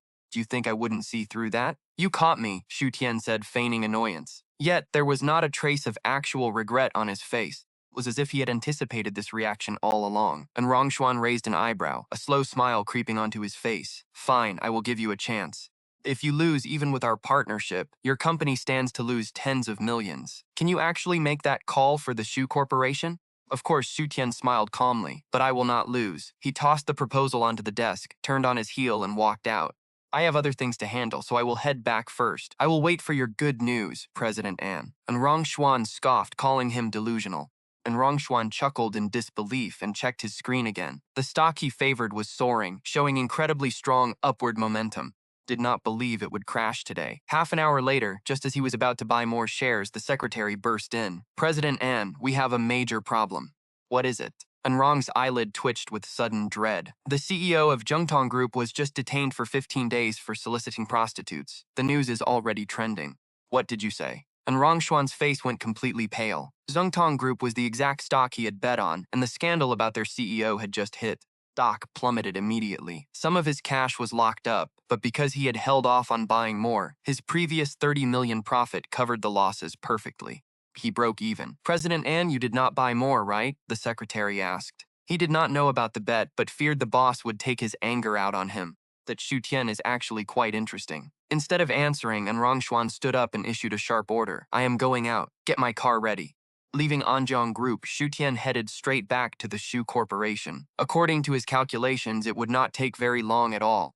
Anrong Xuan would send someone to sign the contract. Now that Xu Tian was vice president, Xu Rixin had reluctantly cleared out an office for him the previous day, complete with a vice president nameplate. In his past life, he had worked tirelessly for this company, yet never had his own space. He had been forced to share with marketing.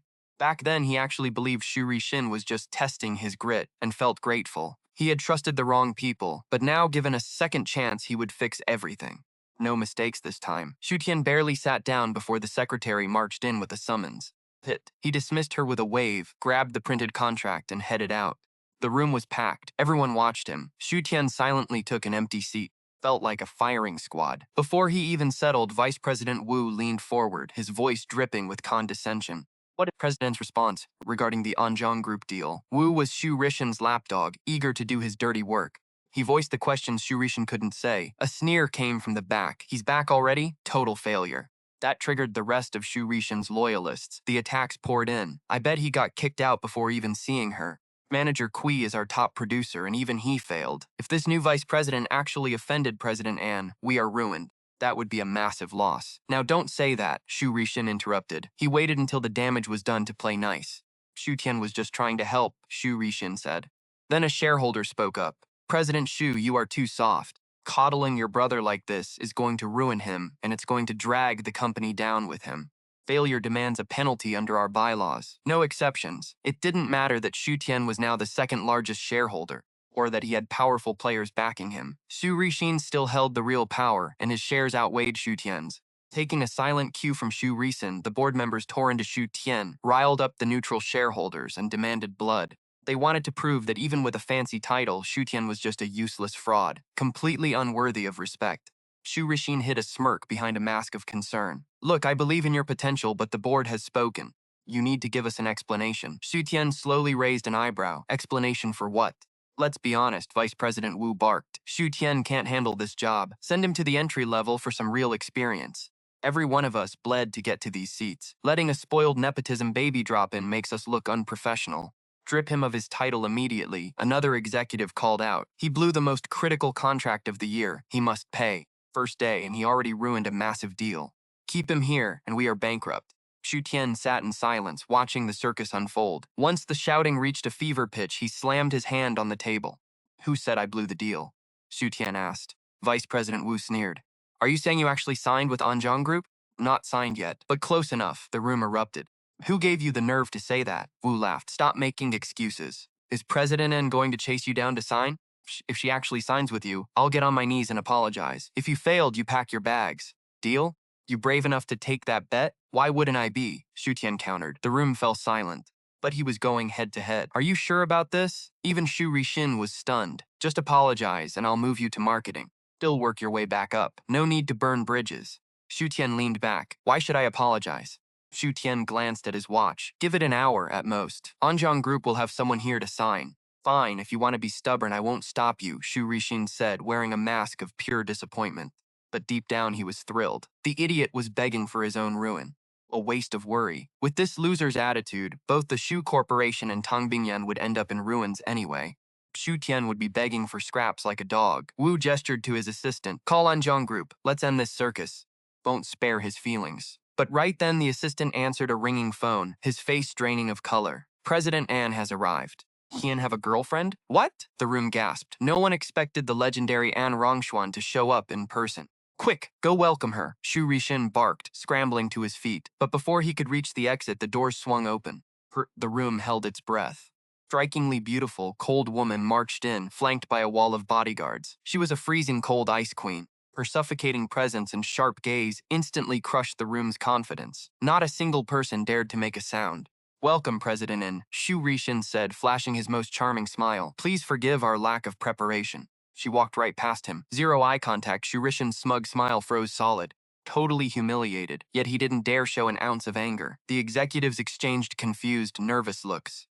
If she wouldn't even acknowledge the general manager, why was she here? Had Xu Tian actually done something to offend her? Had she come to demand his head? If that was true, losing the deal was the least of their worries. Angering An Rongshuan would mean absolute ruin for the Shu group. Panic gripped the meeting room, everyone glaring at Xu Tian with pure resentment and rage. Trash. Is he trying to ruin us all? President An Xu Tian was already fired. He has nothing to do with us. You want to punish him, go ahead. VP Wu quickly cut ties with him.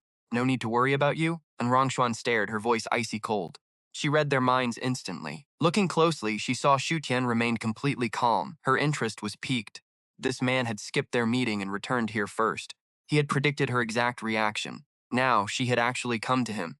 He got his contract signed and established authority, and Rongshuan absolutely hated being used. Yet today, she did not mind being used to humiliate them. The seemingly ordinary man had genuinely caught her attention. "Offending you is unforgivable, President An. We will hand him over immediately," VP Wu offered with a flattering smile. "Say the word, and our security will break his legs." And Rongshuan smiled. "In that case, then the contract I signed with Mr. Xu has nothing to do with the Xu group either." Her words struck like a thunderbolt. Xu Rishin and his allies stared in utter shock. They looked completely dumbfounded. After a tense silence, VP Wu stammered out, "President An?"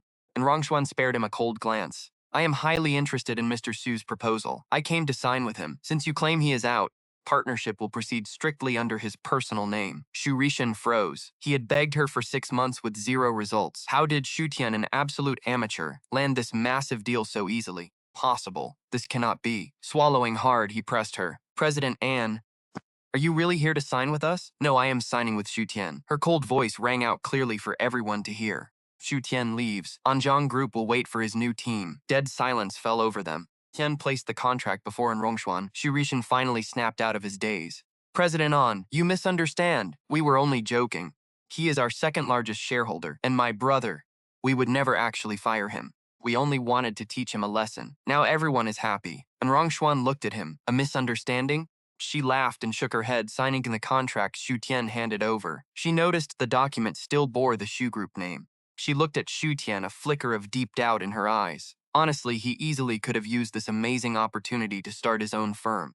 Partnering with Anjiang Group would let him build a team and secure funding instantly. Yet he chose not to. Of course it was a misunderstanding. Right, Xu Tian? Xu Rishin looked at his brother with sheer desperation, terrified Xu Tian might actually walk away right now. "Since you say so, brother, then it must be a misunderstanding," Xu Tian muttered flatly. "I will personally oversee our partnership as the deputy manager." Xu Tian turned to An Rongshuan and smiled. "President, and here is to a successful partnership." And Rongshuan nodded. "I must go now." Xu Tian turned and walked out of the room. Watching him disappear through the doorway, a strange light flickered in her eyes. "President In, it is almost 4. Why not let me buy you dinner?" Xu Rishin squeezed closer, plastering on a fake smile. "Since our companies are partners, we should talk." "No thank you. I work with Xu Tian. There is nothing to know." And Rongshuan snapped back into her cold mode. Ignoring Xu Rishin completely, she walked out with her team. Seeing her dismiss him so easily while playing nice with that trash Xu Tian, Xu Rishin boiled with rage. His face turned purple. But she was far too powerful for him to offend. Forcing down his growing rage, he rushed to catch up and politely escort her out the door. "Watch your step, President Dan." Walking ahead, and Rongshuan suddenly stopped and glanced back at him. "I hear you are Xu Tian's brother?" "Yes, I am his older brother. We have always been extremely close," Xu Rishin lied. Since she liked Xu Tian, he had to make her believe they were tight. "Does he have a girlfriend?" she asked. "Girlfriend?" Xu Rishin blinked. He could not fathom why she was asking this. Seeing his hesitation, An Rongshuan frowned deeply, her eyes flashing with obvious impatience. "No, he does not," Xu Rishin replied immediately. He knew he could not let her find out that Xu Tian was married to Tang Bingyan. That would only make her want to collaborate deeper with that loser. Countless people in Jiangcheng wanted to connect with Tang Bingyan. He had to keep this hidden. "No girlfriend?" And Rongshuan actually smiled, nodding in satisfaction. "That is perfect." Xu Rishin stood there, completely baffled by her reaction. He had no idea what she meant, and she was not about to explain. While he stood there frowning, she walked away in her 7-centimeter heels. Back in his office, Xu Tian immediately had his assistant send the revised proposal to marketing. Things were playing out differently in this life, and he had to block any tricks. Decided to personally oversee every step of the Anjiang Group project. The afternoon flew by, and soon it was time to pack up. Just as he was about to leave, the sharp click of high heels echoed outside. Knock, knock, knock. After 3 polite taps, a stunning, graceful figure appeared at his door. Xu Tian looked up in surprise. President An, do you need something? Her coming all this way meant one thing. He had officially won their bet. That is why Xu Tian felt zero pressure facing in Rongshuan now. Did you plant a mole in Jiangcheng Group? No. Xu Tian shook his head. Then how did you know their top boss was soliciting prostitutes? That he got arrested? And Rongshuan asked curiously. Do you have the power to predict the future? Just assume that I do, Xu Tian replied. The point is, I won. Hopefully our future partnership goes well. Xu Tian didn't want to explain. There was no point. Just call me Rongshuan. President An is too formal, and Rongshuan dropped her usual commanding tone, her voice softening up quite a bit. That appropriate? Xu Tian looked at her, completely baffled by her behavior. Xu Tian, you are a smart man, so I will get straight to the point. And Rongshuan was never one to beat around the bush. Once she realized she was interested, she decided to act. Aside from business, I want to take things further. Develop what? Xu Tian was not completely dense, but hearing this confession from a powerful female CEO, someone whom countless men feared yet could only dream of, felt incredibly surreal. It was so out of left field that he actually wondered if he was hallucinating from a lack of sleep lately. Do I really have to spell it out? And Rongshuan blushed slightly, but she pushed forward. Xu Tian, I like you, and I want you to be my boyfriend. What? Now Xu Tian was completely flabbergasted. They had only met twice, and she was confessing? What on earth was going on? Seeing Xu Tian's bewildered expression, Rongshuan smiled with satisfaction. She walked over, locked the office door, and stepped right up to him. We are all adults, and we are both single. Why not? My standards for a boyfriend are actually pretty low. Except for one thing, you must be completely loyal to me. Otherwise, wait. Xu Tian quickly pushed Rongshuan away as she tried to lean in. Who said I am single? I already have a wife. He had worked so hard to regain Tang Bingyan's trust lately. He definitely did not want some unwanted romantic drama to ruin their progress and drag their relationship back to rock bottom. Woman was going to ruin him. Hearing this, Rongshuan's face turned icy cold. Even if you do not want to be with me, do not need to make up such a pathetic excuse. I did my research and you are single, and Rongshuan was genuinely angry.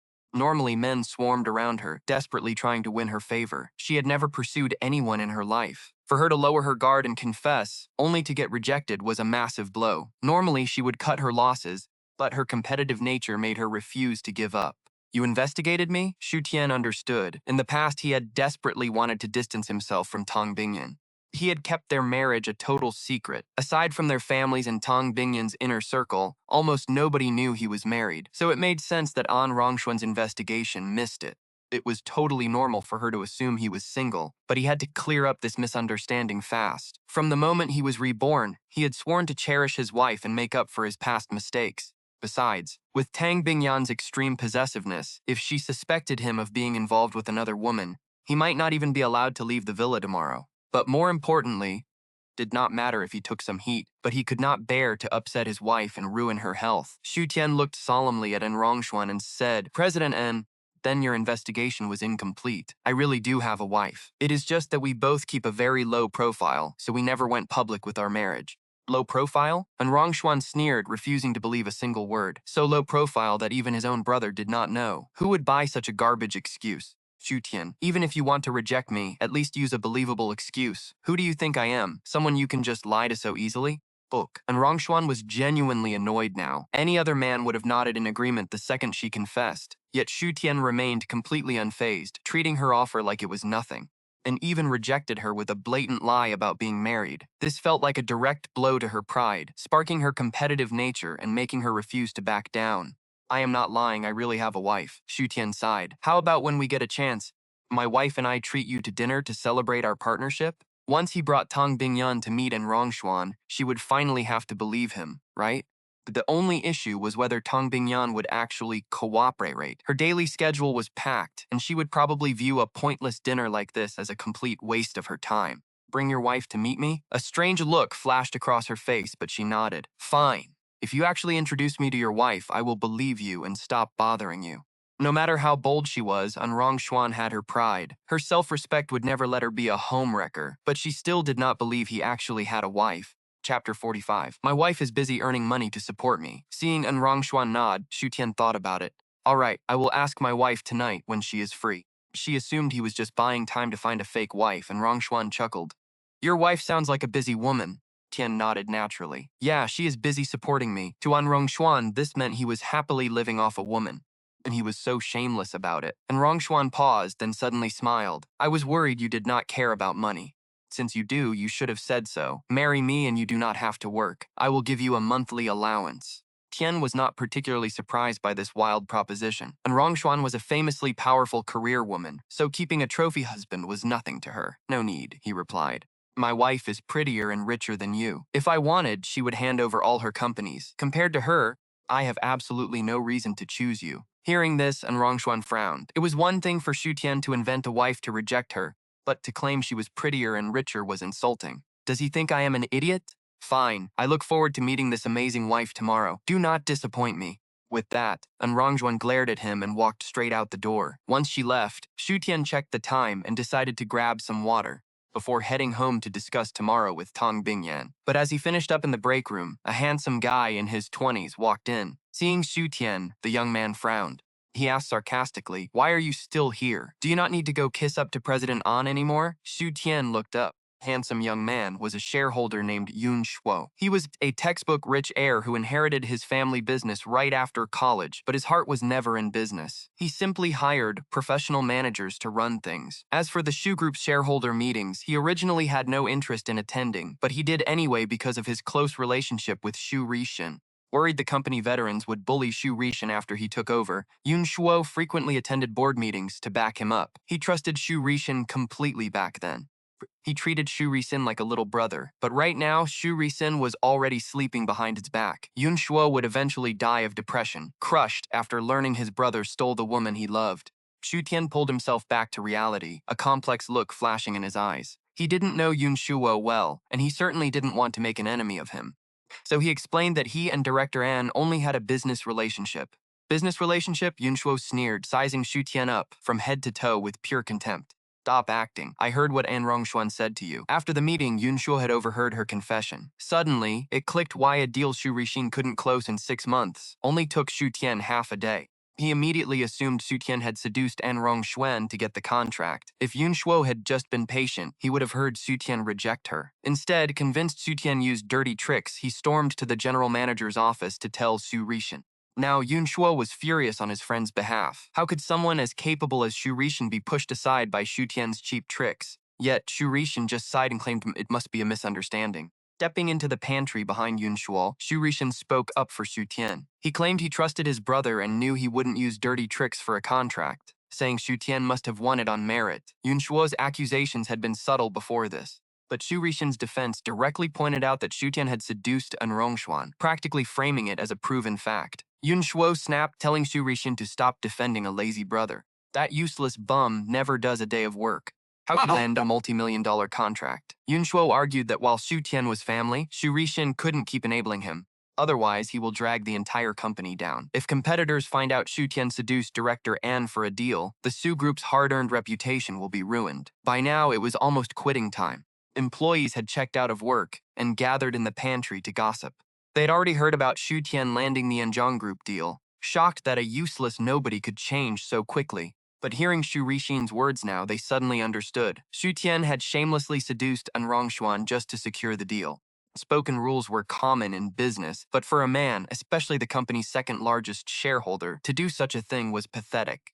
Expected, Xu Tian hadn't changed at all. He was still classless. Internally, Xu Rishin was gloating, though he quickly spoke up again, claiming Yun Shuo must be misunderstanding his brother. He put on an anxious face to defend Xu Tian, arguing that a powerful woman like Director An is bound to be admired, and maybe they were actually in love. In love? Yun Shuo sneered. The men chasing An Rongshuan could line up from downtown to the suburbs, so why would she look at a useless trash like Xu Tian? He must have used dirty tricks. Xu Rishin frowned, warning Yun Shuo that his words were getting out of line. But Yun Shuo fired back, demanding to know how Xu Tian got the contract so easily, and why Director An confessed her love in his office.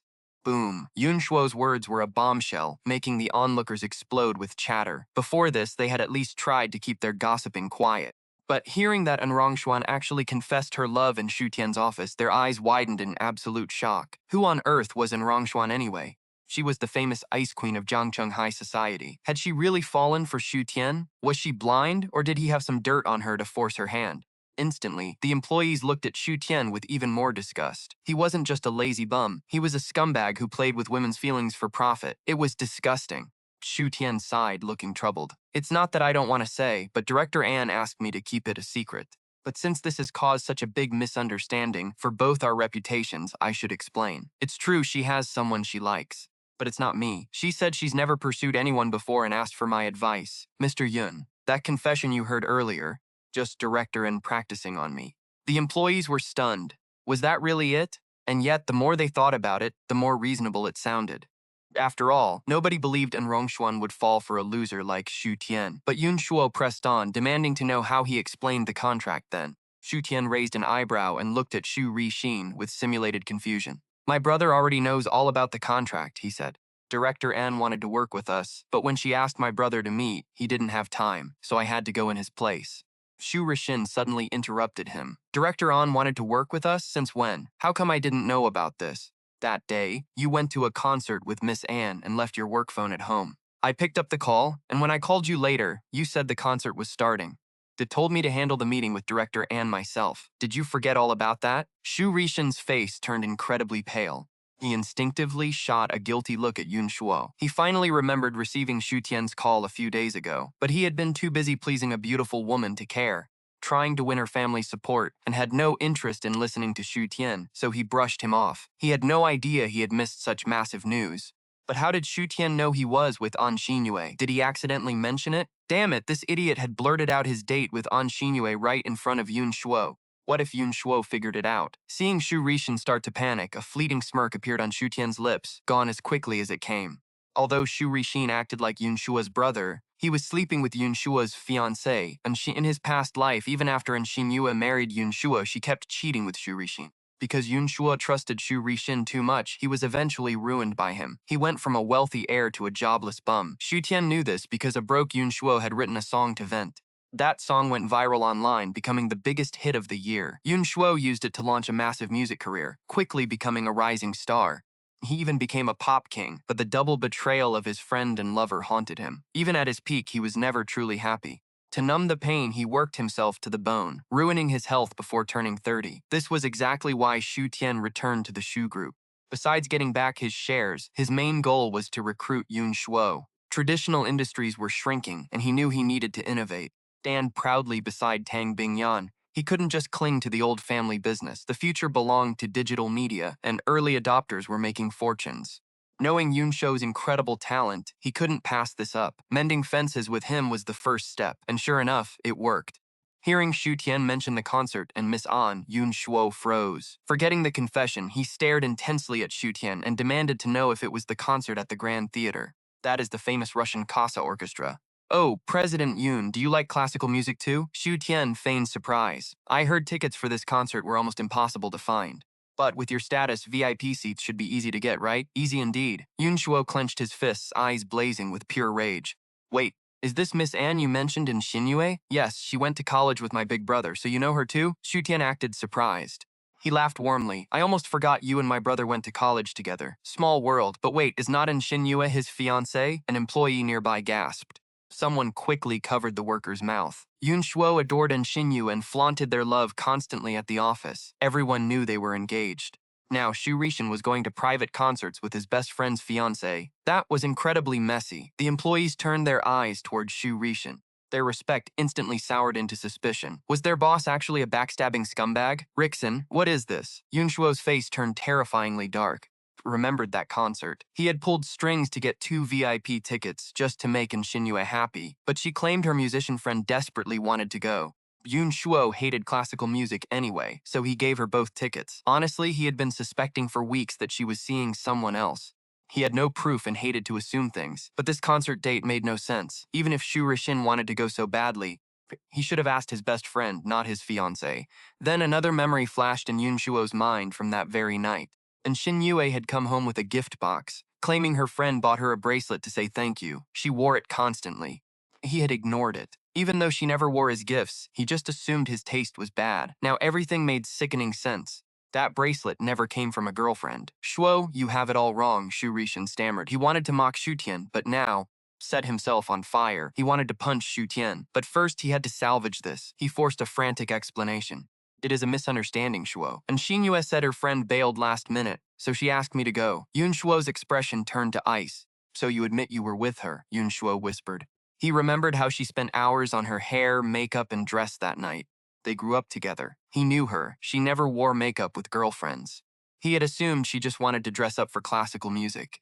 Now, knowing her date with Shu Rishin, the puzzle pieces fell into place. No, wait. Xinyue requested. Shu Rishin stammered, completely trapped. Shinyo? Yun Shuo sneered, eyes cold. You call her so intimately. We were college roommates, Rixon. You knew she was my fiancé.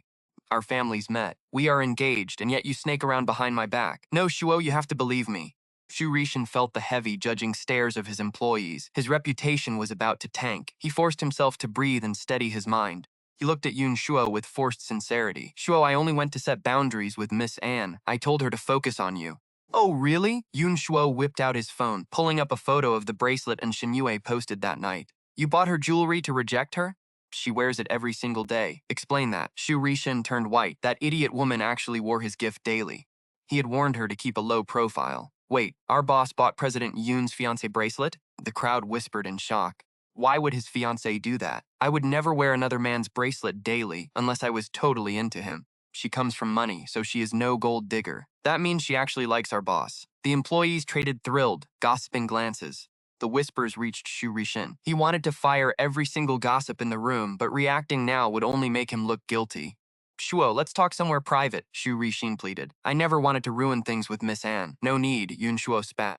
Threw a brutal punch straight into Shu Rishin's face. You disgust me. Yun Shuo turned and walked away, leaving the crowd gasping.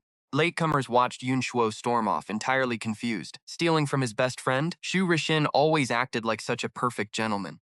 Nobody expected him to be a backstabbing snake. Fuming but unable to explode, Shu Rishin tried to disperse the crowd when Shu Tian stepped forward. Brother, did I say something wrong? Shu Tian asked, looking guilty. Shu Rishin's lip twitched, but he had to keep up his perfect brother act. Forced a painful smile. No, it is fine. It is just a misunderstanding. I will clear it up with him later. Shu Tian sighed in relief. Exactly. You would never steal his girl. Even if you loved her, you would keep it hidden inside.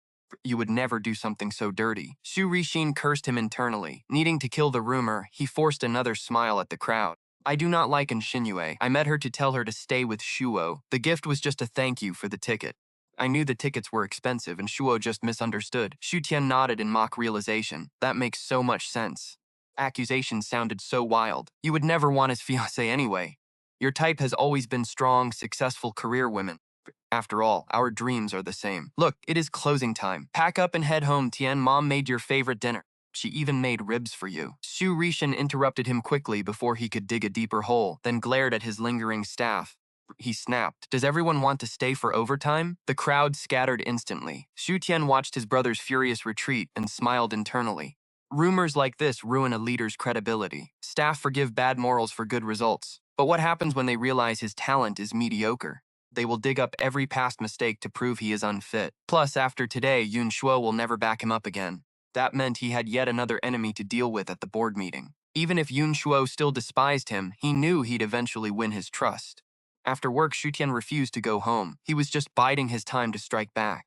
Reborn, Shu Tian swore to reclaim everything the Su family owed him. But before heading back to the villa, he made a quick detour to the shopping district. Queued for an hour to buy 2 boxes of rose pastries. Suddenly, crash! Back at the office, Shu Rixing threw a massive fit, smashing everything in sight. That bastard Shu Tian actually dared to scheme against him.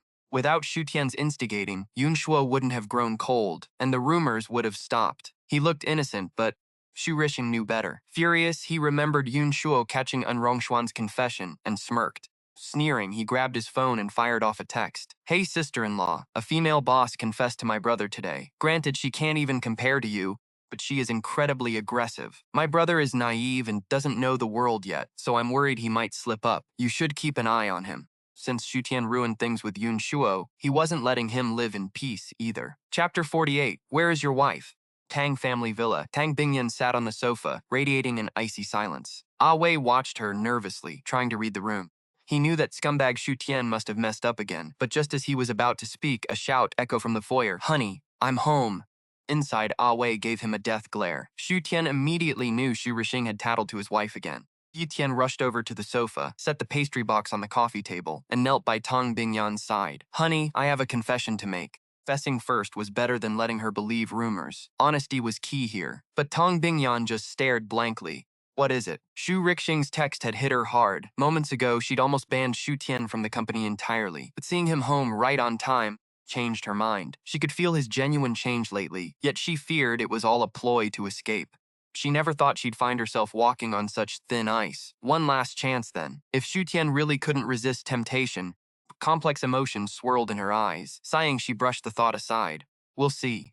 Honey, I went to negotiate a deal for the shoe group today and met a female client. After signing, she actually told me she liked me." Shu Tian looked utterly exasperated. "I rejected her outright and said I'm married. I told her my wife is 100 times prettier than any celebrity, but she didn't believe me. Honey, do I really look like a guy who couldn't pull a goddess?" Tang Bingyan hadn't expected him to confess so openly. Caught off guard by his shameless flattery, she was utterly speechless, but Shu Tian paid no mind to her stunned look. Kept rambling. "To prove it, I said I'd bring my wife to meet her. Honey, are you busy tomorrow? If you're free, could you come with me to see her, just to show her up?" Standing nearby, Ah Wei's jaw dropped. Dragging President Tang to meet some random female client? Was he trying to get killed? Ah Wei braced for the inevitable explosion. But their boss didn't blow up at all. Instead, she looked surprised and asked, "You want me to go meet her with you?" "Exactly," Shu Tian nodded. But then he added, trying to sound considerate, "Though I know you're super busy. If you don't have time, I'll just cancel." "I already told her I'm taken anyway." "What time tomorrow?" Tang Bingyan interrupted. "Is 6 o'clock okay?" Shu Tian blinked, caught off guard. He quickly replied, "At that French restaurant you love." "You actually remember?" Tang Bingyan was momentarily dazed. She thought he hated her too much to ever care, let alone remember what this restaurant meant to them. Of course I'd remember what my gorgeous wife loves. Honestly, though, he felt a bit guilty. Past life, he only ever thought about escaping her grip, completely ignoring her preferences. He only remembered this spot because after their divorce in his previous life, Tang Bingyan kept choosing it for their meetings. Smiling, Shu Tian picked up the box. "Honey, I got these rose pastries just for you. Give them a try." Ah Wei practically shivered. Where did this scumbag learn such cringe lines? And didn't he know she hated sweets? But just as Ah Wei stepped forward to throw the pastries in the trash, Tang Bingyan picked one up and took a gentle bite. "Good?" Shu Tian watched expectantly. "It's good," Tang Bingyan nodded, finishing the entire pastry with her usual elegant grace. Ah Wei was stunned. Love really makes people lose their taste buds. For once, he felt completely out of place. Early the next morning, Shu Tian called on Rongshuan to set up their meeting, and Rongshuan assumed he would stall to hire some fake actress to play his wife. But she was surprised by the instant invite and happily agreed. She was genuinely curious to see what kind of woman was supposedly prettier and richer than her. Driven by curiosity, and Rongshuan arrived at Saint Laurent Restaurant Inc. 30 minutes early. At 5:50, Shu Tian walked in. "You're early, President N." Shu Tian sat across from her with a smile. "I had a meeting nearby this afternoon, so this place was convenient." And Rongshuan raised an eyebrow. "Where is your wife?" "I told her to be here by 6, he said. "She should be here soon." He checked his watch. "She is pretty busy, though, so she might be slightly late." "Come on, Shu Tian, that excuse won't work on me." And Rongshuan laughed as if she'd seen right through him. "Next you'll say she is working late and can't make it today." She never believed he actually had a wife anyway, and seeing him show up alone only proved her point. "No, I really do have a wife." He felt so wronged. He'd literally dragged Tang Bingyan out here. And Rongshuan scoffed. "Keep making things up," he muttered, then fell silent, waiting for Shu Tian's so-called wife to arrive. And Rongshuan tapped his watch, turning the face towards Shu Tian. "It's 6. Where is your wife?" "I'll call her," Shu Tian said. But as he reached into his pocket, his phone rang first. It was Ah Wei. Ah Wei never called without Tang Bingyan's orders. Was she really too busy? Shu Tian stared at the screen. He rubbed his temples. What a mess. Ah Wei spoke first. "Shu Tian, President Tang will be late. Is she working overtime?" "No rush." Ah Wei hesitated, sounding reluctant to talk. "Just keep waiting," he muttered, then hung up. He hung up. Shu Tian gestured with his phone. "My wife is busy, but she is coming. I will wait, no matter how late." Smiled. "Even with overtime, she will be free by 12, right? If she pulls an all-nighter, I will wait. Restaurant is open all night. We can wait." And Rongshuan leaned forward, planting his hands on the table. "Do you really have a wife?" "Of course," Shu Tian replied. Another hour passed. Tang Bingyan was missing. Away called again. Yin, President Tong needs more time. Is she still working? No worries, Su Tian said, hanging up without thinking. And Rongshuan smirked, convinced he was right. Not wanting to ruin the fun just yet, he played along. I'm in no rush. We can wait all night. So they sat there for another hour. Dinner time passed and the restaurant began to empty out. She never appeared. 2 hours later, Ah Wei called again. Shu Tian picked up instantly, his heart racing. Bo Wei sounded absolutely terrified. I'm sorry, President Tong has not even left yet. This time, Shu Tian caught the strange tone. He asked if she was busy, but a sudden doubt hit him. Did she regret agreeing to this yesterday on a whim? Was she skipping? Let's call it off, Su Tian suggested. We can reschedule later. But Ah Wei cut in. Do not cancel, Ah Wei pleaded. She has critical business to finish first, but she is definitely coming to see you tonight. Please wait, Shu Tian agreed. Tell her I will wait. Ah Wei was so sure, Shu Tian decided to trust her. Still, he wondered what was keeping Tong Bingyan so long. Doubted it. She was too capable. So why was she still missing? As midnight approached and Rongshuan's patience finally wore thin, he looked across the table. Stop acting, Shu Tian. I know there is no wife. You are not married, and this excuse will not work. He smoothed his hair triumphantly. Since you are single, I have every right to pursue you. Shu Tian did not know whether to laugh or cry. What will it take to make you believe me? Want proof? And Rongshuan smirked. Simple. She shows up tonight, or I will assume you are single. She will be here, Shu Tian said, remembering Ah Wei's promise. If you are willing to wait, you will see. I will give you your answer. Fine, I will wait. And Ronghuan ordered another coffee, digging his heels in. Sure, Shu Tian's wife was a myth, but he stayed calm. Pursuing someone this interesting required real patience. Another hour slipped away. Even though this restaurant stayed open 24 hours, the late hour was starting to show. Only Shu Tian and Rongshuan and a young couple in the corner remained. Within 30 minutes, the couple left too. Now they were completely alone. The staff kept casting suspicious stares. Ordering only drinks, never dinner. Were they planning to skip the bill? And Rongshuan noticed the stares turning red. Patience was completely dead. He decided to end this charade once and for all. Shu Tian, he began. But before he could finish, the entrance chimes jingled. A stunning woman stepped inside, and Rongshuan turned his head. One look froze him. She wore no makeup, yet her skin glowed like white jade. She wore a simple cream suit, completely unadorned, yet her powerful presence commanded the entire room. She was breathtaking. Su Tian's words flashed in his head. My wife is prettier and richer than you. He had not believed it. But watching her approach, he could not look away. Even as a rival, she was undeniably magnetic. She was gorgeous, with a commanding aura that left him feeling completely outmatched. You must be, he stammered, rising. Before he could finish, Shu Tian rushed past him. Wife, you are finally here, he said, taking her arm. Led her over. Mr. An, meet my wife, Tang Bingyan. Now do you believe I was telling the truth? And Rongshuan stared at them, wondering if this was a paid actress. But looking closer, he knew she was real. A woman like Tang Bingyan would never play along with a fake relationship. Her being here meant only one thing. They were actually dating. Hello, she said, her voice freezing Rongshuan on the spot. She barely nodded, keeping her distance and radiating cold authority. Hello, my name is Rongshuan, he stammered. Her icy presence was suffocating him. The interrogation died in his throat. Is everything okay, honey? Shu Tian pulled Tang Bingyan down, then waved over a waiter to order some warm water. Tested the water before sliding the glass over.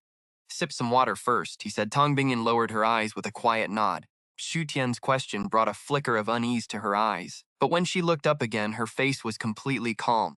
I told A Wei that if you were too busy, we could reschedule. Shu Tian squeezed her shoulder gently, aching at how tired she looked.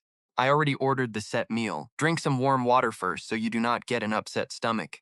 Across the table, and Rongshuan watched them with a tight, conflicted expression. He felt like a total third wheel. Once the food arrived, he just wanted to escape.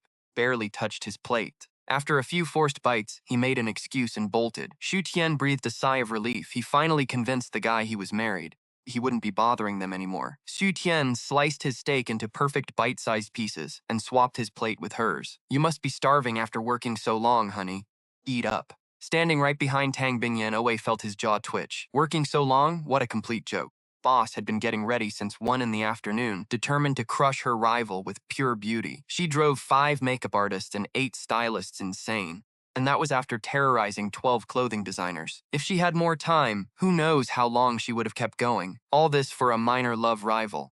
Anyone watching would think she was meeting the president. But A Wei kept his mouth shut. To him, Shu Tian's credit was still way below 0.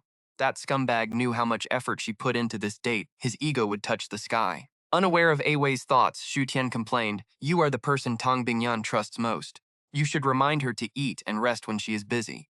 A Wei wanted to scream that this had nothing to do with work, but he just nodded. Ignoring Awei's pained expression, Xu Tian turned back to his wife. Honey, I told Rongxuan how amazing you are, but he did not believe me at first. Seeing you in person definitely changed his mind. He won't be chasing me anymore. Honestly, who would look at anyone else when they have a wife as gorgeous as you? Billet. I would never look at other women. You came straight from working overtime without even touching up your makeup, and you still look stunning. If you actually dressed up, he would probably want to crawl into a hole. Watching this, Awei realized Tang Bingyan driving her team insane only to wear her usual clothes was a massive waste of effort. Xu Tian's casual praise worked. A barely visible smile touched Tang Bingyan's lips. Once they finished eating, she casually took his hand. Her hand felt warm. Xu Tian looked down to find Tang Bingyan's fingers tightly laced through his, holding on with a quiet, desperate strength. Smiled gently. Let's go, honey. They stepped out into the quiet night. Only the rhythmic click of Tang Bingyan's high heels broke the silence. The moonlight and streetlights painted the sidewalk in a soft glow. For once, everything felt peaceful. Past life, he and Tang Bingyan never had a quiet moment like this. After his rebirth, this simple walk felt incredibly precious. No schemes, no lies, just the two of them. But suddenly, Xu Tian stopped dead in his tracks. Ahead of them, a couple was slipping into a hotel. Xu Tian pulled out his phone and snapped a few photos. What are you doing? Tang Bingyan asked.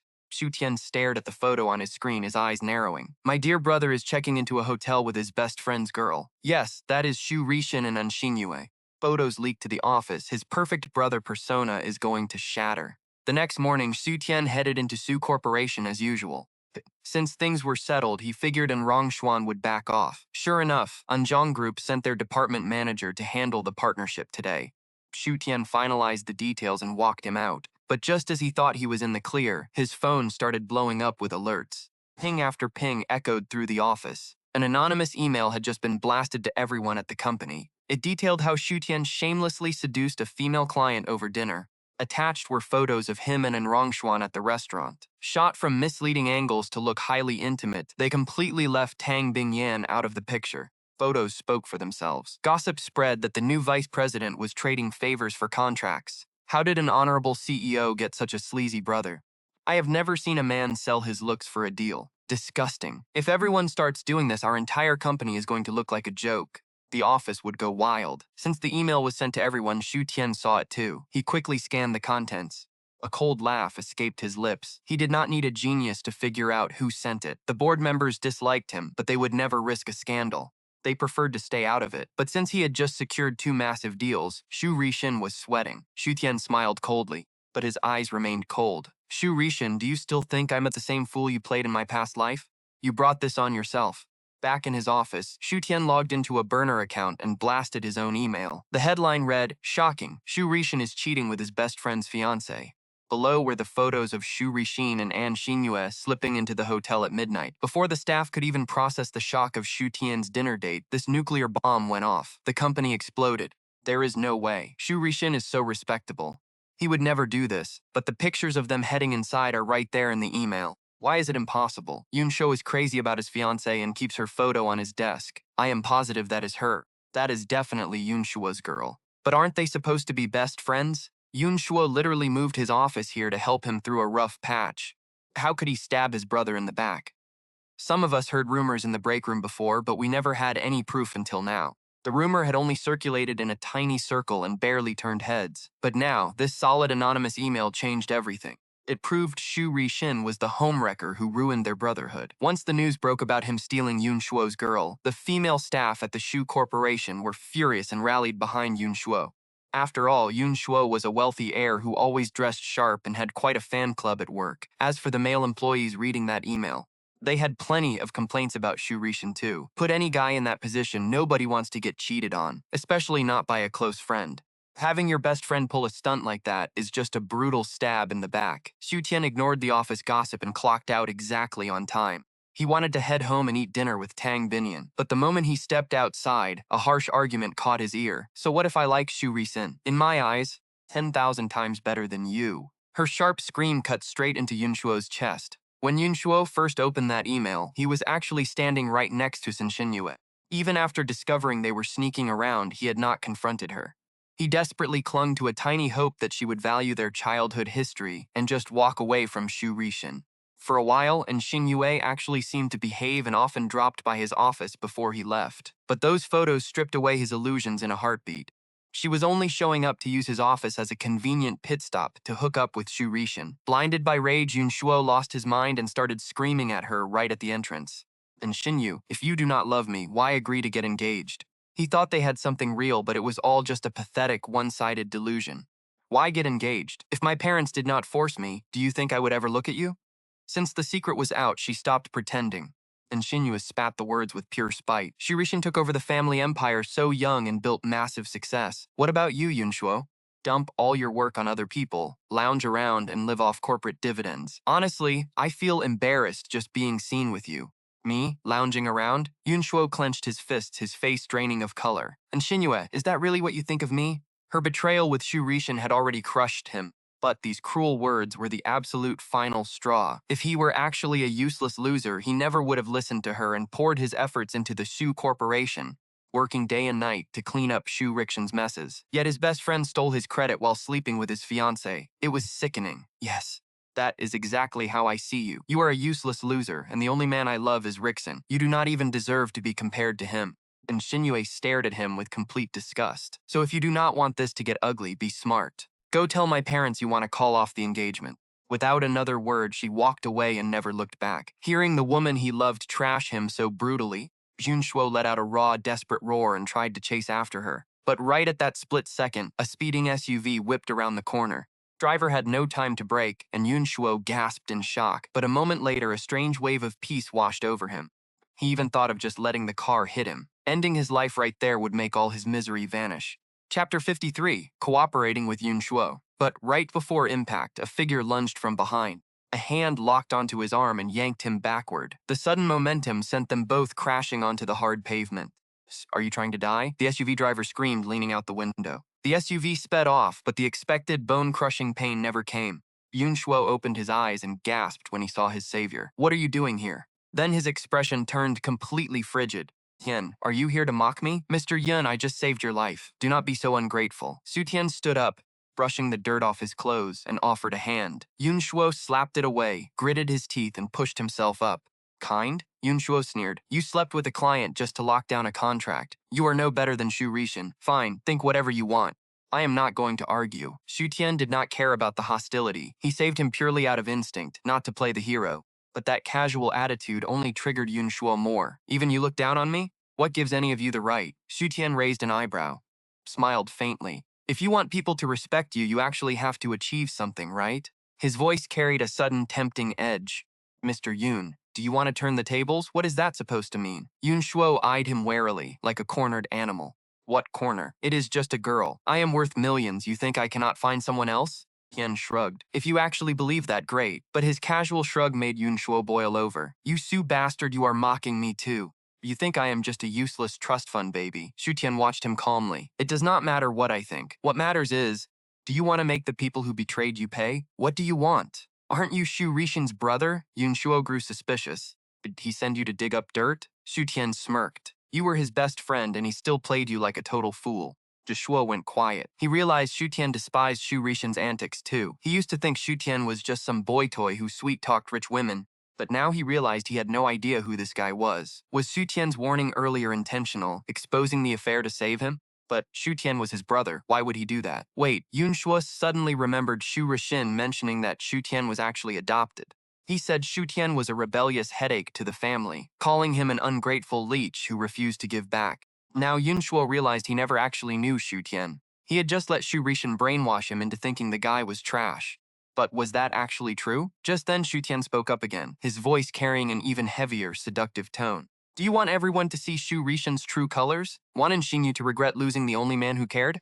Chapter 54, Countermeasures. Yun Shuo listened, fists clenched. After a tense silence, he stared straight at Xu Tian. What do you want from me? The offer was highly tempting. Still had his wits. No one helps for free. Xu Tian smirked. I want us to team up and utterly ruin Xu Rishan. I want you in my corner. In return, I will make everyone who hurt you pay. Yun Shuo fell silent, frowned. Why do you want revenge on Xu Rishan anyway? Xu Tian cold-eyed him. Because he messed with my woman. Your woman? Yun Shuo looked up, startled. Which woman? Was it in Rongshuan or someone else stolen by Xu Rishan? Ultimately, it did not matter. Yunshuo felt a sudden wave of pity. If Shu Tian had also been cheated on by Shu Rishin, then he was not the only fool in town. That thought offered some cold comfort. Still, he kept up his proud front. Fine, I will give you one shot to work with me. But warning you now, do not try to double-cross me.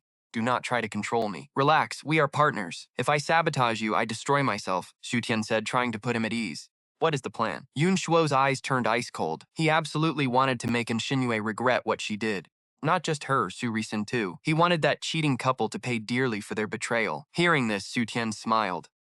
Call off the engagement immediately. Tell your parents to cut all ties with the An family and claw back the dowry money. Shu Tian remembered the past. In his last life, the An family used the Yun family investments to build an empire, eventually stabbing them in the back. They left the Yuns in the dust. The partnership had to die. Yun Shuo gasped. What? Call off the wedding? Yun Shuo hesitated, his face turning pale. Shu Tian raised an eyebrow. What, do you still want to marry her? No, I would never marry that backstabbing cheat, Yun Shuo snapped. But the engagement is not just about us being childhood sweethearts. Our companies are deeply tied together in business. It is a massive web of mutual interests, which made the marriage logical. It is a corporate alliance. Walking away overnight would devastate our business. Even if I want out, we cannot just end it. Suddenly anyway. Too sudden, Shu Tian cut him off. I heard the An family is bidding on prime land backed by your 50 million. 50 million will not ruin you, but if that deal collapses, your family cash flow dries up. You know how risky that is. Your parents only paid that cash because they thought she was family, but now you know she does not love you.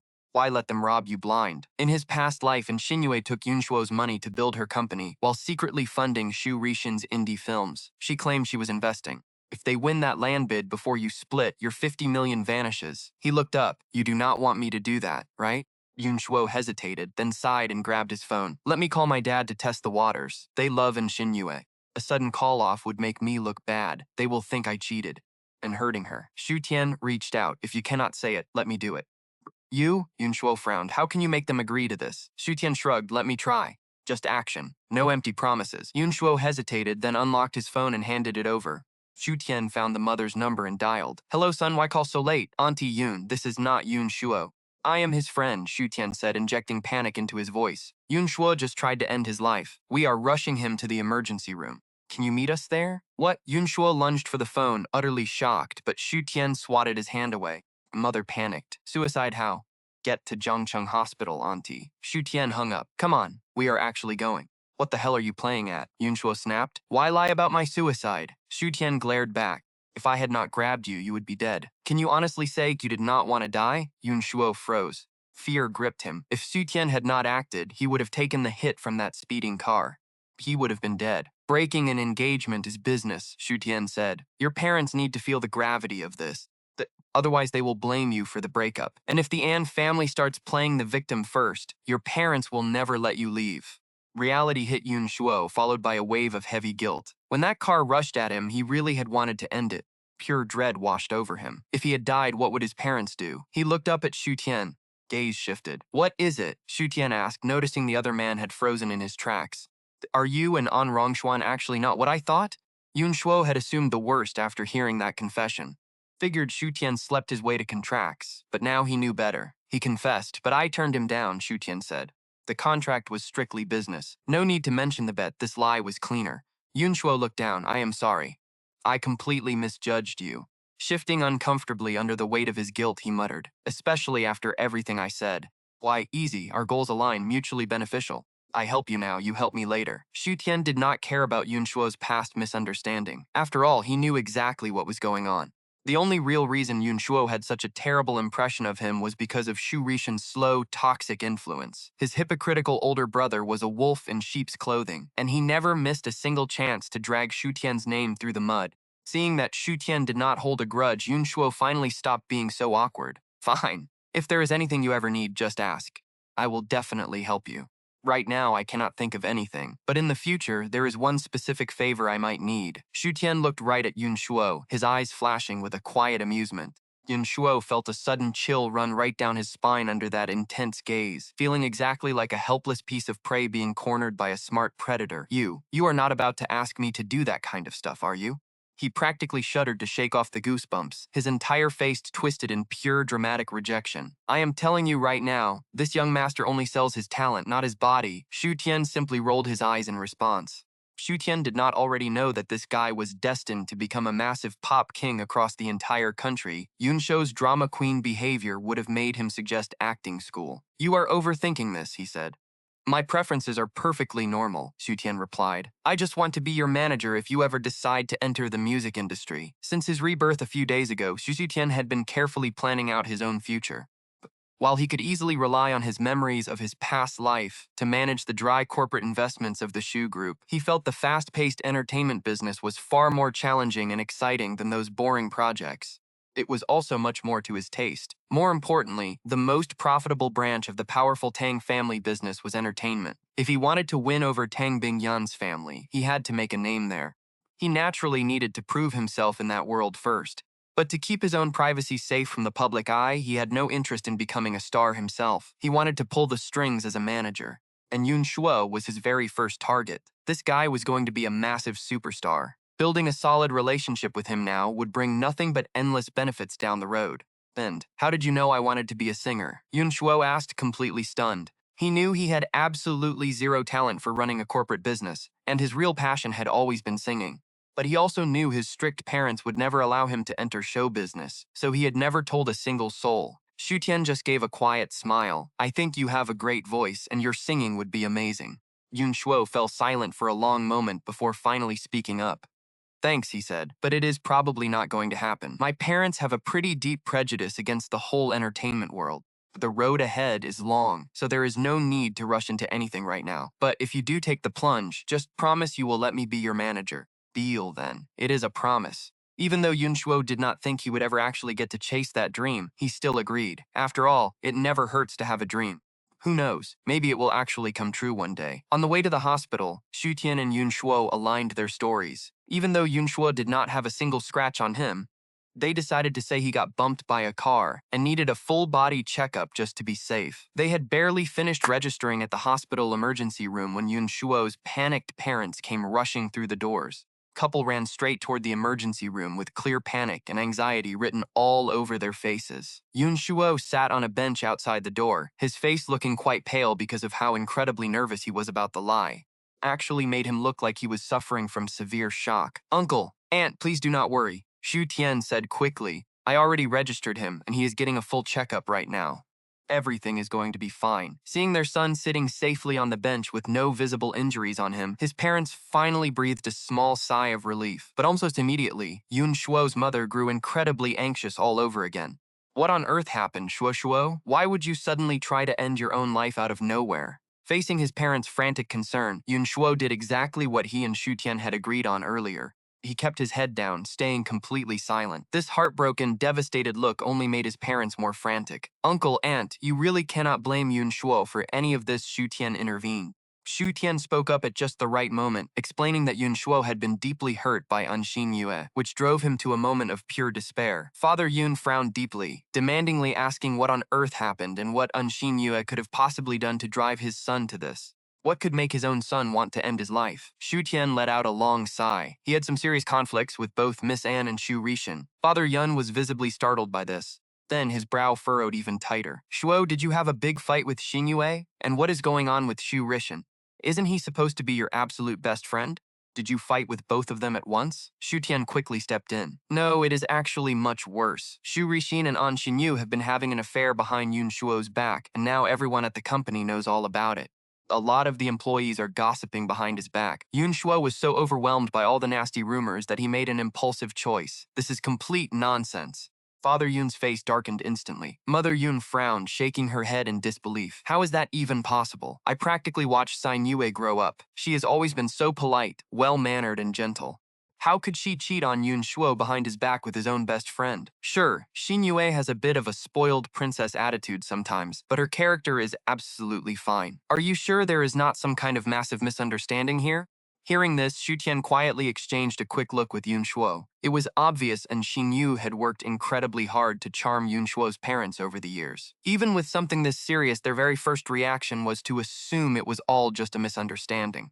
Did not want to believe it. Xu Tian sighed heavily. "Uncle, aunt, there is something you do not know. Xin Yue has never actually liked Yun Shuo. The only reason she agreed to this engagement was so her own family could leech off the successful Yun family. She even admitted that directly to Yun Shuo himself. Normally, she does not care at all about the expensive gifts Yun Shuo buys her, yet she proudly wears a simple bracelet given to her by Shu Rishan every single day. To make matters worse, intimate photos of Enshinyue and Shu Rishan secretly hooking up were mass-mailed to everyone in the entire company. Now every single employee knows she is sleeping with Shu Rishan behind Yun Shuo's back. Honestly, I bet whoever sent that anonymous email was just completely sick of seeing those two treat Yun Shuo like an absolute fool, so they finally decided to expose them to the world. Yun Shuo received one of those emails too. If you do not believe me, you can just ask him to pull it up right now. After saying this, Shu Tian gave Yun Shuo a subtle look. Yun Shuo caught the hint and quickly shook his head, pretending to refuse. It is just a few pictures. There is nothing to see, he muttered. Father Yun's face turned icy cold. Give me your phone right now, let me see it. The more Yun Shuo resisted, the more suspicious his father became. The more his father realized something was seriously wrong. He snatched the phone right out of Yun Shuo's hands and quickly searched the inbox for the anonymous email. The highly intimate photos of Anna Xinyue and Shu Rishan inside that email practically burned his father's eyes, leaving him completely stunned. Then, he almost dropped the phone right onto the hard floor in pure shock. Shuo, why on earth didn't you tell us any of this? I always thought Enshinyu was a sweet, sensible, and respectful young lady, but I never expected her to be such a shameless woman. There's absolutely no way a girl like that is ever marrying into the Yun family. Uncle, please do not blame Yun Shuo, Shu Tian chimed in. He just thought Missin was young and looking for some temporary excitement. That is why he kept holding it in, hoping she would eventually change her mind. He never expected Miss Anne to devote herself completely to Shu Rishin instead. For instance, when she said she wanted to attend a concert, Yun Shuo went through a ton of trouble to get her VIP tickets through a close friend, but she immediately turned around and gave them to Shu Risin. Even as an outsider, I could not bear to watch this and kept begging him to break off the engagement. But Yun Shuo was still too stubborn and wanted to give Enshinyu yet another chance. Uncle, Aunt, you both really need to talk some sense into him as well. Shuo, how can you be so incredibly stubborn? Father Yun looked completely exasperated with his son. With everything you have going for you, are you actually worried you won't find a good woman to marry? But our two families are already engaged, Yun Shuo mumbled, and we have so many business partnerships together. Yun Shuo looked completely torn. His father scoffed, forget the partnership. Are we supposed to welcome a loose woman into our family for business? Leave this to me. I will get you justice. Yun Shuo frowned. What about the partnership? His father waved it off. Don't worry, the funds I promised the Anne family haven't cleared yet. I am stopping the payment right now. I would rather donate this cash to charity than give it to the Anne family. They do not deserve it. Chapter 58. New Look. With that, Yun Shuo's father called his secretary immediately. Meanwhile, his mother grabbed Shu Tian's hand, her eyes full of gratitude. You are Shuo's friend too, right? Thanks for talking some sense into him. If anything had happened to Shuo, our family would have fallen apart. Shu Tian smiled. Auntie, my name is Shu Tian. I am Yun Shuo's friend. Do not worry. I will stick close to him over the next few days to keep his mind off things. Shuo is lucky to have a friend like you. Thank you. You must come over to our place sometime, and I will cook you my specialty dishes. Yun Shuo's mother was genuinely grateful to Shu Tian. While his other friend Shu Rishin had betrayed him to steal his fiancée, Shu Tian was here comforting him in his darkest hour. Talk about a massive contrast. Mom, it is really thanks to Shu Tian. If he had not stopped me in time, I might have Yun Shuo's side. I see things clearly now. Instead of wasting tears on a woman who does not care, I will focus on my work and make Enshinyue regret her choice. Shuo, I am so glad you woke up. Yun Shuo's father was deeply relieved. Do not worry about canceling the wedding. I will handle it personally. The parents stayed, watching him go into the examination room, and waited for the clean medical report before they finally left. Before leaving, Yun Shuo's mother pleaded, Shuo, why don't you come home and stay with us for a few days? She was terrified her son would do something reckless over Enshinyue. No need. I am going to have Shu Tian stay with me for a couple of days. That is fine, you young people have more to talk about. Shu Tian, I am leaving Shuo in your hands. Eventually, his father dragged his worried mother away. Shuo and Shu Tian walked out of the hospital. Shu Tian, I had no idea you were such a great actor. Yun Shuo sighed. Shu Tian just offered a faint smile. Tossed Yun Shuo his car keys. Let us where to? Yun Shuo asked, totally confused. Step 2 of the plan. Get you a makeover. A makeover? Yun Shuo looked down at his stiff suit and tie. Is my suit not formal enough? Formal? It is way too formal. Shu Tian shook his head at Yun Shuo's cluelessness. Objectively speaking, the guy had incredibly fair skin. He had the looks and the build, but he believed girls only liked mature men. Just to grab Enshinyue's attention, he aged himself, even though he was only 20. In the prime of his youth, he dressed like an old man, rigid and boring. Xu Tian still remembered one of Yun Shuo's stage performances from his past life. With a golden side-parted wave, dressed in all-white casual wear, his clean, youthful energy had completely blown the entire crowd away. Fans went so wild it almost caused a riot. The current Yun Shuo was even younger than back then. With that style, he would look even more breathtaking than before. People are visual creatures. There was no way Xinye would not fall for him now. Xu Tian dragged him to the mall, hitting up several casual boutiques to have the stylist pull some great custom outfits. Every single outfit was pure white. Yun Shuo's flawless skin practically glowed in the light, and when he stepped in front of the mirror, he looked absolutely stunning. He hesitated, but wearing this to the office might be too much? Won't I look a bit too flashy? Yun Shuo was used to boring black suits, so this sudden change felt incredibly bizarre. No way, Xu Tian laughed. If I posted this photo in the company group chat right now, you would see. Instantly get a massive army of fangirls. Please don't, Yun Shuo muttered. Xu Tian laughed. Then, as if remembering something, he asked, speaking of the company staff, "Did you know HR manager Rong Yan is into you?" Yun Shuo froze, then looked up. "Where did you hear that?" "Honestly, I kind of felt it." Yun Shuo fell silent, then nodded. "I admit she has feelings for me. She actually confessed back in college. But I only had eyes for Xinye back then. So I rejected her flat out and told her to stay away." Xu Tian smiled. "Honestly, I think Rong Yan is a really great girl. You still have her number, right? Give her a call and ask her out for dinner." Past life, Xu Tian rarely visited the family business, so he never noticed Rong Yan's feelings. But he did remember a tragedy. In the 4th year of Yun Shuo's marriage to Xinye, he suddenly died. Soon after, Rong Yan made the local news for running over Xinye with her car. She did it because she discovered Xinye had murdered Yun Shuo, and she wanted revenge. From what Yun Shuo was saying, Rong Yan had loved him for nearly 5 years. Even after being rejected in college, she took a job at his company just to catch a glimpse of him. She actually joined the company just for him. "She is a great girl, but I am in no position to date right now," Yun Shuo muttered. "Besides, I do not like her that way." Calling her right after a breakup felt like a total scumbag move to him. Xu Tian laughed. "It is just a dinner. Nobody is asking you to marry her on the spot." Xu Tian knew his friend was hesitating, so he smiled. "Think of it as a fresh start. You only rejected her before because you were completely blinded by Xinye. You never even got to know her properly. Now that you and Xinye are finally done, look around. There are other incredible women out there. Maybe once you get to know her, you will realize you were just blind and Rong Yan is the perfect match. Let your worries hold you back. You might miss out on a great thing. Besides, do you not want to get back at Xinye? Moving on to find real love is the ultimate payback. It is the ultimate revenge." Yun Shuo shook his head. "I do not want to use romance for a petty grudge. Of course not. I am not telling you to use someone as a shield, just a chance for you to know each other. If you still do not feel any spark, you can be honest and stay friends. Rong Yan has the looks, the family background, and everything else going for her. Definitely shares your interests. She is a million times better than Xinye, who only cares about shopping and vanity. Why not try? Especially for a girl who literally gave up her life for Yun Shuo in the past."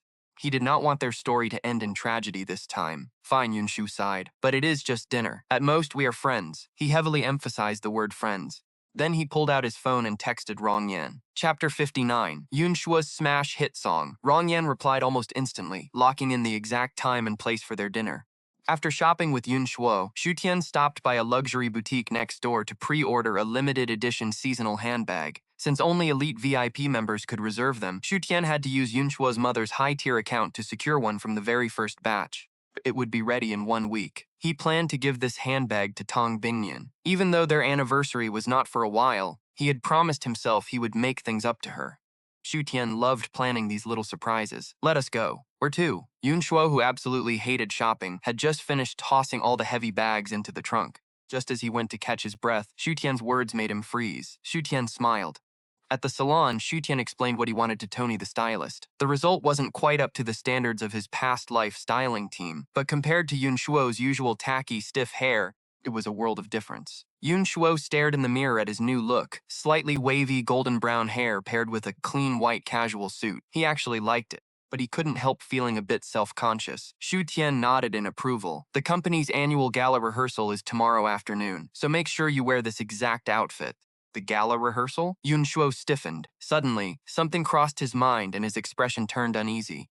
Supposed to go anyway, mostly to watch Xinye perform. But Xu Tian cut in. "Tomorrow is the final review before the gala and you absolutely have to be there." Besides, I'm not sending you there just to sit in the audience. With that, Xu Tian pulled a sheet of lyrics and musical notation from his pocket. He had studied composition in his previous life. He had transcribed this from memory. It was actually the very song Yun Shuo would write years later after hitting rock bottom, the one that would randomly launch him into overnight stardom. Yun Shuo asked, "What is this?" Yun Shuo took the sheet, his eyes widening in pure shock. "Did you write this melody?" No, Xu Tian lied. "I bought it from a genius songwriter," he claimed. "This is incredible," Yun Shuo said, clutching the paper with trembling hands. "Can you introduce me to the composer?" His eyes lit up. It was beautiful. Honestly, he couldn't explain it, but he felt a strange, deeply personal connection to the music. Was it fate? Xu Tian shook his head. "I'm afraid that's not possible. The composer only sold it to me on the condition of absolute anonymity. You know how artists can be. They usually have some quirky habits." Xu Tian wanted Yun Shuo to perform at the Shu Group Gala because the guest list was packed with heavy hitters. Yesterday, he had spotted 2 major record label executives on the administration invite list. Since the song was a guaranteed mega hit, Yun Shuo's performance would definitely steal the spotlight. It was the perfect launchpad for his music career. Besides, after the whole disaster with Xinyu, sure, Yun Shu's parents were too relieved to push him too hard. If he wanted to break into showbiz while helping manage the family business, probably wouldn't stand in his way. When Xu Tian shared this plan, Yun Shuo felt a rush of adrenaline. Singing had always been his dream.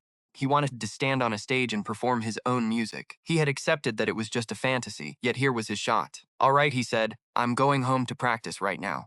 With that, Yun Shuo practically ran out the door.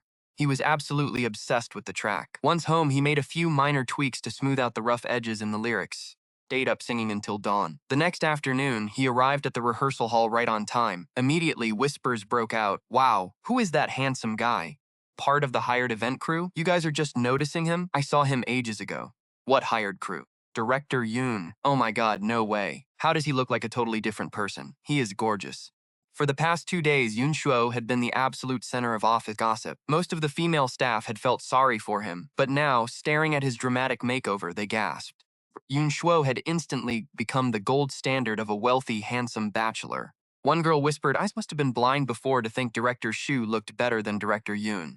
It turns out Director Yoon just didn't try before. Dressed like this, he could easily be an idol. Nearby, a young woman coordinating the sound system heard the commotion and frowned in annoyance.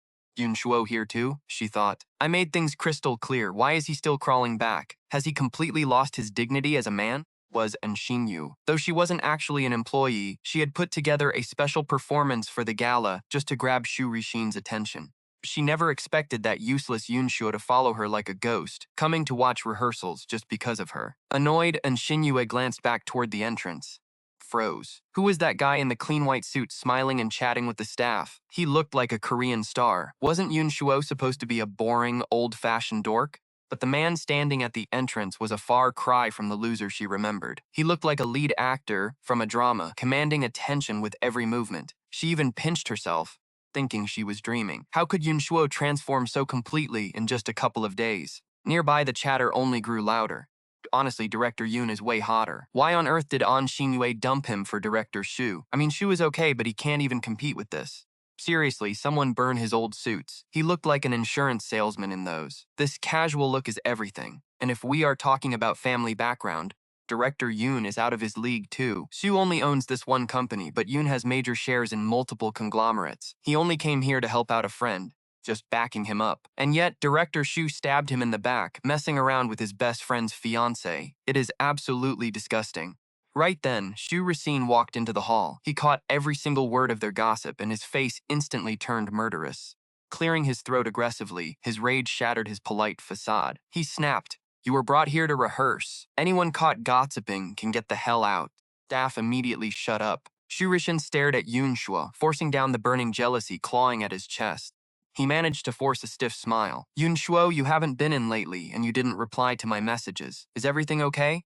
Do you know how worried I was?" He put on a perfect show of concern, totally shameless about his betrayal. Deep down, he resented Yun Shuo far more than he appreciated him.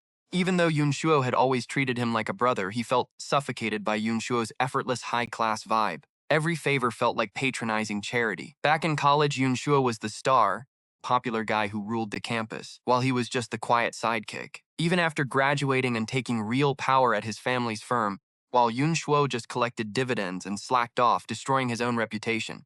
Yet that deep-seated insecurity remained. Xu Rixin still desperately wanted to crush him. So he had fed Yunshuo bad advice, telling him to act stiff and conservative for the board and Nshinyue. He claimed women preferred safe, boring guys and warned him to give her space. It had worked perfectly. Watching Yunshuo's beautiful fiancée fawn over him day after day gave Xu Rixin a sick, twisted sense of triumph. He thought the thrill would last forever until Xu Tian casually exposed his secret affair. Staring at Xu Rixin's fake, concerned face, Yunshuo wanted to throw up his lunch. Don't worry about me, Director Xu. You're a busy man, so maybe focus on your own business. Xu Rixin didn't expect such a blunt shutdown. His smile froze instantly, and Xinyue finally snapped out of her awe at Yunshuo's new look. Looking at him, her disgust turned into smug satisfaction. Why the sudden makeover? Obviously to catch his eye and win him back, but her smugness did not last. She slowly knitted her brows and glared at him. Yunshuo, stop making a scene. I do not like you. I wanted to break up. It has nothing to do with Rixin, blaming him for everything. Are you even a man? Yunshuo had just apologized. She might have given him a chance. But showing such disrespect to Xu Rixin was like a public slap in the face. Blaming him? Yunshuo sneered. I came here for the gala rehearsal. I do not have time to waste on nobody. Rehearsing? And Xinyue was stunned. How did she not know he was on the schedule? Before she could press further, the admin manager stepped forward with the program list and asked everyone to quiet down. Today is our final rehearsal, and we must make the cut. Since time is limited and we have guest celebrities performing, some adjustments are necessary. Their schedules cannot be changed, so we have to adjust our lineup. With an apologetic look, he delivered the bad news. Some acts will be cut. Schedule was fine until An Xinyue and Yun Shuo suddenly added their acts. To accommodate everyone and the guest influencers, we must cancel one performance. Most acts are group performances rehearsed for months. Cutting them would cause major backlash, so the admin manager decided to cut one of the solo acts instead. Right now, we only have 3 solo acts, and Xinyue's modern dance, Yunshuo's solo song, and the HR manager Rong Yan's solo dance. But Rong Yan's performance is stellar and has been in the works since day one. Removing it would seriously hurt the show's quality. Plus, it would be unfair to her. After careful thought, the manager made a decision.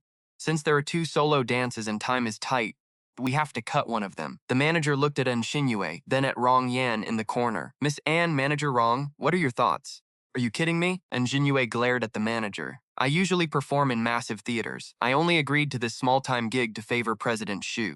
And now you want to just cancel it? The manager let out a helpless sigh. Miss Anne, your act is great, but the schedule was locked in advance. Your sudden request for a 10-minute solo is just too long. Normally 5 minutes is the limit. But with her ties to Xu Rixin, he had to tread lightly. Chose his words carefully. Since both are solo dances, why not perform them now and let everyone vote on which one stays? And Xinyue instantly exploded. It is an honor that I am even here. Who gave you the right to decide whether I perform or not? Enough, stop talking. Xu Rixin finally snapped. He looked at Nshinyu. I actually think Xiao Tian has a point. Your acts are too similar anyway. Why not compete? Let us showcase the best talent of our Shu group. Rixin, do you really think I should compete with her? Nshinyu was shocked.